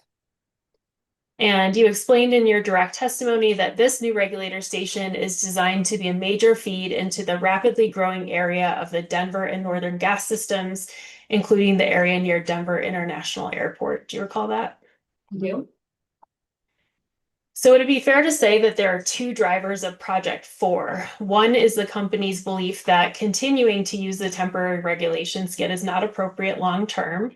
And the second driver is the need to serve demand growth in a specific area of its service territory. No, I don't think that's a fair classification. So Project 4 is a regulator station. Regulator stations are used to cut pressure. They're also used to divert gas into different areas. So one of the big drivers for the Sphere Canal project is that we are expecting the loss of supply point A. By installing this regulator station, we will be able to direct gas that was previously from the two supply interconnections into the area that was previously supplied by supply point A. So it's not only designed to make sure that it's a full-blown regulation facility that has all the metering, all the SCADA devices, so that we can track that on our system, but also just to maintain service to those customers who are currently getting gas from supply point A. And then there's the third factor of potential increase in design day peak hour gas demand growth in that area. Okay, so growth in one specific area of the company's system is a contributing factor to the need for Project 4. Is that fair to say? No, I don't think so. If supply point A was open and functional, we could potentially support that area through supply point A. So really that's the main driving factor. There is just also growth happening in that area. But I wouldn't say that it's necessarily a contributing factor of why we need a regulator station. Okay. Would you agree that if the company was able to electrify some of its potential new customers in a specific area that would be served by this regulator station, it could potentially install a smaller permanent regulator station.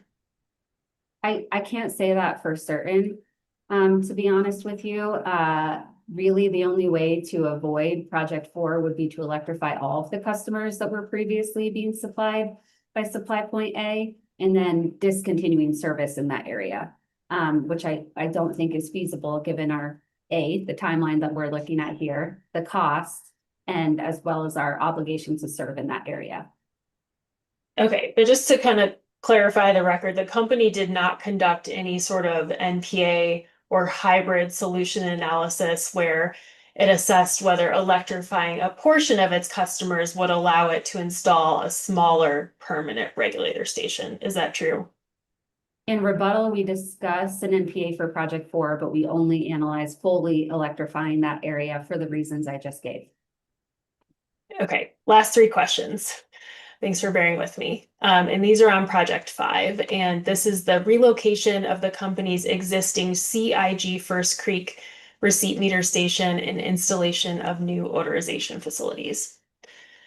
So the company believes that relocation is necessary because this facility is currently located on the premises of Supply Point A, which is anticipated to close. Is that right? Yeah, that's one of the primary reasons, correct? Yeah, the reason.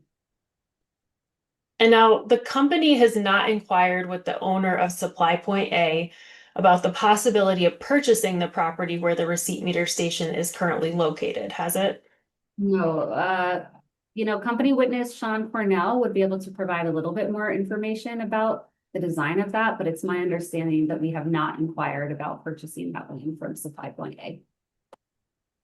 Okay, and then similarly, the company has not compared the potential cost of purchasing the property to the cost of Project 5 as proposed, has it?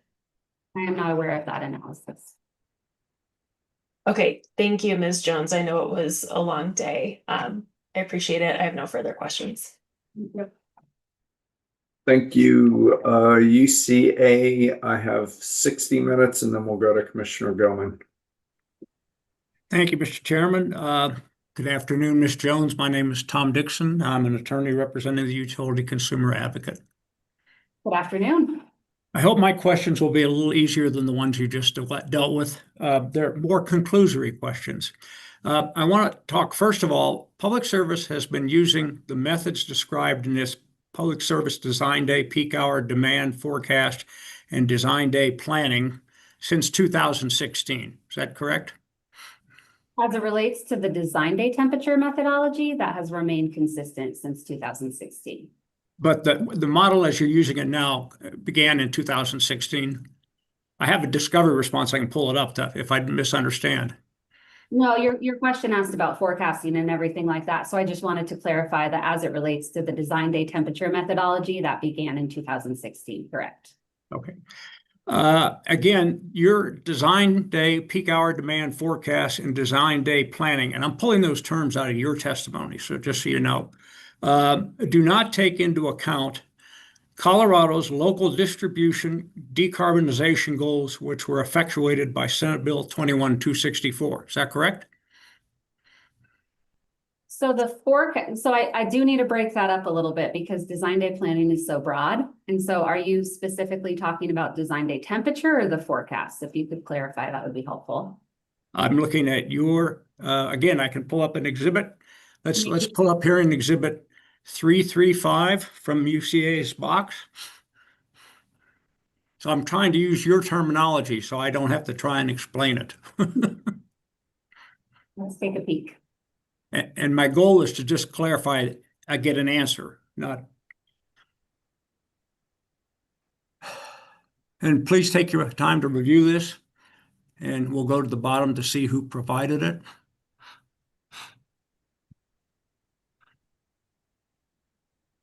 Okay. Okay, and you are the sponsor of this exhibit, am I correct? You're correct. And to your knowledge, is it true and accurate today? Yes. Move for admission of hearing exhibit 335. Any objection? No objection. Thank So you. moved. We can scroll up to the question A.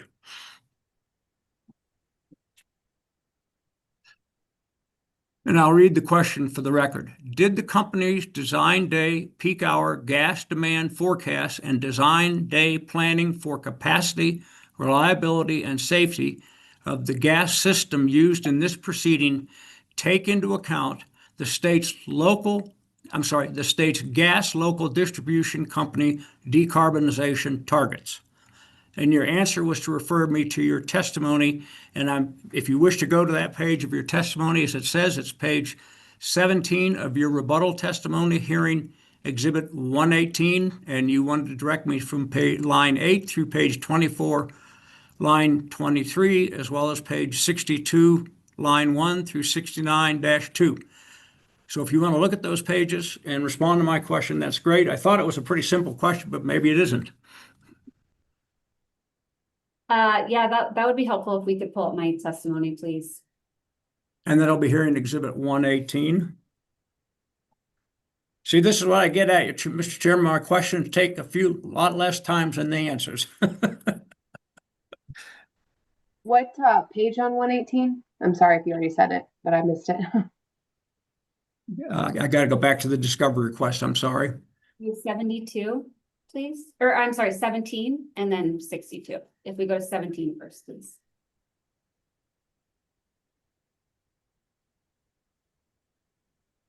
So at this portion of my testimony, Mr. Dixon, I'm discussing how the company is thinking about Colorado GHG emissions, and really CHP is the primary vehicle by which the company is trying to incorporate emissions reductions.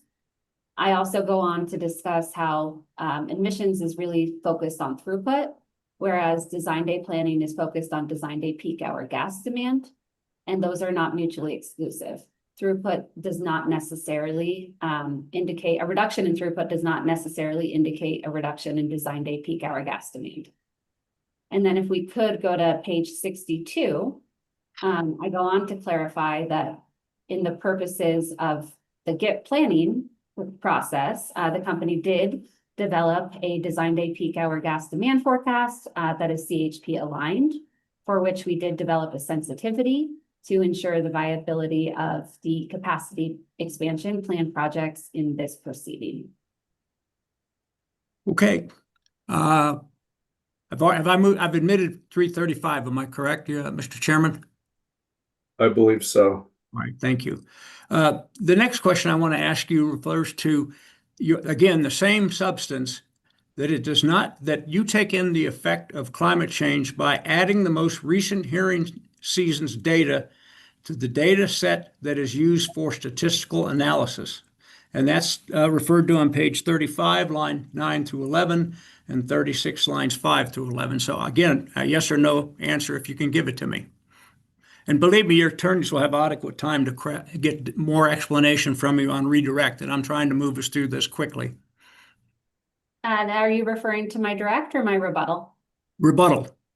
You go to 118. Yeah, I'll be always on your rebuttal. I'm sorry. Okay. And I'm also referring to revised version 1. And your question was again? That the design day peak hour demand forecasts and design day planning do take into account the effect of climate change by adding the most recent hearing season's data to the data set that is used for the statistical analysis. That to me should be a yes or no question.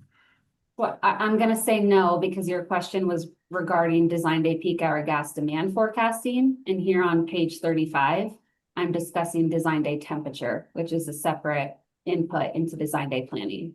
I will say design day temperature, it's the company's assertion that we are including the impacts of climate change by using a long historical data set and including the most recent year's worth of weather data when recalculating on an annual basis.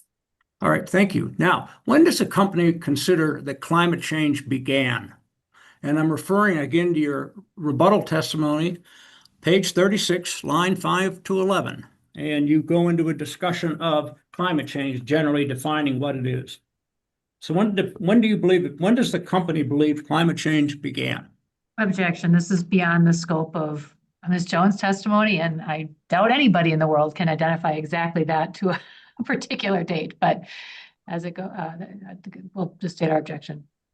Your Honor, the testimony I'm referring to talks about it being a long-term increase in the Earth's average surface temperature due to rising greenhouse gas concentration going on. I'm just asking, when does the company believe that long-term increase in the Earth's average surface temperature began? Overall, the witness can answer, but she may not know. I do not believe the company has a stance on exactly when climate change began. Okay. And you've been through a long discussion with Ms. Coleman, which I'm not going to go into, but I'm going to try and get just a conclusory statement again and see if we can make it work. The company does not choose to use a shorter data set of 25 to 30 years in its modeling. Is that correct? Pure and simple? In our design day temperature methodology, the company does use a 25-year or 30-year data set. No. Okay. And the company chooses not to do that at the request of other parties. Am I correct? The company has considered parties' proposals through my rebuttal testimony, but stands by the assertion that using a longer data set is the best way to calculate a probabilistic occurrence of temperatures in order to maintain reliable service to our gas customers. Okay. Are you aware that for weather normalization, the commission requires public service to count a 10-year period instead of the company's proposed 30-year period to take into account the warming climate conditions? Are you aware of that? I'm not familiar with what you're referring to when you say weather normalization, so no. I'm sorry? I'm not aware of what you're referring to when you say weather normalization, so no. Could we pull up decision 334? I mean, hearing exhibit 334.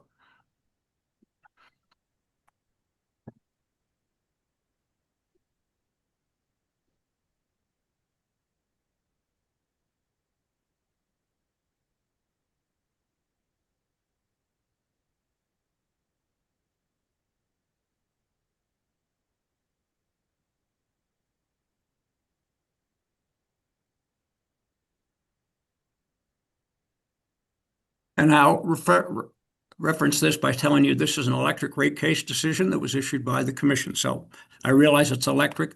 I want to turn to page 90 and more particularly paragraphs 269.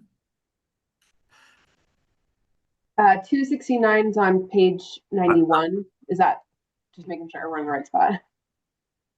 I'm sorry, give me just a minute. I may have put down the wrong page. Could you scroll up to 266 just to be certain?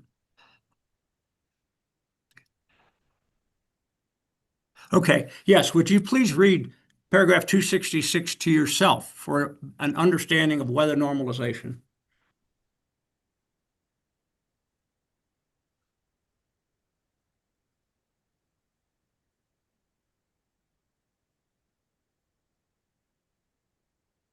Okay. And then if you'll notice in paragraph, this is a commission decision, paragraph 267, public service recommended using a 30-year average for weather normalization. That's what it says. Am I correct?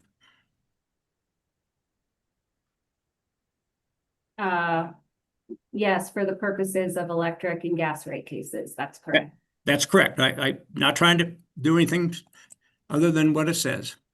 If we move to paragraph 269 now.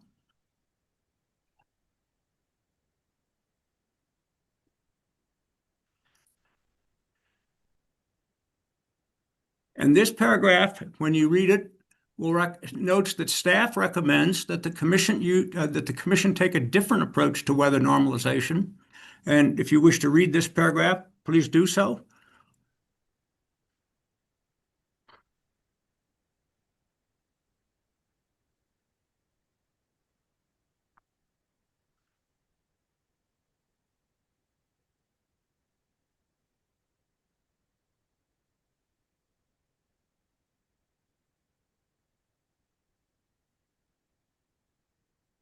Okay. Okay, and then Again, I summarize, we'll move on down now to paragraph 273.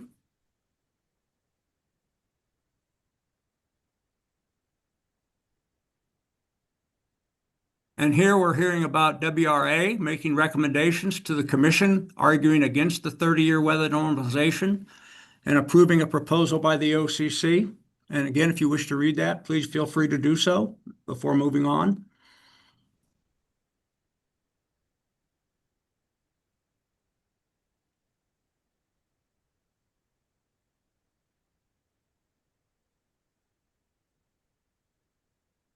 Okay.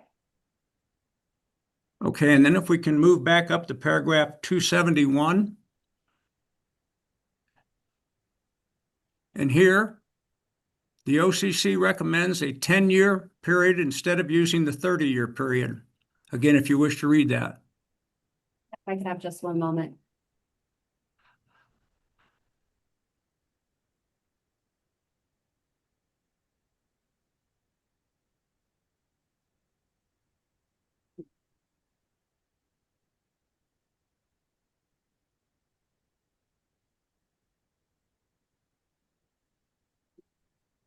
Okay. Okay, and then finally, if we go down to page 93, continue on down, please. Please read paragraph 274 to yourself.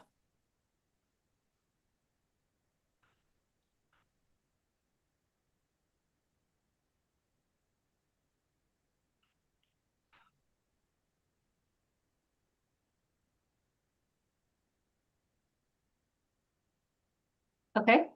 And then if we can keep scrolling down, please. I want to get to the conclusory paragraph. Paragraph 277, if you would raise it higher so she can read make sure that, I think that's the end of the paragraph, but yes.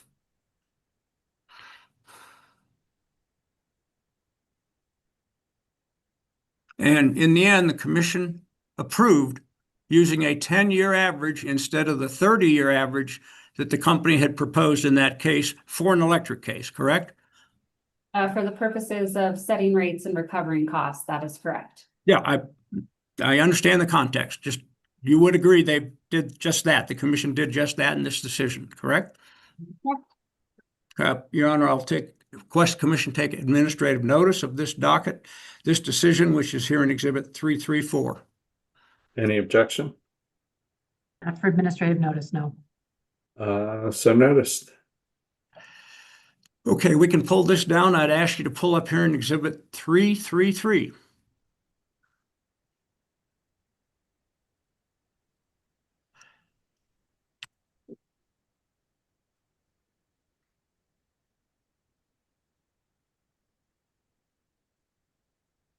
And I'll represent to you that this is a decision in a gas rate case that was issued in 20.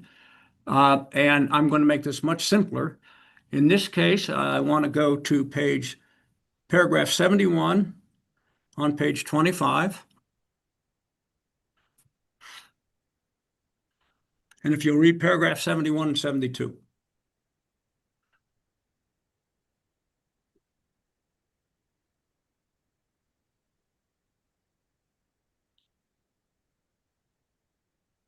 Okay.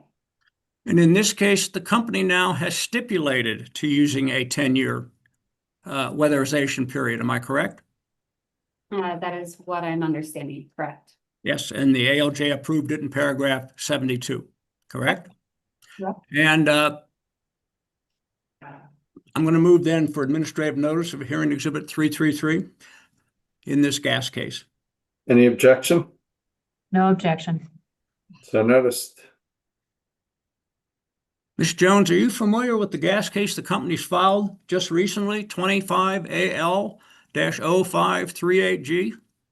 I am generally familiar with it, but I'm not a witness in that case. Okay, I know that. Subject to check, would you agree that the company has advocated through Mr. Goodenough that the period for weather normalization be 10 years instead of the old 30-year basis in 2019? I don't have anything to confirm that. I would recommend that you ask Mr. Goodenough that question. All right, I can do that, and that was what I was hoping you'd say, because I wasn't trying to have you do it, but Mr. Goodenough will be able to answer it, I'm sure. So I appreciate that. Now, does your peak design and efforts take into account conservation messaging at all? The design day peak hour existing does not include any demand response as I recall. Okay, and does it take into, again, the same subject, does it take into account affordability? Design day planning as a whole does take into account affordability, absolutely. My team offers three main tenets when we plan our system: safety first and foremost, reliability after that, and affordability after that. We are always in pursuit of finding the most cost-effective way to mitigate the risks on our system. So can I summarize by saying your issue of affordability is that it's cost-effective? Or The outcome. alternatives, correct. Do you have any further analysis of affordability, such as focus groups, surveys of customers, things of that nature that relate to this issue of affordability as it relates to gas infrastructure planning? The construct of gas infrastructure planning, and I do not have any information regarding that.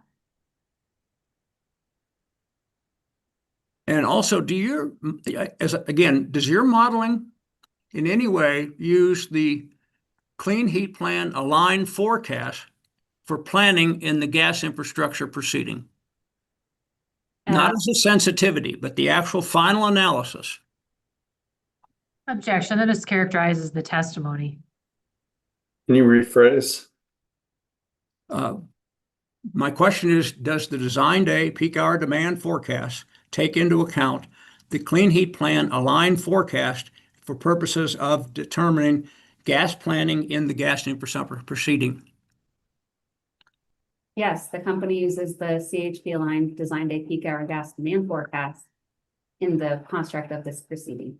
And how does it do that specifically? We perform sensitivities in order to ensure that the projects are still viable within a range of different forecasting scenarios. In many cases, particularly for F866, which I know is canceled or put on hold at this point, but also for Spear Canal, it has confirmed that many of the portions, if not all of the portions of the project, are still required. And so it just inhibits our ability to make sure that we are making prudent decisions. Okay. So I hear for sensitivity predominantly. Yeah, but it informs our decision-making process as well. So for example, if a project is needed under all four forecasts, that just continues to assert that this project is necessary in order to ensure reliability to our customers. And now I'd like to turn a little bit to Mr. Skluzak's testimony here in Exhibit 303. If we could, for your convenience, I'll pull it up. I'm hoping we don't have to go deep into it. Here in Exhibit 303.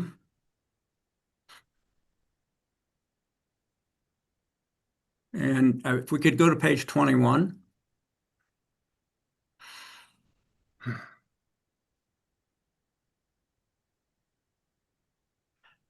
And beginning on just between lines 8 and 9, Mr. Skluzak talks about a commission proceeding 23M-0092G. Do you see that? Yes, I do. Are you familiar with that proceeding? Generally, yes. I'm sorry? Generally, yes. Okay. And did you participate in comments or in the commission information meeting that was held in that proceeding? I helped support the witnesses that did support the ultimate technical conference, but did not actively participate in that proceeding. I'd like to pull up commission decision. I'm sorry, here in Exhibit 338. We can pull down the, Mr. Skluzak's testimony.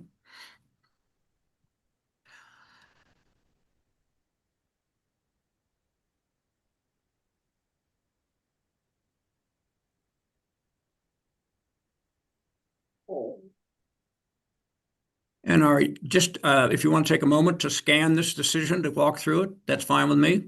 I don't know if you're familiar with it. Is there a certain provision you wanted me to be familiar with?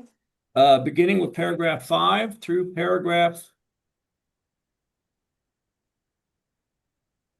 5, but it actually involves a number of questions that perhaps Commissioner Gilman is going to talk about. And you might want to just take a look through the pages quickly. We may walk through one or two of them separately. Okay, you can continue to scroll. Thank you.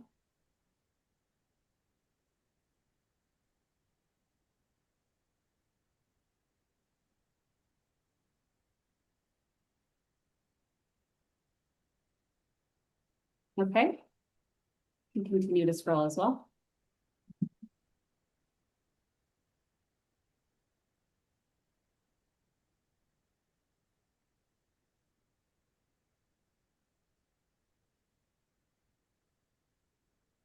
Okay, you can continue to scroll.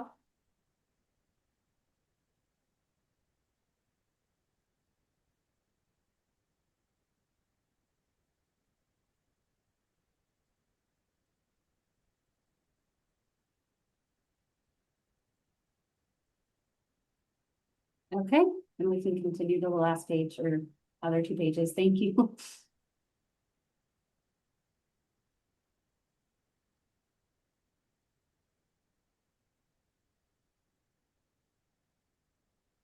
Okay, and did you want me to be familiar with the order as well, Mr. Dixon? No, well, you can go ahead and read the order. Go ahead. Okay. Do you recall in preparing, you said you didn't actually participate in this proceeding or in the commission information meeting. Did the company answer all these questions to your knowledge? I do not recall. Could you answer these questions now if we walk through them? I would do my best, certainly. Let's go back up to the top on usage of demand, beginning on page 2. Before you ask another question, the witness has been testifying for, I think, going on 2 hours. It might be a good idea if we could take a break very shortly. I'm fine with that. It's a good breaking point. Sure, let's break for 10 minutes till 2:55. 2:55.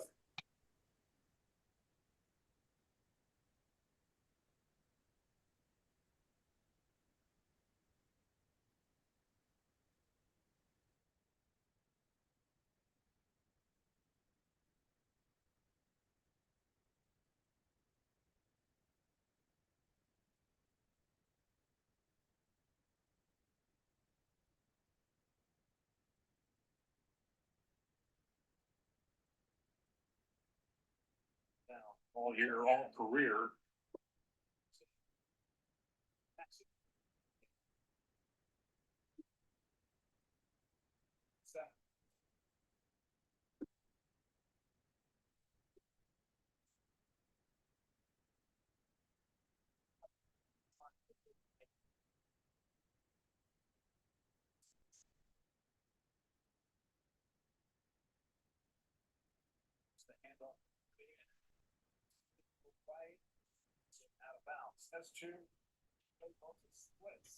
Hey, Chair, it doesn't look like you're muted.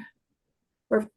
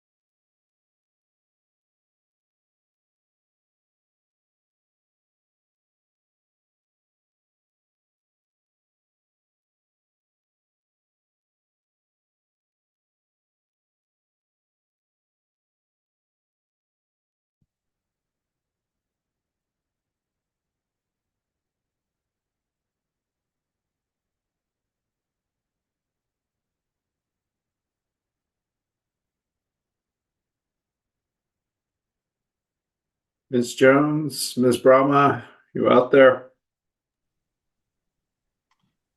Sorry, Chair. We just need one more minute coming back from the restroom. Apologies. Yeah, all right.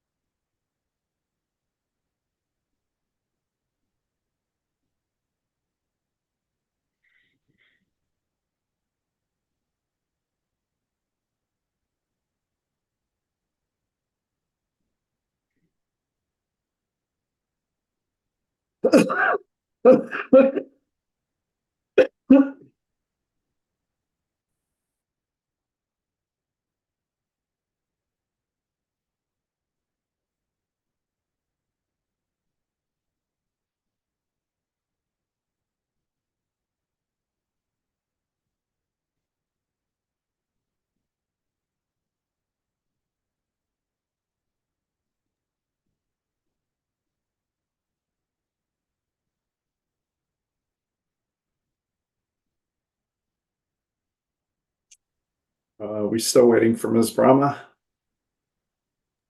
Just 10 more seconds.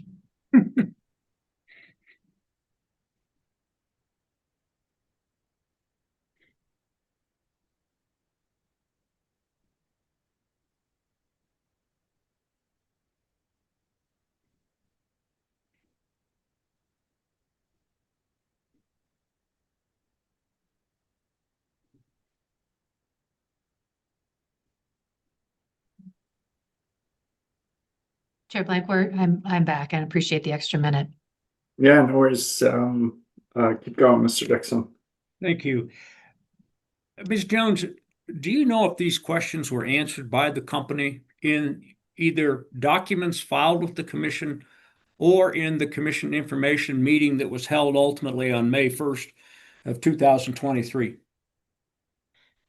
I couldn't say yes for all. Could you speak up? You're a little, sorry. Oh, yeah, sorry about that. I wouldn't be able to confirm all of the questions by any means. I certainly helped participate in supporting the documentation, but did not participate in the actual technical conferences, so I wouldn't be able to definitively say yes or no.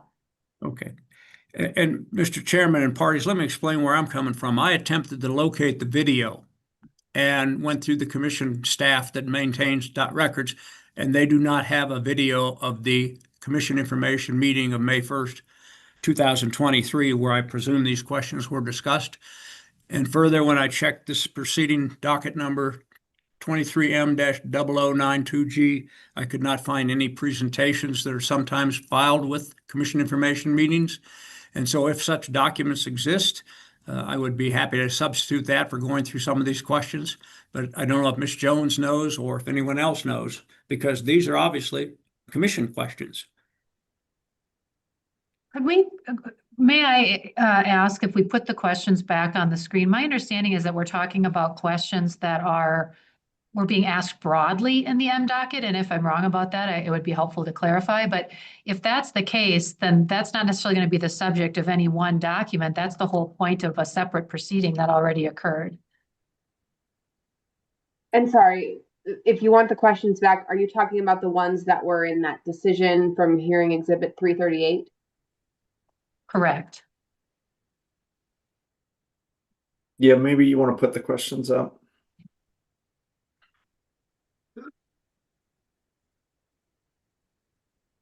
And by the way, I did seek administrative notice of this decision, have I not? If not, I would like to do so. Any objection? Maybe before we do that, could we talk for a moment about what the intended purpose of this document? These are questions that were, according to what's on the screen here, provided to each of the utilities in preparation for a particular SIM on a particular date of almost 3 years ago. To ask Ms. Jones those questions now, first of all, it's the relevance is potentially called into question because it was the subject of a specific SIM, but also it's beyond the scope of her testimony and beyond it is not these are questions that could have been asked in discovery or discussed in testimony in this proceeding. So I think we do have an objection to walking through these, and also administrative notice generally don't have an objection to, but I don't understand the purpose for which UCA is offering this document at this time. Yeah, Mr. Dixon, can you help me understand where you're going with this? Yeah, I was going to focus more on the projections and modeling questions that begin on page 4. Can you go down?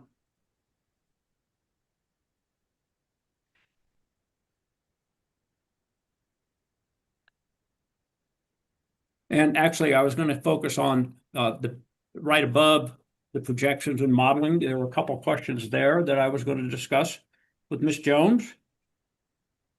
And they're the ones that begin, how close have we actually come to needing as much gas as projected by design day requirements? These are questions, apologies. These are questions that we're asking about the company system as of March of 2023 and the company's efforts at that time. I don't know how Ms. Jones, who is not a speaker, I don't think on all these topics in that particular simmer and that necessarily in that docket as a whole, could respond to these questions, nor is it particularly fair to her at this time.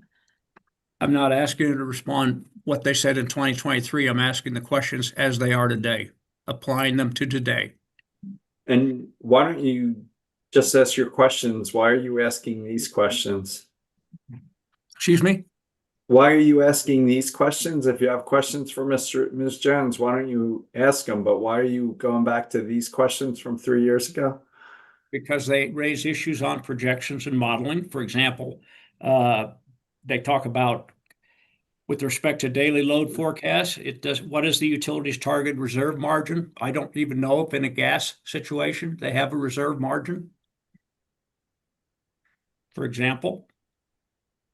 Well, we can, yeah, I mean, ask your questions, but I don't know why it's tied back to this, but I think you can, I mean, I don't, why don't you start, Mr. Dixon, and we'll see where we land, and Ms. Brahma will object if she so desires, and I'll try and figure our way through this.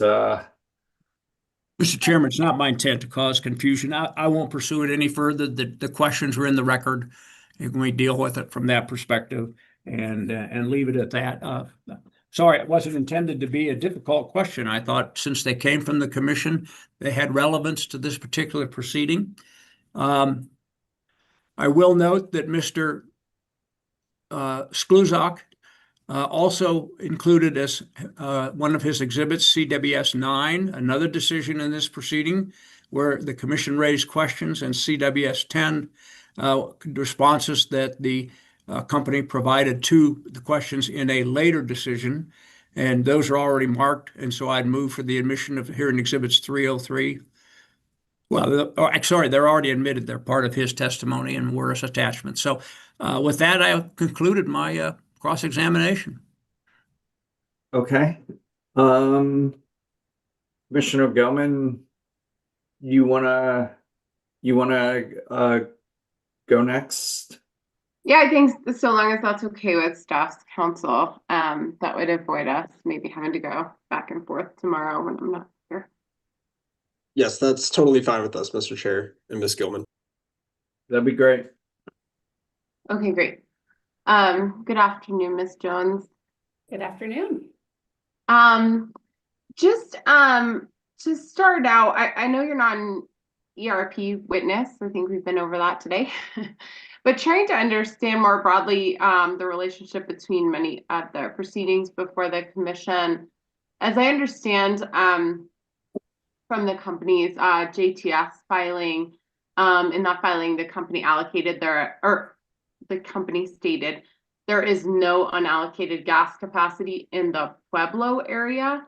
I'm curious if that's an area on your radar or that has drawn any interest as either a potential targeted demand area or for specific capacity projects upcoming that I'm just not seeing. Yeah, fair question. So part of our annual process, we look at all of our systems. Pueblo is one that we analyze on an annual basis.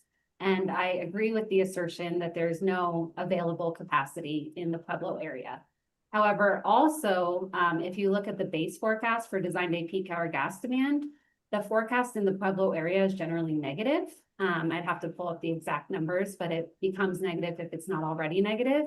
And so while it's not an area that is necessarily primed for electric generation because there's not a plethora of gas supply available, it's also not triggering a need for any capacity expansion or supply expansion projects either. Okay, and are there specific, is that kind of related to the county by county forecast from the state demography information?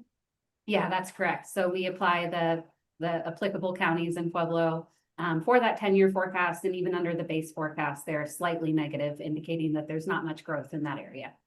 Understood. Thank you for helping me understand the relationship there. So you spent considerable rebuttal testimony on the risks of underbuilding the gas system specifically. And I know this concern's always played a central role in the company's system design and sizing. I know you had some questions about this earlier, but given the policy shifts we've seen over the past several years, paired with the company's own initiative that identifies electrification should be a primary strategy moving forward, I'm curious, does the company see an enhanced or increasing risk on the other side in terms of the potential for oversizing and stranded assets enhanced from what it was perhaps years ago? I think that it's a fine line to walk between overbuilding and underbuilding. And of course, the company is concerned about both. And so I would say that there's a concern with overbuilding. And I do acknowledge the company's goals regarding emissions, and we're completely aligned and devoted to those goals. That being said, a lot of the resources that we're pursuing right now are dependent on customer participation. And at a point in time where we're not yet seeing customers participate at the rates that we were anticipating, nor are customers pursuing full electrification options, the goal is really at this point to try to minimize the amount of investment, but make sure that we still have reliable service, because the service that we're providing is a life-critical service. And in the event of outages, especially at extreme cold temperatures, that's what really is our driving factor. Understood. Trust, I've read your testimony cover to cover, so I have all that already. What I'm curious on is the risk of overbuilding now, given the current policy environment, greater than it was in the past in terms of stranded asset risk? I don't know that I could go back that far in time. I would say that the company is concerned about overbuilding, but more so the reliability factor. And we believe that our base forecast is aggressive. And so that risk is minimized by making sure that we are providing, a reasonable forecast, but not necessarily an over conservative forecast either. Okay, so do you think the overbuilding risk looks any different than it did 5, 10, 15 years ago, to your understanding? I would speculate, yes, but not having been at the company for 10 years, I wouldn't be able to say with assertion, but I do think that overbuilding is a concern of ours, and we are committed to making sure that we are not expanding the system in ways that is not necessary. Okay. Have your design day methodologies taken into account kind of this risk and the evolving nature of it, given policies and state statutes? When you say design day methodologies, are you talking about temperature? Temperature, as well as the projections for the actual load at that temperature, everything that goes into what you project as the capacity that's needed on parts of the system. Yeah, so in regards to design day temperature, I wouldn't say that there's a direct impact on, it's not impactful, the GHG emissions, right? That is really based on historical temperatures, and we're looking at the probability in which they may occur again. In regards to the existing design day peak hour gas demand forecast, to the extent that folks are participating in GHG reduction programs, that would be reflected based on the changes in their monthly usage data. And then in regards to forecasted, so what we're forecasting in regards to demand, I think that's what goes back to that base forecast and making sure that we have a reasonable alignment of ensuring the customers, we're projecting the customers are electrifying, but at a reasonable rate compared to what we're experiencing today. Okay.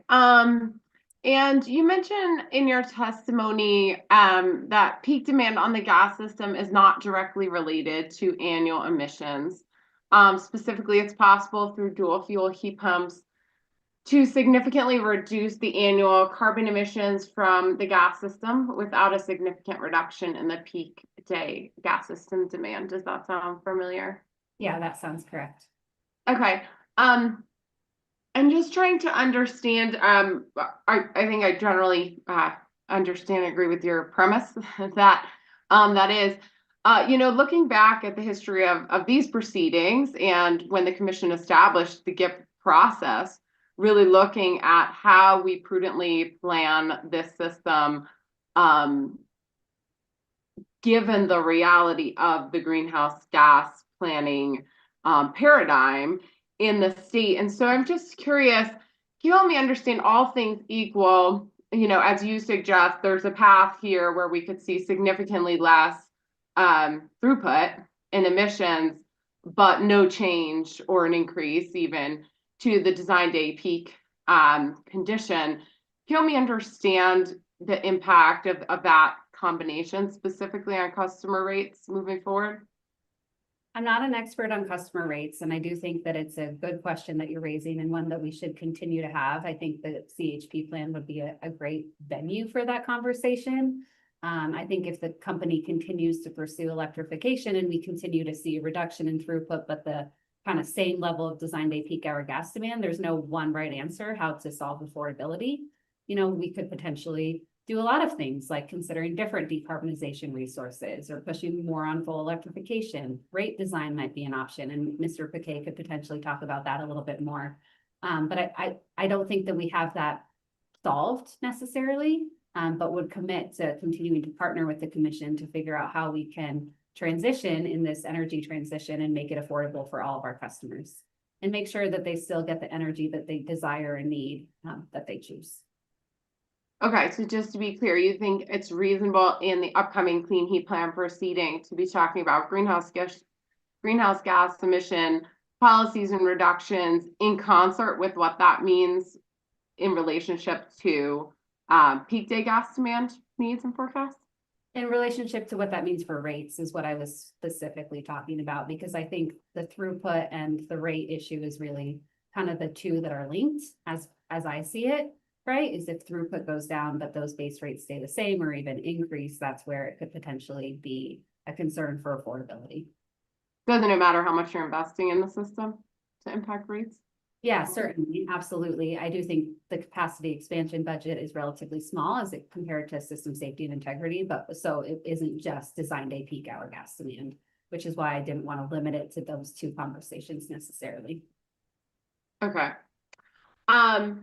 Getting to some of the design day planning and assumptions, in response to Ms. Burley's request to compare the realized data in each weather zone to the forecasted value, you indicated that the company doesn't have flow meters necessarily aligned with the weather regions specifically, but where you do have flow meters, you can compare forecasted for that same segment, like I think what your hydraulic models show would be the flow rate to what's realized on that exact segment, correct? Yeah, and we use that data to calibrate our models. So that's something that we're already doing on an annual basis, is to calibrate our models to what we have observed in the field from that previous heating season. Okay. And I think you've described in your testimony that you do that for actual cold days, I think is the terminology you use. Yeah, that's correct. I think I understood Ms. Burley's request to be a little bit different though, which is what is the exact design day peak hour gas demand over that heating season? And that's a little bit more challenging, right? Because in the event that we didn't experience a design day peak hour and we don't have hourly data, it's pretty hard to provide that level of granularity. But to the extent that we have observed field data, it is utilized in our models to make sure that they're accurately representing demand on our system. Okay. And I think to the point of several interveners in this proceeding, it's exceedingly rare that you have experienced a design gas day, especially in the last decade or two, on many parts of the system in order to even have that reference point in the recent past, correct? Denver would be the best example of where we came really close. So I think it was 2022, we experienced a negative 24-degree day as compared to the negative 25-degree day. But I think it's fair to say that when we use a design day temperature, that's a 1 in 30-year occurrence. It's not going to occur every year. That's the point of making sure that we're capturing extreme low temperatures. They're not going to occur each year. Okay. So I'm curious if you're aware the lowest temperature for any of your operating areas in Colorado for which the company has such a correlation in the past 5 years or so of operational data. What is the lowest temperature for which we have correlation data? It would differ by weather zone. So Denver is a great example, the one that I just stated, negative 24 compared to the design day temperature of negative 25. In regards to other weather zones, I would Well, need, just real quick, let me follow up on that. I'm not asking if the temperature occurred. I understand from your data that it did occur. Have you submitted data showing the correlation of the realized flows and the forecasted flows for that situation that was the closest to design day we can identify? have we submitted it in a hearing? No, but it was the basis for which we validated our design day model after that event occurred. Okay, but it's not been submitted in any proceeding. Not that I'm aware of, no. Do you know, but did the company verified on that actual event? Correct. Are Yeah. you familiar with any other examples in other parts of the service territory where there was anything within 10 degrees, let's say, of the design temperature that has received a direct correlation? As I sit here today, I'd have to review the weather data. I don't recall off the top of my head. Okay. I'll say based on my recollection, the Mountain Energy proceeding, we had asked for that correlation data, and there the design temperature is negative 39 degrees Fahrenheit. And I believe what was submitted in that record was an event that was negative 9 degrees Fahrenheit and another that was negative 12 degrees Fahrenheit, but nothing colder. Does that match your recollection? That matches my recollection. The other maybe caution I'll give you is it's good to look at the coldest temperature that ever occurred. That said, sometimes if it's like a weekday or if it's a big holiday, that can kind of skew the data. So sometimes we look at 2 data points in order to normalize it. So it's not always the coldest temperature. That might be the case for the mountains, in which we looked at the negative 9 and the negative 12, because that is kind of a tourist-driven area. We wanted to look at a time in which it was, had high occupancy. Okay. And so you had that negative 24-degree day in Denver. Are you familiar? Did you then calibrate that with other similarly cold days? I think I was showing we had negative 19 in January 2024. How do you calibrate that one occurrence?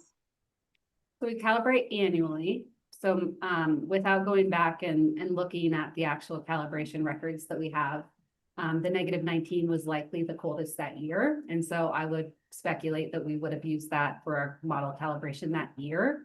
But because we calibrate annually, right, we're not going so far back to 5 years ago. We're looking at the weather that occurred in the previous heating season. Okay. And I know you dispute Ms. Burley's characterization of your linear regression model, because as I understand it, you're saying the company does separate out base usage, which are non-temperature dependent, from heat uses, which are temperature dependent, not necessarily space heat, but heat more generally that are temperature dependent, correct? That is correct. Okay. So the base uses, in my understanding of your testimony, then the base uses do not change with ambient temperature, but your temperature dependent portion of the load, which is the vast majority of the load, I think, does correlate as you describe linearly all the way down to your design temperature. That is correct. Okay.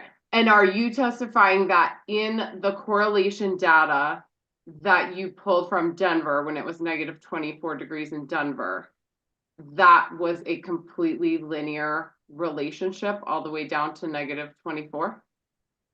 I am testifying that we did not see a plateau in the demand. I wouldn't say it's perfectly linear, but there was never a temperature in which the demand plateaued.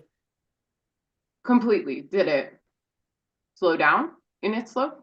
I would have to pull the data to be able to answer that more thoroughly, and I don't have that as I sit here today. Does the company assume that relationship is totally linear, or do you match whatever you found in that latest correlation data? So the linear regression model is what's recommended by the customer management module software. The customer management module software is designed for large utilities like ourselves in order to be a reasonable means to evaluate our gas system. So when we're looking at just a daily event like -24, we're looking at an hour in time. So we're not necessarily looking at the full day when we model, because we're using a steady state model in Denver. And so it's not as simple as saying that we're looking at a full 24 hours and the linear regression is changing. But I would just reiterate that the linear regression is industry standard and what is recommended to us by DMV, the Synergy Gas software. Okay, just want to confirm again. So it assumes totally linear behavior of all of the loads down to your design day temperature, of the temperature dependent loads. Sorry, I didn't mean to say all of the loads. Of the temperature dependent loads all the way down to your design day temperature. That is correct. Even if that may not necessarily match the correlation data. We don't know. We don't have it. To give us, so yes, that is correct. So then when we scale down our model to different temperatures, we would use the same linear regression to scale down if we wanted to look at a different temperature. And that's how we're able to see the temperature at which the insufficient pressure may occur. Okay. Would the company be able to supply the correlation data from that closest event that we're aware of? It's a lot of data, so I think we need to broaden the scope of what we mean by correlation data. We look at many hundreds probably of data points on our system in order to validate our model. I don't think that we're opposed to providing additional transparency. I would just advise that we need to really understand what the scope of the data is that people are seeking. Okay. Let me see. Can I just jump in? Yeah, go for it. I'd be interested in seeing that too, and for me, it's just whether the forecast, whether the actual usage that was in that region, how it would compare to, sort of your forecast. So I don't know if you would say that any different, but I'd be very interested in seeing that too. Would you frame it different, Commissioner Gilman? No, I mean, I think it's, if the representation is that the Denver area was at negative 24 degrees Fahrenheit, I think it would be an aggregation of that weather zone in terms of all of your nodes and what the actual throughput was compared to what your projection was prior to that event. I'm at a little bit of a loss because I have requested very similar data at least 2 other times, and I feel like I've kind of struck out. So I'm aware this event occurred and that we don't have the data, but I've been fishing to understand the actual correlation data for a few years here. So would certainly like to see it. I'm very interested in seeing the data, even if it's just high level aggregated across the weather zone. So I don't know, Ms. Dundas, can we do that as a bench order? And is that something you can provide Ms. Jones in the next couple days? I would need to probably consult with my team to find what level of data we can provide in the next couple of days, just to make sure that it's comprehensive and y'all can understand it. But we could report back on that as soon as tomorrow morning, if that's helpful. Yeah, that'd be great. And I guess we're not convening till 1 tomorrow afternoon. So, Ms. Dundas, any guidance? It sounds like Ms. Jones is willing to dig into it. So maybe that's all we need. I think that's right, Chair. Maybe have the company make a proposal first thing when we begin tomorrow, and then if needed, we can bring Ms. Jones back. So maybe the only guidance, Chair, is not to excuse her when we're done until we have the data. Thanks, Ms. Dundas. Can I really quick, I'm sorry, Commissioner, just to clarify when I'm going back to my team to look at that. So I think I'm hearing from you all that any sort of correlation between how we expected the model to perform versus how the observed field data performed that day would be helpful visualization to understand how accurate our models are. Is that correct? I think that's correct. And if it's separated by, node in some spreadsheet, that's fine. If it's an aggregation within that weather zone, I think that's fine. What I wouldn't like to see is a cherry picking of some of the nodes, right? If you're aggregating them, it's got to be all of them. And if not, it should be a list of them and identify if any data is missing there. I think we'll certainly put a proposal together and see what we can provide. I won't troubleshoot too much on the stand, but happy to provide that for you first thing, the proposal in the morning. Okay. And then I'm just not aware if there are instances, that's the one I've heard referred to multiple times by the company, kind of to try to validate the temperatures chosen. I'm actually not aware of any in your other weather zones that have gotten close to your design day temperatures in the last several years. I don't know if there are others you can point me to. I'd be certainly happy to do some investigation on that. Like I said, I need to look at the weather data and get back to you. I'll just say I have interest in this correlation and understanding it, seeing it more broadly. I just know the Denver example has been pointed to several times by the company, so that was the easiest to be able to discuss today. Sure. And then a question, so to my understanding in discussing this kind of several times prior with you and the company, I believe your assumption is that all of the loads continue to keep drawing more gas down to whatever the temperature dependent loads continue to keep drawing more gas down to whatever design temperature you have. So I just wanted to double check. Do you believe it's reasonable that some mechanical equipment reaches its operational capacity limit at a temperature warmer than the company's design day temperature? Hypothetically speaking, I will admit that is true. Hopefully that doesn't occur, right? Just for the sake of the people in the homes to make sure that their homes are warm. But for the sake of design day planning, I think that the correct assumption is to assume that the heating dependent load does continue to grow as temperature grows. I think we have the field data to show that it's not causing a significant drop off. And so that is enough to indicate that likely folks have the heating equipment that is able to support the design day temperatures in the region. That would support the company's design day temperatures that the customer otherwise has no real knowledge of. Is that fair? I'm not sure if customers know your design day temperatures. Sure, and I'm not saying that they would or that they would specifically pick equipment that would meet the company's design day temperatures, but this is weather data that has occurred. And so HVAC contractors would want to make sure, in my opinion, that the equipment is properly sized in order to make sure that people have comfort in their homes. Like the design day temperatures that we're talking about here are not theoretical. They are temperatures that have occurred and have a probability of occurring again. And so given the field data that it's not tapering off, I would think the most prudent assumption is that it continues to grow as a relationship with temperature. Okay, and do you understand that HVAC contractors size equipment based on a historical record of 70 years or more on HRA data and local building department design day recommendations or standards? I understand generally that HVAC contractors use HRA or building codes as a way to make sure that they're getting the minimum equipment sizing for a certain residence. However, they typically could round up to the next available equipment size. So it doesn't necessarily guarantee that HVAC equipment will only continue to operate at the HRA temperature, but rather I think there's evidence to support that it could, continue to hold demand at temperatures colder than the HRA temperature. Right, but perhaps not all the way down to, say, 20 degrees colder than the HRA temperature. Potentially.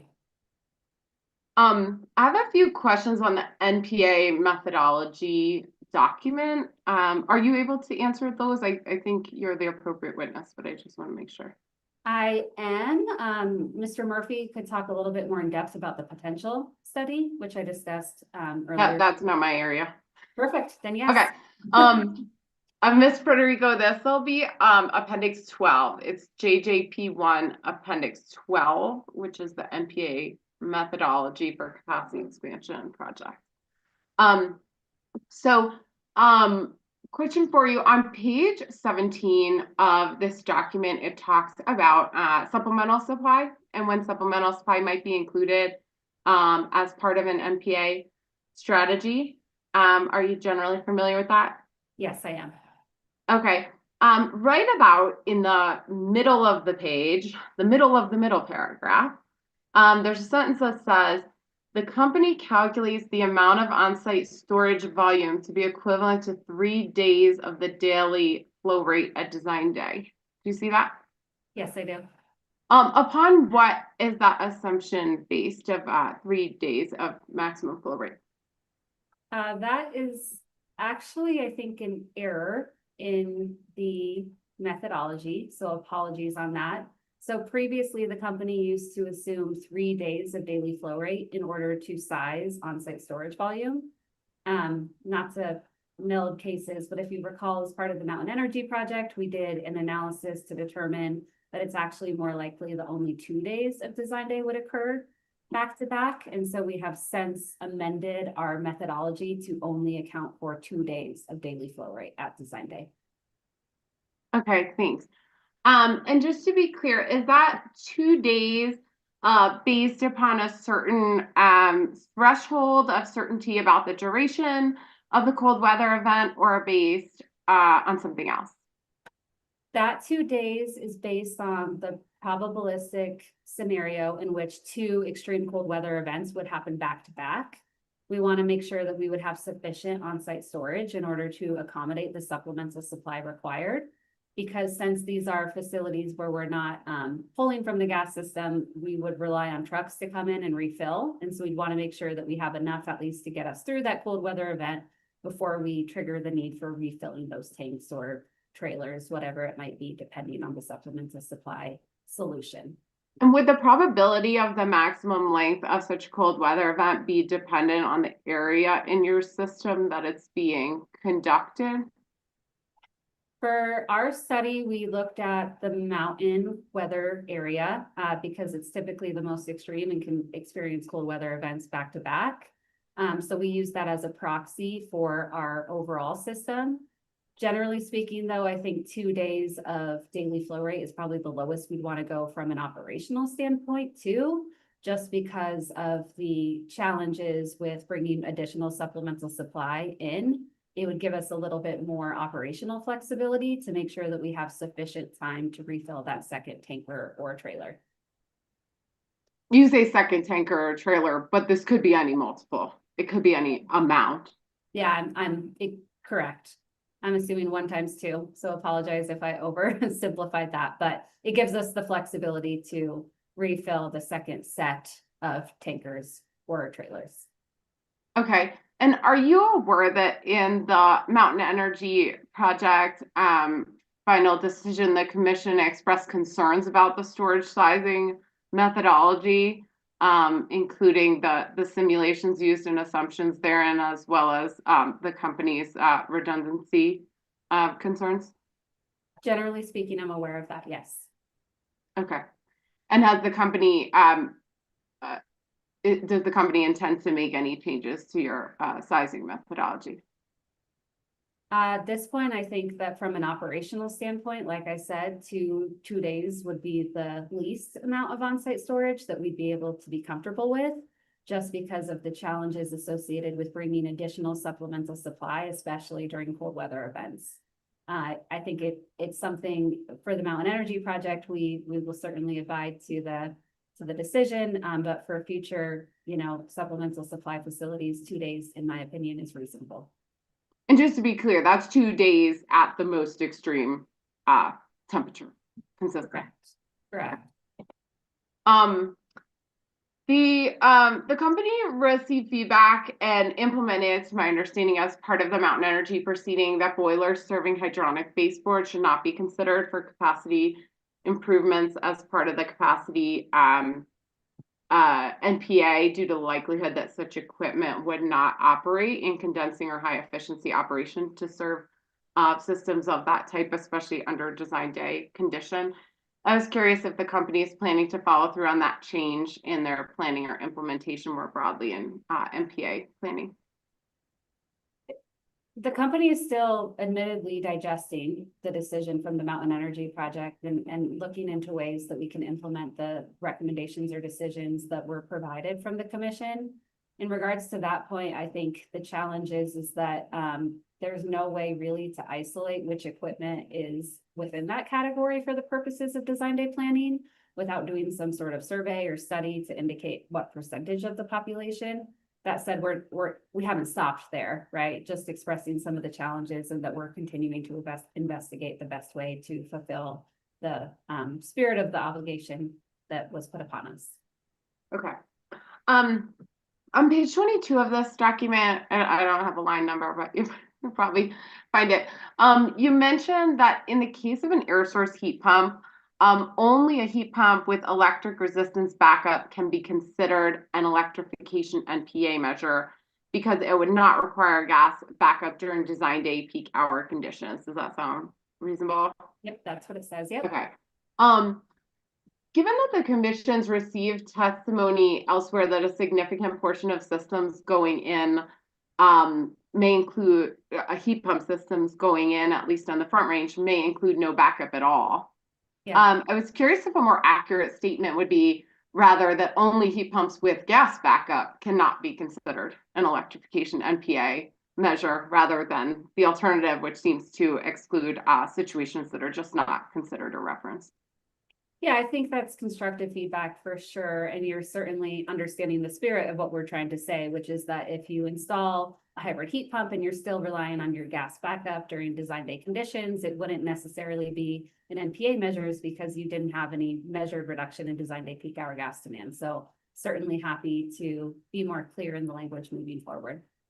Okay. And it might be to the extent we're surveying people about what your backup is, it seems to me these imply different categories, count versus count, depending how that's phrased. Okay, I appreciate that.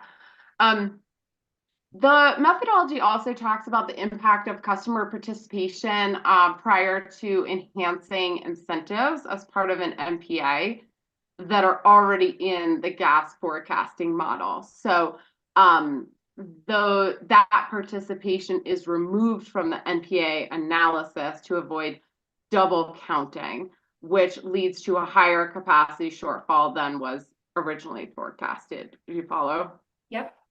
Okay. So in other words, in the normal forecasting, you would assume some customers electrify as a result of the company's programs, but in order to not double count them, you pull those back out. So then the forecast usage goes up before you apply the MPA. Correct. And the thought there is that if we're offering 100% incentive in that area as a result of an NPA program, who's going to go in and say, no, it's cool, I'll just take the CHP incentive instead. So we're making the assumption that anyone in that area then would, in the event that they electrify, would qualify for the higher level incentive. Okay. So in essence, they would not take the CHP, DSMBE, every acronym incentive, and instead would receive an MPA incentive in place of what they otherwise would have done. Correct. Okay. Now your electric system costs that are assigned as part of the NPA CBA framework, do they back out some assumption for the overlap of these customers that otherwise likely would have electrified under the CHP, DSMBE that we just talked about, to assume that that electrification would have occurred? So really just the incremental amount that the NPA is causing is some incremental, not total amount of that? I don't think that our marginal capacity costs contemplate that at all. The marginal capacity cost is meant to indicate like the dollar per kilowatt that would be required in order to bring that incremental load on, and currently does not contemplate whether or not that was going to be what the cause was, right? Whether the cause was because of CHP, DSMBE, or because of an NPA program. I think it's agnostic to what the trigger was for that electrification. Well, but I guess in the CBI, being that it's in the CBA in total, it actually does assign 100% of the cause as the NPA, basically. Right, but the cost, I think, is agnostic, so we don't lower the cost of the capacity upgrade because of why they choose to electrify. Right, you assume the entire cause, so the entire cost is a result of the NPA. The marginal costs, just want to be clear. that we're Entire marginal cost, actual, yeah, actual reinforcement costs, correct. Okay. On page 28 of this document, you discuss incentives related to the NPA measures. And the first is enhanced customer program offerings, which is inclusive of either bonus rebates or enhanced incentives. Are you familiar with that? Generally, company witness Murphy is a better person to talk about incentive strategy with, but I can provide some high level feedback if that's helpful. I mean, I think it's very high level. So basically, if we're talking about either bonus rebates or enhanced incentives, you're basically just talking about adding some incremental amount on top of what the company already is or would have otherwise offered through CHP DSMBE, right? Right, and I don't think that this is meant to like functionally talk about we take CHP first and then we add some on. It's just meant to generally describe that the rebate that we would be providing in an NPA area would be higher than a rebate that we would be offering through a different programmatic BE offering. Generally for the same stuff, but a higher rebate to spur action in the NPA area, right? Right, because it's such a targeted area and we want increased participation in a targeted area. Okay. And I think the other programs this is talking about would necessarily be CHP, DSM, BE that already have rebates in this general area, right? I think that is correct, yes. Okay. And then also on this page you talk about the administrative costs of offering incremental incentives.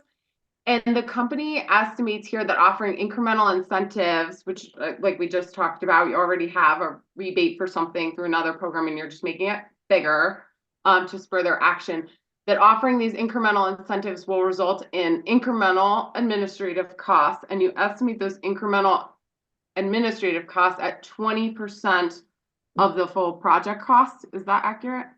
That is correct. And that includes marketing, customer enrollment, more than just setting up the rebate, but that is correct. Okay. Is there any specific basis to that value? I'm just honestly trying to understand the scale of that when these are rebates that already exist. We're talking about making them bigger, probably tracking them in a different way related to the NPA, but I'm just trying to understand why we incur a full 20% of the estimated project cost in addition to the cost of already running the basic rebates. Yeah, so I'll say two things on that topic. Mr. Murphy can probably school me on this if you want some additional information after I'm done. But it's more than just setting up the incentive program, like I said. We want to do really enhanced marketing in these areas in order to make sure that customers have the information necessary in order to make the, pull the trigger to make choices in their homes and adopt as quickly as possible. So that's part of it. And that customer enrollment, talking to the communities. So that's why we assumed that there would be a cost incremental to the programs that we're already offering. It is also my understanding, though, that we have committed to, as we go through these first couple NPAs, reporting out what actual implementation costs were so that we can continue to refine this 20%. At this point, when we're still kind of early in the game with NPA implementation, I don't know that we have data to support whether it would be lower or higher, but we have committed to transparency in those numbers so that we can continue to refine it. Okay, appreciate that. On page 32, you talk about some of the electric distribution upgrades. And you say if electric distribution infrastructure costs are already needed, independent of the NPA, the analysis will include the scope of the distribution upgrades and note that the upgrades are likely to occur regardless of the NPA. I apologize. It's right above the line.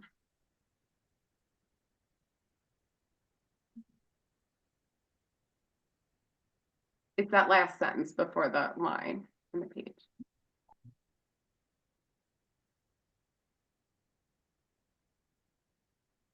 Yeah, I'm here, I'm reading that as well. Okay. So I'm curious, does this mean if the company has identified that the distribution components will already be upgraded, that the company essentially acknowledges that in writing and still includes the costs for those upgrades in the MPA? Yeah, so the thought is kind of like a tiered sequential system where first we run the cost benefit analysis in order to determine is the NPA portfolio cost effective as compared to the proposed gas infrastructure project. If that passes, right, and the net present value shows that an NPA is close or within the realm of reasonable or it's less expensive when we look at NPV, then we would collaborate with the electric distribution planning folks to identify whether or not an actual reinforcement would be required. And that's similar to what we did in the Mountain Energy project, right? Is it passed the cost effectiveness test? And then we went one step further to figure out what are the actual costs associated with that reinforcement so that we could provide transparency into the process. I think that that's what we're trying to describe here is that once NPA portfolio is recommended for Sewell, we will go and coordinate with the electric distribution planning folks to make sure that we're also representing the costs that may be associated with that upgrade. Okay, so in that initial cost effectiveness screen where you do exclude projects, specifically that you determine to not be cost effective, you don't do any checking if that specific infrastructure is already planned to be upgraded. We did not contemplate that for this 2025 GIP. That's correct. We did not necessarily cross-coordinate with the electric distribution planning focus at that stage. That being said, the company did put together a proposal for future gas infrastructure plans, which I think will hopefully kind of live up to the spirit of what folks are recommending, which is that before the cost benefit analysis is completed, we would do the screen to see if there's already a planned project in that area, at which case we would assume that the marginal cost would be zero. That's true for transmission and distribution. Generation is a little bit of a different recommendation, which I can talk about, but for this GIP, that did not happen. We are proposing a different pathway moving forward. Okay, and you're calling that the project specific, right? I forget the rest of the words, but. Yeah, if you want to look at it later, it's GKJR1. It's the project specific marginal cost analysis framework. Okay, thanks, appreciate that. Okay, on page 36, you go through an employment analysis as part of the MPA framework. And this focuses pretty heavily on gas distribution jobs and impact potentially to gas distribution jobs. And I was curious if the company also includes any analysis on the jobs expected to be adding in other sectors with regard to the other MPA activities. Yeah, my understanding is those 4 bullet points that are at kind of the center of the screen are almost verbatim for what is in the GIP rules. And so we wanted to make sure at a minimum we were focusing on those as well. But in the event that we do a BBEM analysis, we're not only looking at how is it impacting traditional gas jobs, but also the alternative jobs. So that could include electric distribution folks, operations folks, or construction folks that are needed to build the upgrades, and also provide an analysis on jobs such as like NPA implementation, potential HVAC, incremental jobs available as well. So we don't just strictly focus on gas distribution jobs for these types of analysis. Okay, can we scroll to the next page, 37? If we, above the line, halfway up that paragraph, there's a line that ends with the word finally. It's the beginning of a sentence. Finally, if electric distribution system upgrades are required because of the MPA portfolio, public service assumes that existing substation boring and electric distribution crews would perform the construction activities. Therefore, no incremental workforce would be required. Do you see that? I do. So essentially, when there's an NPA analysis, it's my understanding that the company assumes some potential negative impact on the gas distribution jobs but no commensurate positive impact in terms of needs for electric distribution jobs, even if you identify that it needs electric distribution work as a result?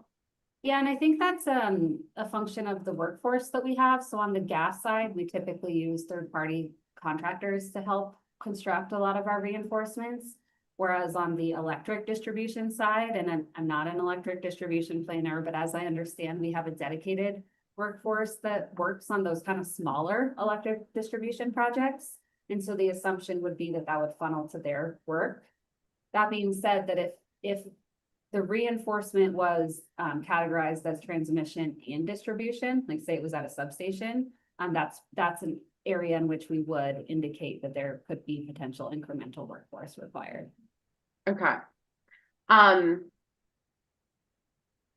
Just wanted to clarify something too. Within the MPA methodology, I believe it states, I wish I could give you an exact site, but that the company does not own any of its own LNG equipment. I understand from Mountain Energy Project that you do. Can you just clarify if you do or do not own LNG equipment? Yeah, I think we discussed this at the technical conference, and I recall that we made a correction to that. So maybe it didn't, we're not looking at the right revision. Okay, maybe I just don't have the revised. Which is fine, but to answer your question, we do currently own a limited amount of LNG modular equipment, as you know, that is being used in the Breckenridge area. Okay, thank you. I think we're done with this, Ms. Federico. Thank you. Ms. Jones, in your rebuttal testimony, I'm happy to bring you there if you think it's necessary. You state that the company currently considers alternative solutions and implements MPAs for projects where feasible, including for capacity expansion, new business, and certain MAOP SSI projects. Are you familiar with that? Yep. I was curious, are you saying here that the company is proactively doing more MPA analysis than we're seeing in these proceedings, as I'm not confident we've seen a MAOP or SSI project of that sort presented in alternatives analysis? So specific to the MAOP category of work, this is the first gas infrastructure plan that we are proposing a new type of NPA analysis. And I believe that company witness Purcell would be the best to provide a lot of details on that. But it's the engineering critical assessment. And it is a means by which we can reduce the amount of investment that is required and alleviate the need to actually replace or pressure test piping. And because it's living to the spirit of the NPA rule, which is to avoid, reduce, or delay gas infrastructure, we believe that those are suitable for NPA suitability or evaluation. I think that there's two in this case that we presented, but Mr. Purcell would have to correct me on that if I'm incorrect. Okay, no worries. I'll follow up on that.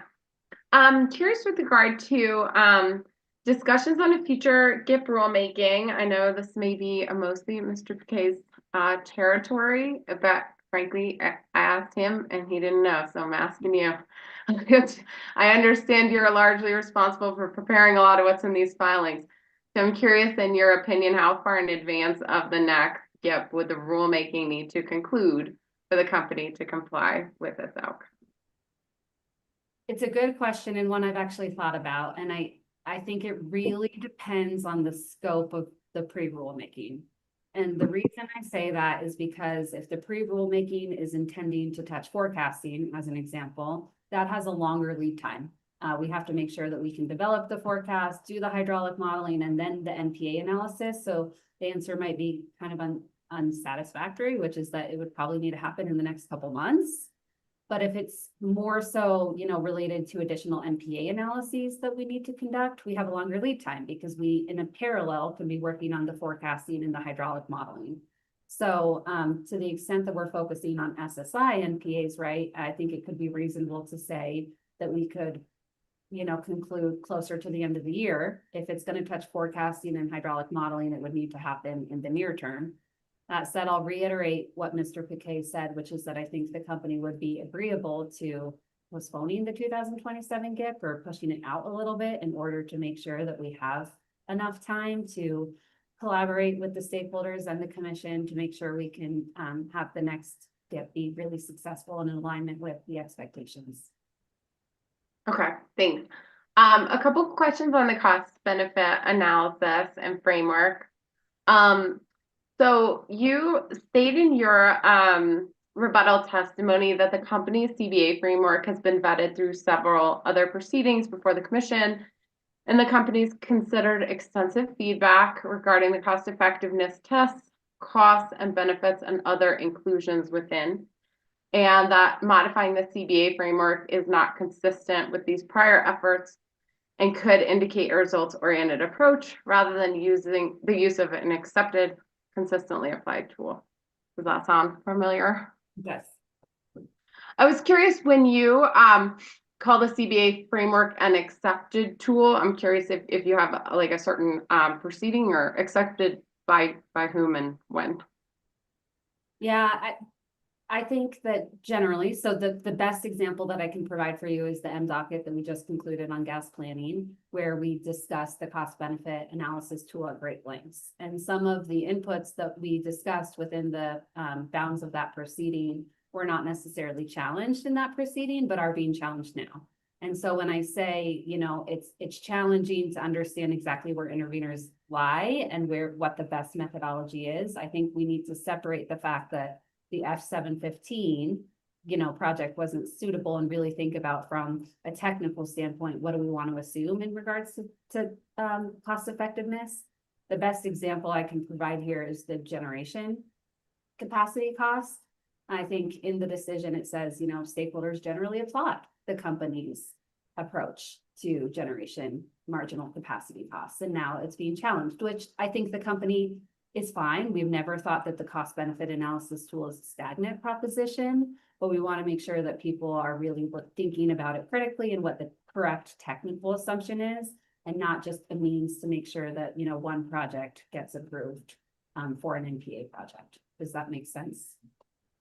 Yeah, it is. And I'm curious, has the company applied each of the directives from the outcome of the GIP docket proceeding as well, given your interest in not relitigating? I think that there's some that are more challenging than others to implement. And I think we stated that within the proceeding, the miscellaneous docket. There's certainly a desire that some of the included but not quantified costs and benefits are quantified. And the company continues to struggle with the correct quantification method to make that come to fruition. That said, I do appreciate some of the interveners in this case offered quantification methods that we could consider, specifically as it relates to air pollutants and the end of life replacement benefit. And so the company is still committed to finding the correct quantification method. So I would say that to the letter of the law, we're still working on some of them, but our desire to incorporate them has not, shouldn't be, you know, reflected by the fact that they're not in there now. Rather, we want to make sure that the quantification method is appropriate. Okay, can you help me verify if the company included a value in the CBA for the not yet realized upstream costs of adding new gas capacity on the gas system itself? The company is not. That is one I think that is increasingly challenging to identify what that cost would be. I think we're continue to be open to the idea of quantifying that, but the correct quantification method is one that's pretty challenging to determine. Okay. So does the company contest that there would be later realized upstream costs on the capacity system, or just is having trouble coming up to a quantification method? Yeah, I don't think we can test it at all, which is why it's included but not quantified at this point. The company, you know, it remains our assertion that there may be potential upstream costs associated with new business requests or additional capacity that will need to be resolved at some point. It's really truly the quantification method. What's the correct dollar per decatherm that you can assume? That's challenging and will probably take additional investigation in order to come up with a decent proposal. Okay. And are you aware that in the GIP docket decision, the commission compared essentially the unrealized or not yet realized, I guess we'll say, upstream electric system capacity concerns to that on the gas system, and said, if we're including one, we really have to include the other to make sure we're looking at a fair approach? Yeah, I'm aware. Okay. But the company's proposal here is to include the unrealized upstream electric capacity costs, but not the upstream unrealized gas capacity costs?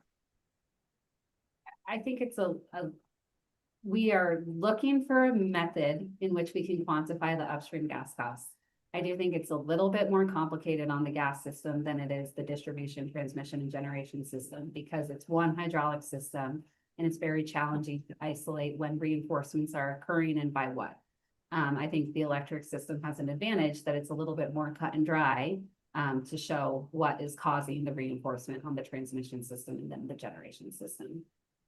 Okay, but you haven't proposed any methodology or started any discussion on what may be appropriate there? Within this proceeding, we have not. Okay. The stranded asset risk is one of those items that's included but not quantified in the CBA, which, if I got this right, means that in the case the NPV of the MPA portfolio is within a reasonable margin, I think those are your words, of the traditional gas infrastructure project, it would be considered. Is that your understanding of how these included but not quantified items are considered? Correct. How do you define reasonable margin in that sentence? I don't think it's black and white. I think it depends on the size of the project. So for example, if we're looking at a $2 million project, a reasonable margin might be $1 million. If we're looking at a $100 million project, a reasonable margin might be larger. So I don't know that we have a specific method. That being said, for the projects that have been proposed in this gas infrastructure plan, the NPV of the NPA portfolio was quite significantly larger. And so we didn't feel that it was appropriate to look at those INQ benefits in this case, but rather, continue to evaluate whether those projects are even necessary and then reevaluate in the 2027 gas infrastructure plan, whether we want to do a proposed gas project or an NPA portfolio. Okay, and in that same bucket of included but not quantified, we also have gas commodity variability benefit to the NPA, correct? Correct. And we've got the upstream gas capacity cost that we just discussed, correct? Correct. And then we've also got air quality benefits, correct? Of an MPA. Yeah. Okay. And then also got end of life replacement benefit for mechanical equipment, correct? Correct. I'm curious if it seems to me that most if not all of these unquantified potential benefits would likely trend in the same direction to looking like a benefit for an NPA and a cost for a traditional gas infrastructure project. Is that fair? Yeah, I think that's fair of the ones you listed. Absolutely. Okay. So if the company has no kind of quantification of these each, and we look at the aggregate of all of them kind of functionally moving in the same direction, looking like they likely benefit the NPA, how do you understand what margin you should be looking for as reasonable, since we don't just have one kind of other consideration, we have multiple that we're not even sure kind of the quantification of the benefit of that should be considered? I don't think it's a black and white proposition. I think that that's why the company includes this in the CBA handbook. We don't believe that just strictly looking at the NPV is the end all be all for NPA portfolios, and we acknowledge that there are other benefits. I think that in the instance that there is something that's relatively close in the NPV, we're certainly open to considering whether or not that would be a reasonable mechanism by which to, recommend pursuing an NPA portfolio in lieu of a traditional gas infrastructure project. That just wasn't the case in this particular gas infrastructure plan from the company's point of view. If the company isn't able to kind of ascertain reasonable values for these, some of which were directed in the GIP docket to obtain values for, would the company maybe propose an adder or something in the 2027 GIP? It seems like an awful lot of categories that the company acknowledges would all provide benefit to NPA that are It's just not quantified at this point. You're recommending like a benefit adder on the end. I'm just asking, I know that's employed in other areas where there are kind of a host of other benefits on one side that are not quantified and are kind of aggregated into an adder to try to approximate that difference. Yeah, I think it's something that we could consider, similar to the non-energy benefits adder that we use for IQ communities. I wouldn't be able to commit to that today, but it's certainly good food for thought and something that we could consider before 2027. One other question, given our directive to incorporate negative net salvage values into the gas infrastructure costs on that side of the equation, has the company updated their CBAs with the new net salvage values as a result of the company's recent gas depreciation proceeding? No, and I'm not entirely sure when that gas depreciation proceeding ended and whether or not it's just a timing conflict. I think we have the intention of continuing to update, but I don't recall off the top of my head and can confirm that it hasn't changed, excuse me, from what we presented in the M docket on gas planning. It's changed since then. I can't remember when that depreciation proceeding ended, but probably Q4 of last year. Okay. So midstream in this proceeding, yes, but just curious if you have a version where you've tried to consider that the company's request there to increase those negative net salvage values and what impact that has on your CBAs. I do not have, we have not conducted that, no. Okay. Chairman, I'll keep going until you tell me to stop. I know we have the public comment hearing at 5, but how much more do you have? That is an impossible question. Maybe it's a half hour. I'll get through as much as I can now and then. I think we better go because you're not around till 3 tomorrow, right? Well, I'm around for the first like 20-30 minutes. So. Or you're around till 1:30? Yeah, but I can just keep going as quick as I can and we'll see what I get through. Yeah, let's go for another 10 or 15 minutes and then we'll break and then we'll start with you first thing and let's make sure we're done with your questions by 1:30. I'll get done it. Okay. So I've some questions on the Spear Canal project. Yeah. I understand again you're not involved in the company's ERP, but trying to understand, especially from the company's enhanced integrated planning efforts, what may or may not be being done at the company level. So to your knowledge, did the company identify that a gas system reinforcement would be required as part of the new gas CT approved in the company's prior ERP? I have very high level knowledge of what was included in the ERP. It's my very high level knowledge that some level of gas supplier reinforcement is included in those bids, but other than that, I don't have any information to share with you. Okay. The company brought up upstream growth as an issue with maintaining pressure into the Marshall compressor station and the Mountain Energy proceeding.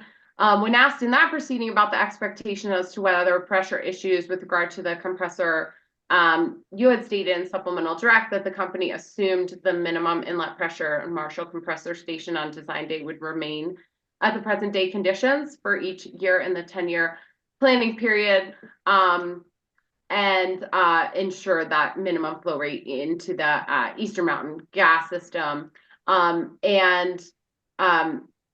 In that discussion, I don't recall the company bringing up the Spear Canal project. So here we're seeing the Marshall compressor station inlet pressures as part of the main reasoning then for the Spear Canal project. So just curious to what degree these projects were linked. I just don't recall hearing about this project when the company was specifically asked about the Marshall compressor station previously. Yeah, you're racking my brain on supplemental direct on the Mountain Energy project. But what I can share with you is the company first identified its concern regarding the minimum inlet pressure to the Marshall compressor station and debuted that with the commission in the 2023 gas infrastructure plan.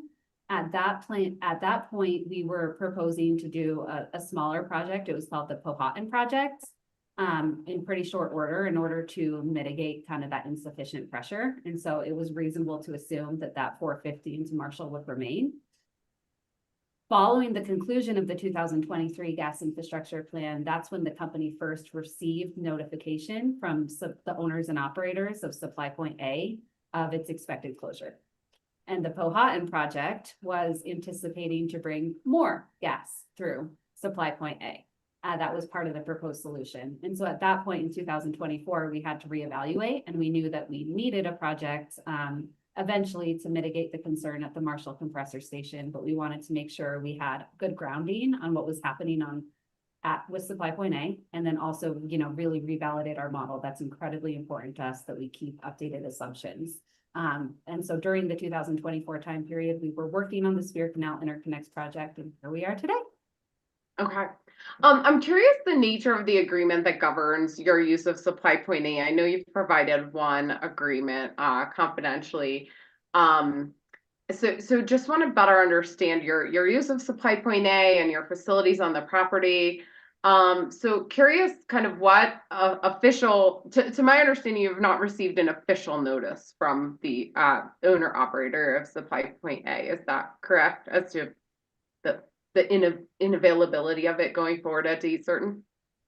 Yeah, if by official notice you mean something written of that nature, we haven't. We do. That's have, what I would. Yeah. So, who have not wavered that they are expecting to eventually. I'm curious, is there any contractual expectation or notice requirement that you have, you know, within your agreement with that supplier that would dictate how long of notice you would receive? And by what formal means? Yes, so our contract is unfortunate in some ways, but is not unusual for a gas processing plant in which the owners and operators of Supply Point A, it's either 90 or 30 days notice that they would have to provide us of closure. And that is obviously inadequate for us to provide a reliable source of supply in the meantime, which is why the company thinks it's prudent right now to move forward with their verbal notification that they will be closing. Okay. I'm curious, are there right-of-way transportation connection processing, gas supply, or other agreements that you have with the Supply Point A facility that have not been provided in this proceeding? Ooh, I am not aware, but Mr. Cornell, company witness, would be able to provide probably more information on that. Okay. Are you aware of any diagrams in connection with the facility that could be made available so we can better understand the equipment on that facility? Again, Mr. Cornell would be better suited for that. I'm not sure if they would be confidential, but he'd be able to advise. Are you aware if there are any company-owned facilities or equipment on that site? Yes. So yeah. And would that equipment be no longer used after this change? No, so that's part of Project 5, which is the relocation of the CIG First Creek meter set, which currently presides on the plant owned and operated by Supply Point A. We're proposing that we relocate off of that facility onto a company-owned facility instead, so that we can maintain proper, operations of that meter. Okay, so the meter set would be reassigned to a new location. Is there other infrastructure or equipment that would be abandoned or retired? I don't believe so, but Mr. Cornell could provide the details on whether any additional equipment is being retired. Okay. On multiple occasions, the gas coming from Supply Point A did not meet quality standards and couldn't be injected. And I was curious if there's an agreement that governs the quality and any compensation or other considerations for the company not receiving supplies as was expected. There is, to my understanding, a requirement in our contract that they provide a certain quality of gas. However, in the event that they do not, I do not believe that there's any financial compensation or anything of the like to the company. Instead, we're just forced to shut the meter and no longer accept supply from that point. Okay, so you believe they were likely not in compliance with the contract, but the company built no remedies into the contract for that? Yeah, and we'd have to confirm the contract, but that's my high level understanding. Okay. Do you have any idea what's led to the sudden changes on Supply Point A's reliability and gas quality? It looks like primarily a recent occurrence.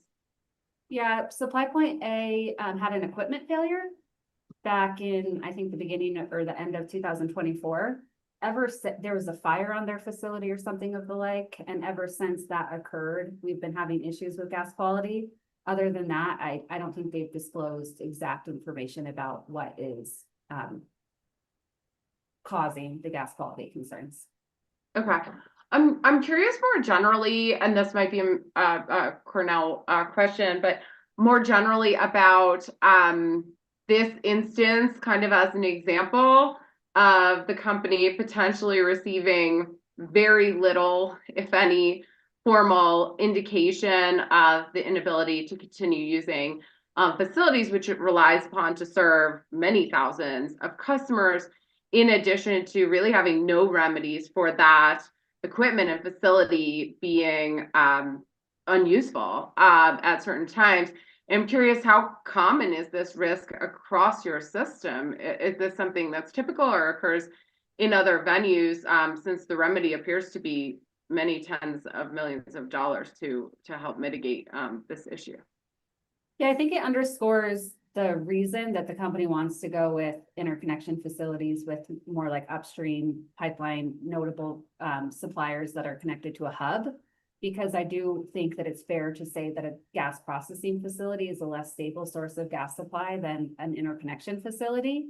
So how prevalent is this Ability? I would have to confirm, but it's more of a historical practice to work with gas processing plants. I don't think that there's a fair amount of them on our system anymore.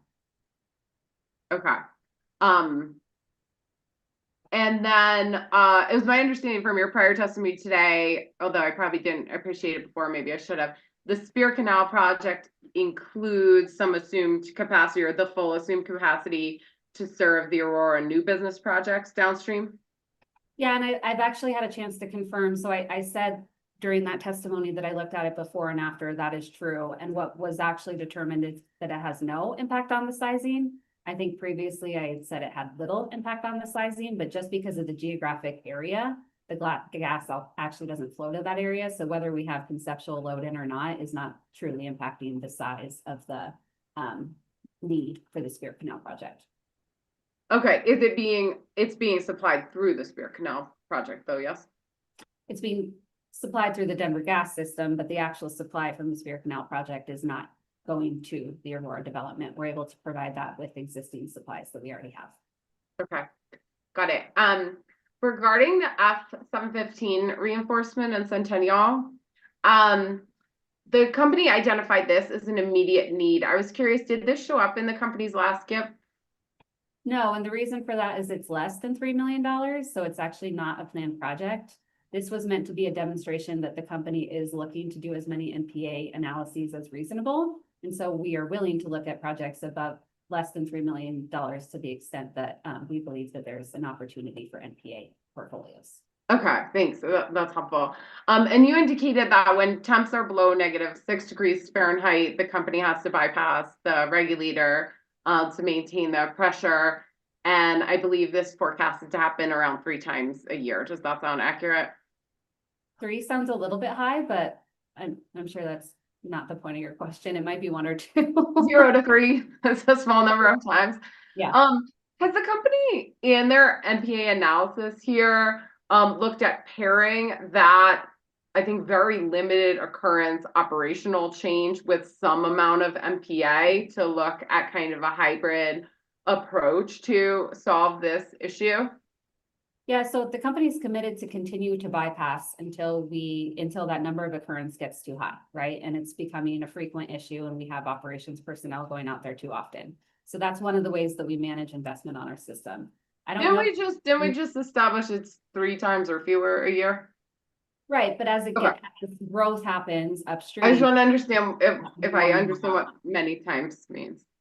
Yeah, but the probability the probability of it happening every year is also lower. So to the extent that we're having to go out there 1 or 2 times a year because of growth upstream, that could be a trigger that we actually need to do the proposed gas infrastructure project. And it's no longer reasonable to send operations personnel out there. So I think theoretically, it is something that we'd be interested in, is doing an NPA portfolio, an area where we have the option to bypass. I just don't, I think the company still does not believe it's cost effective due to the large electrification load and the cost of incentivizing compared to the gas infrastructure project. Okay. And then I believe that part of the need reference for this project is to serve forecasted load. So in other words, just growth in sales and peak design day in that particular area, right? That's correct.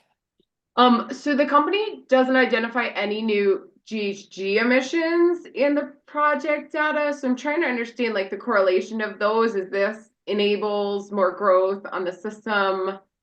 You know, what all is included in what you show for greenhouse gas emissions assumptions? It seemingly does not include any estimate on impacts to end uses enabled through the project.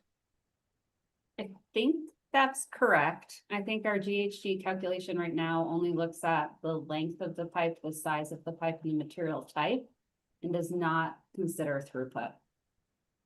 Okay, so it's looking just at assumed leakage, not at all at end uses enabled by. That's my understanding. I mean, that kind of is what it looks like to me, because we've got several capacity expansion projects that look like they don't increase GHGs, so curious. And then oh, here we've got, I think, a pretty small, maybe this is the project, a really small primary project area, and then a much larger secondary project area, but then only has a 3% benefit ratio. I don't know if that's the right word, but so just curious, is there some like operational issue here which limits the area so dramatically where it can have any impact to it? Yeah. So this is an interesting area because we have sufficient inlet pressure into the regulator station to this area, or like and then there's another feed over here. What's happening is there's a piece of pipe that's pretty small. And so we're rapidly losing pressure very quickly. And so the best way to mitigate that rapid loss in pressure is to electrify the area or to reduce the design day peak hour gas demand directly in that area. So anything upstream of it, because it's farther away and because it's not directly correlated to that small piece of pipe, is having less of an impact than in like a more integrated system. Okay. I'll just get you a couple extra questions today, and then I know we got to go. Regarding the F-816 reinforcement in Thornton, which I know the company has listed now as on hold pending further investigation.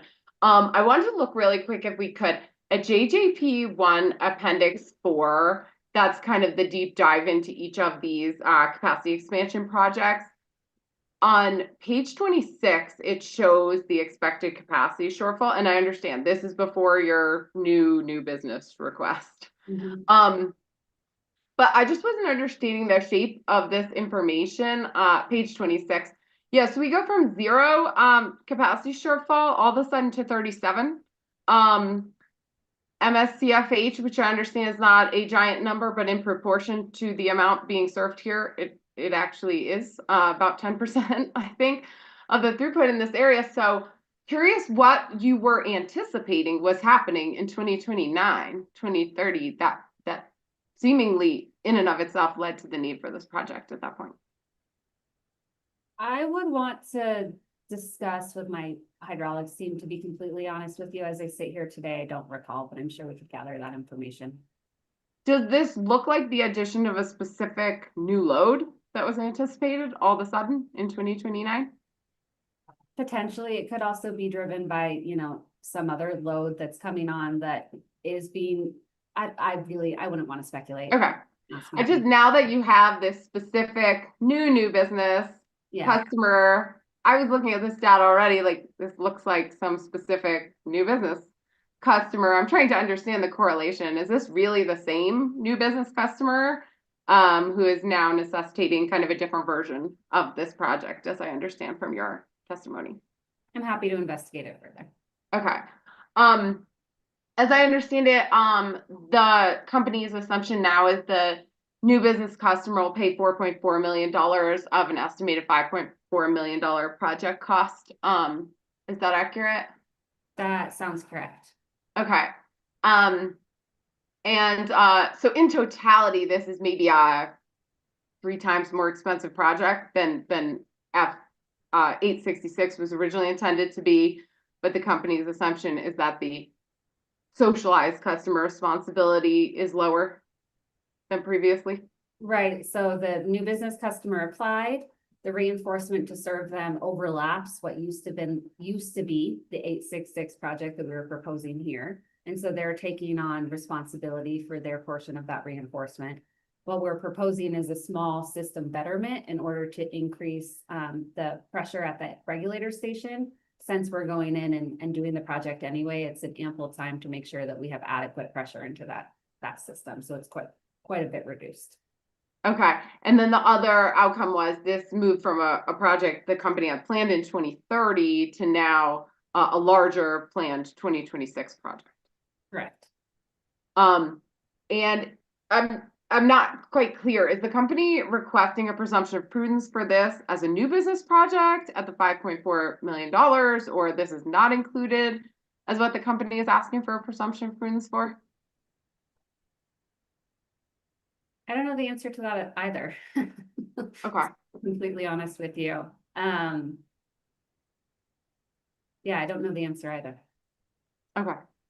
All right, Chairman, I can cut it for today. Yeah, I think we better break today, and hopefully you can finish up in your time first thing Wednesday. If you could take this down, that'd be great. Any final matters before we restart at 1 p.m. tomorrow? Chair Blank, we have one small thing, which is that we had been asked earlier today with respect to hearing exhibit 123. This was one of the exhibits Mr. Mansholt introduced this morning as part of preliminaries. The PDF version of that has also been created and should be in our public services box folder. Okay, thank you. Anything else?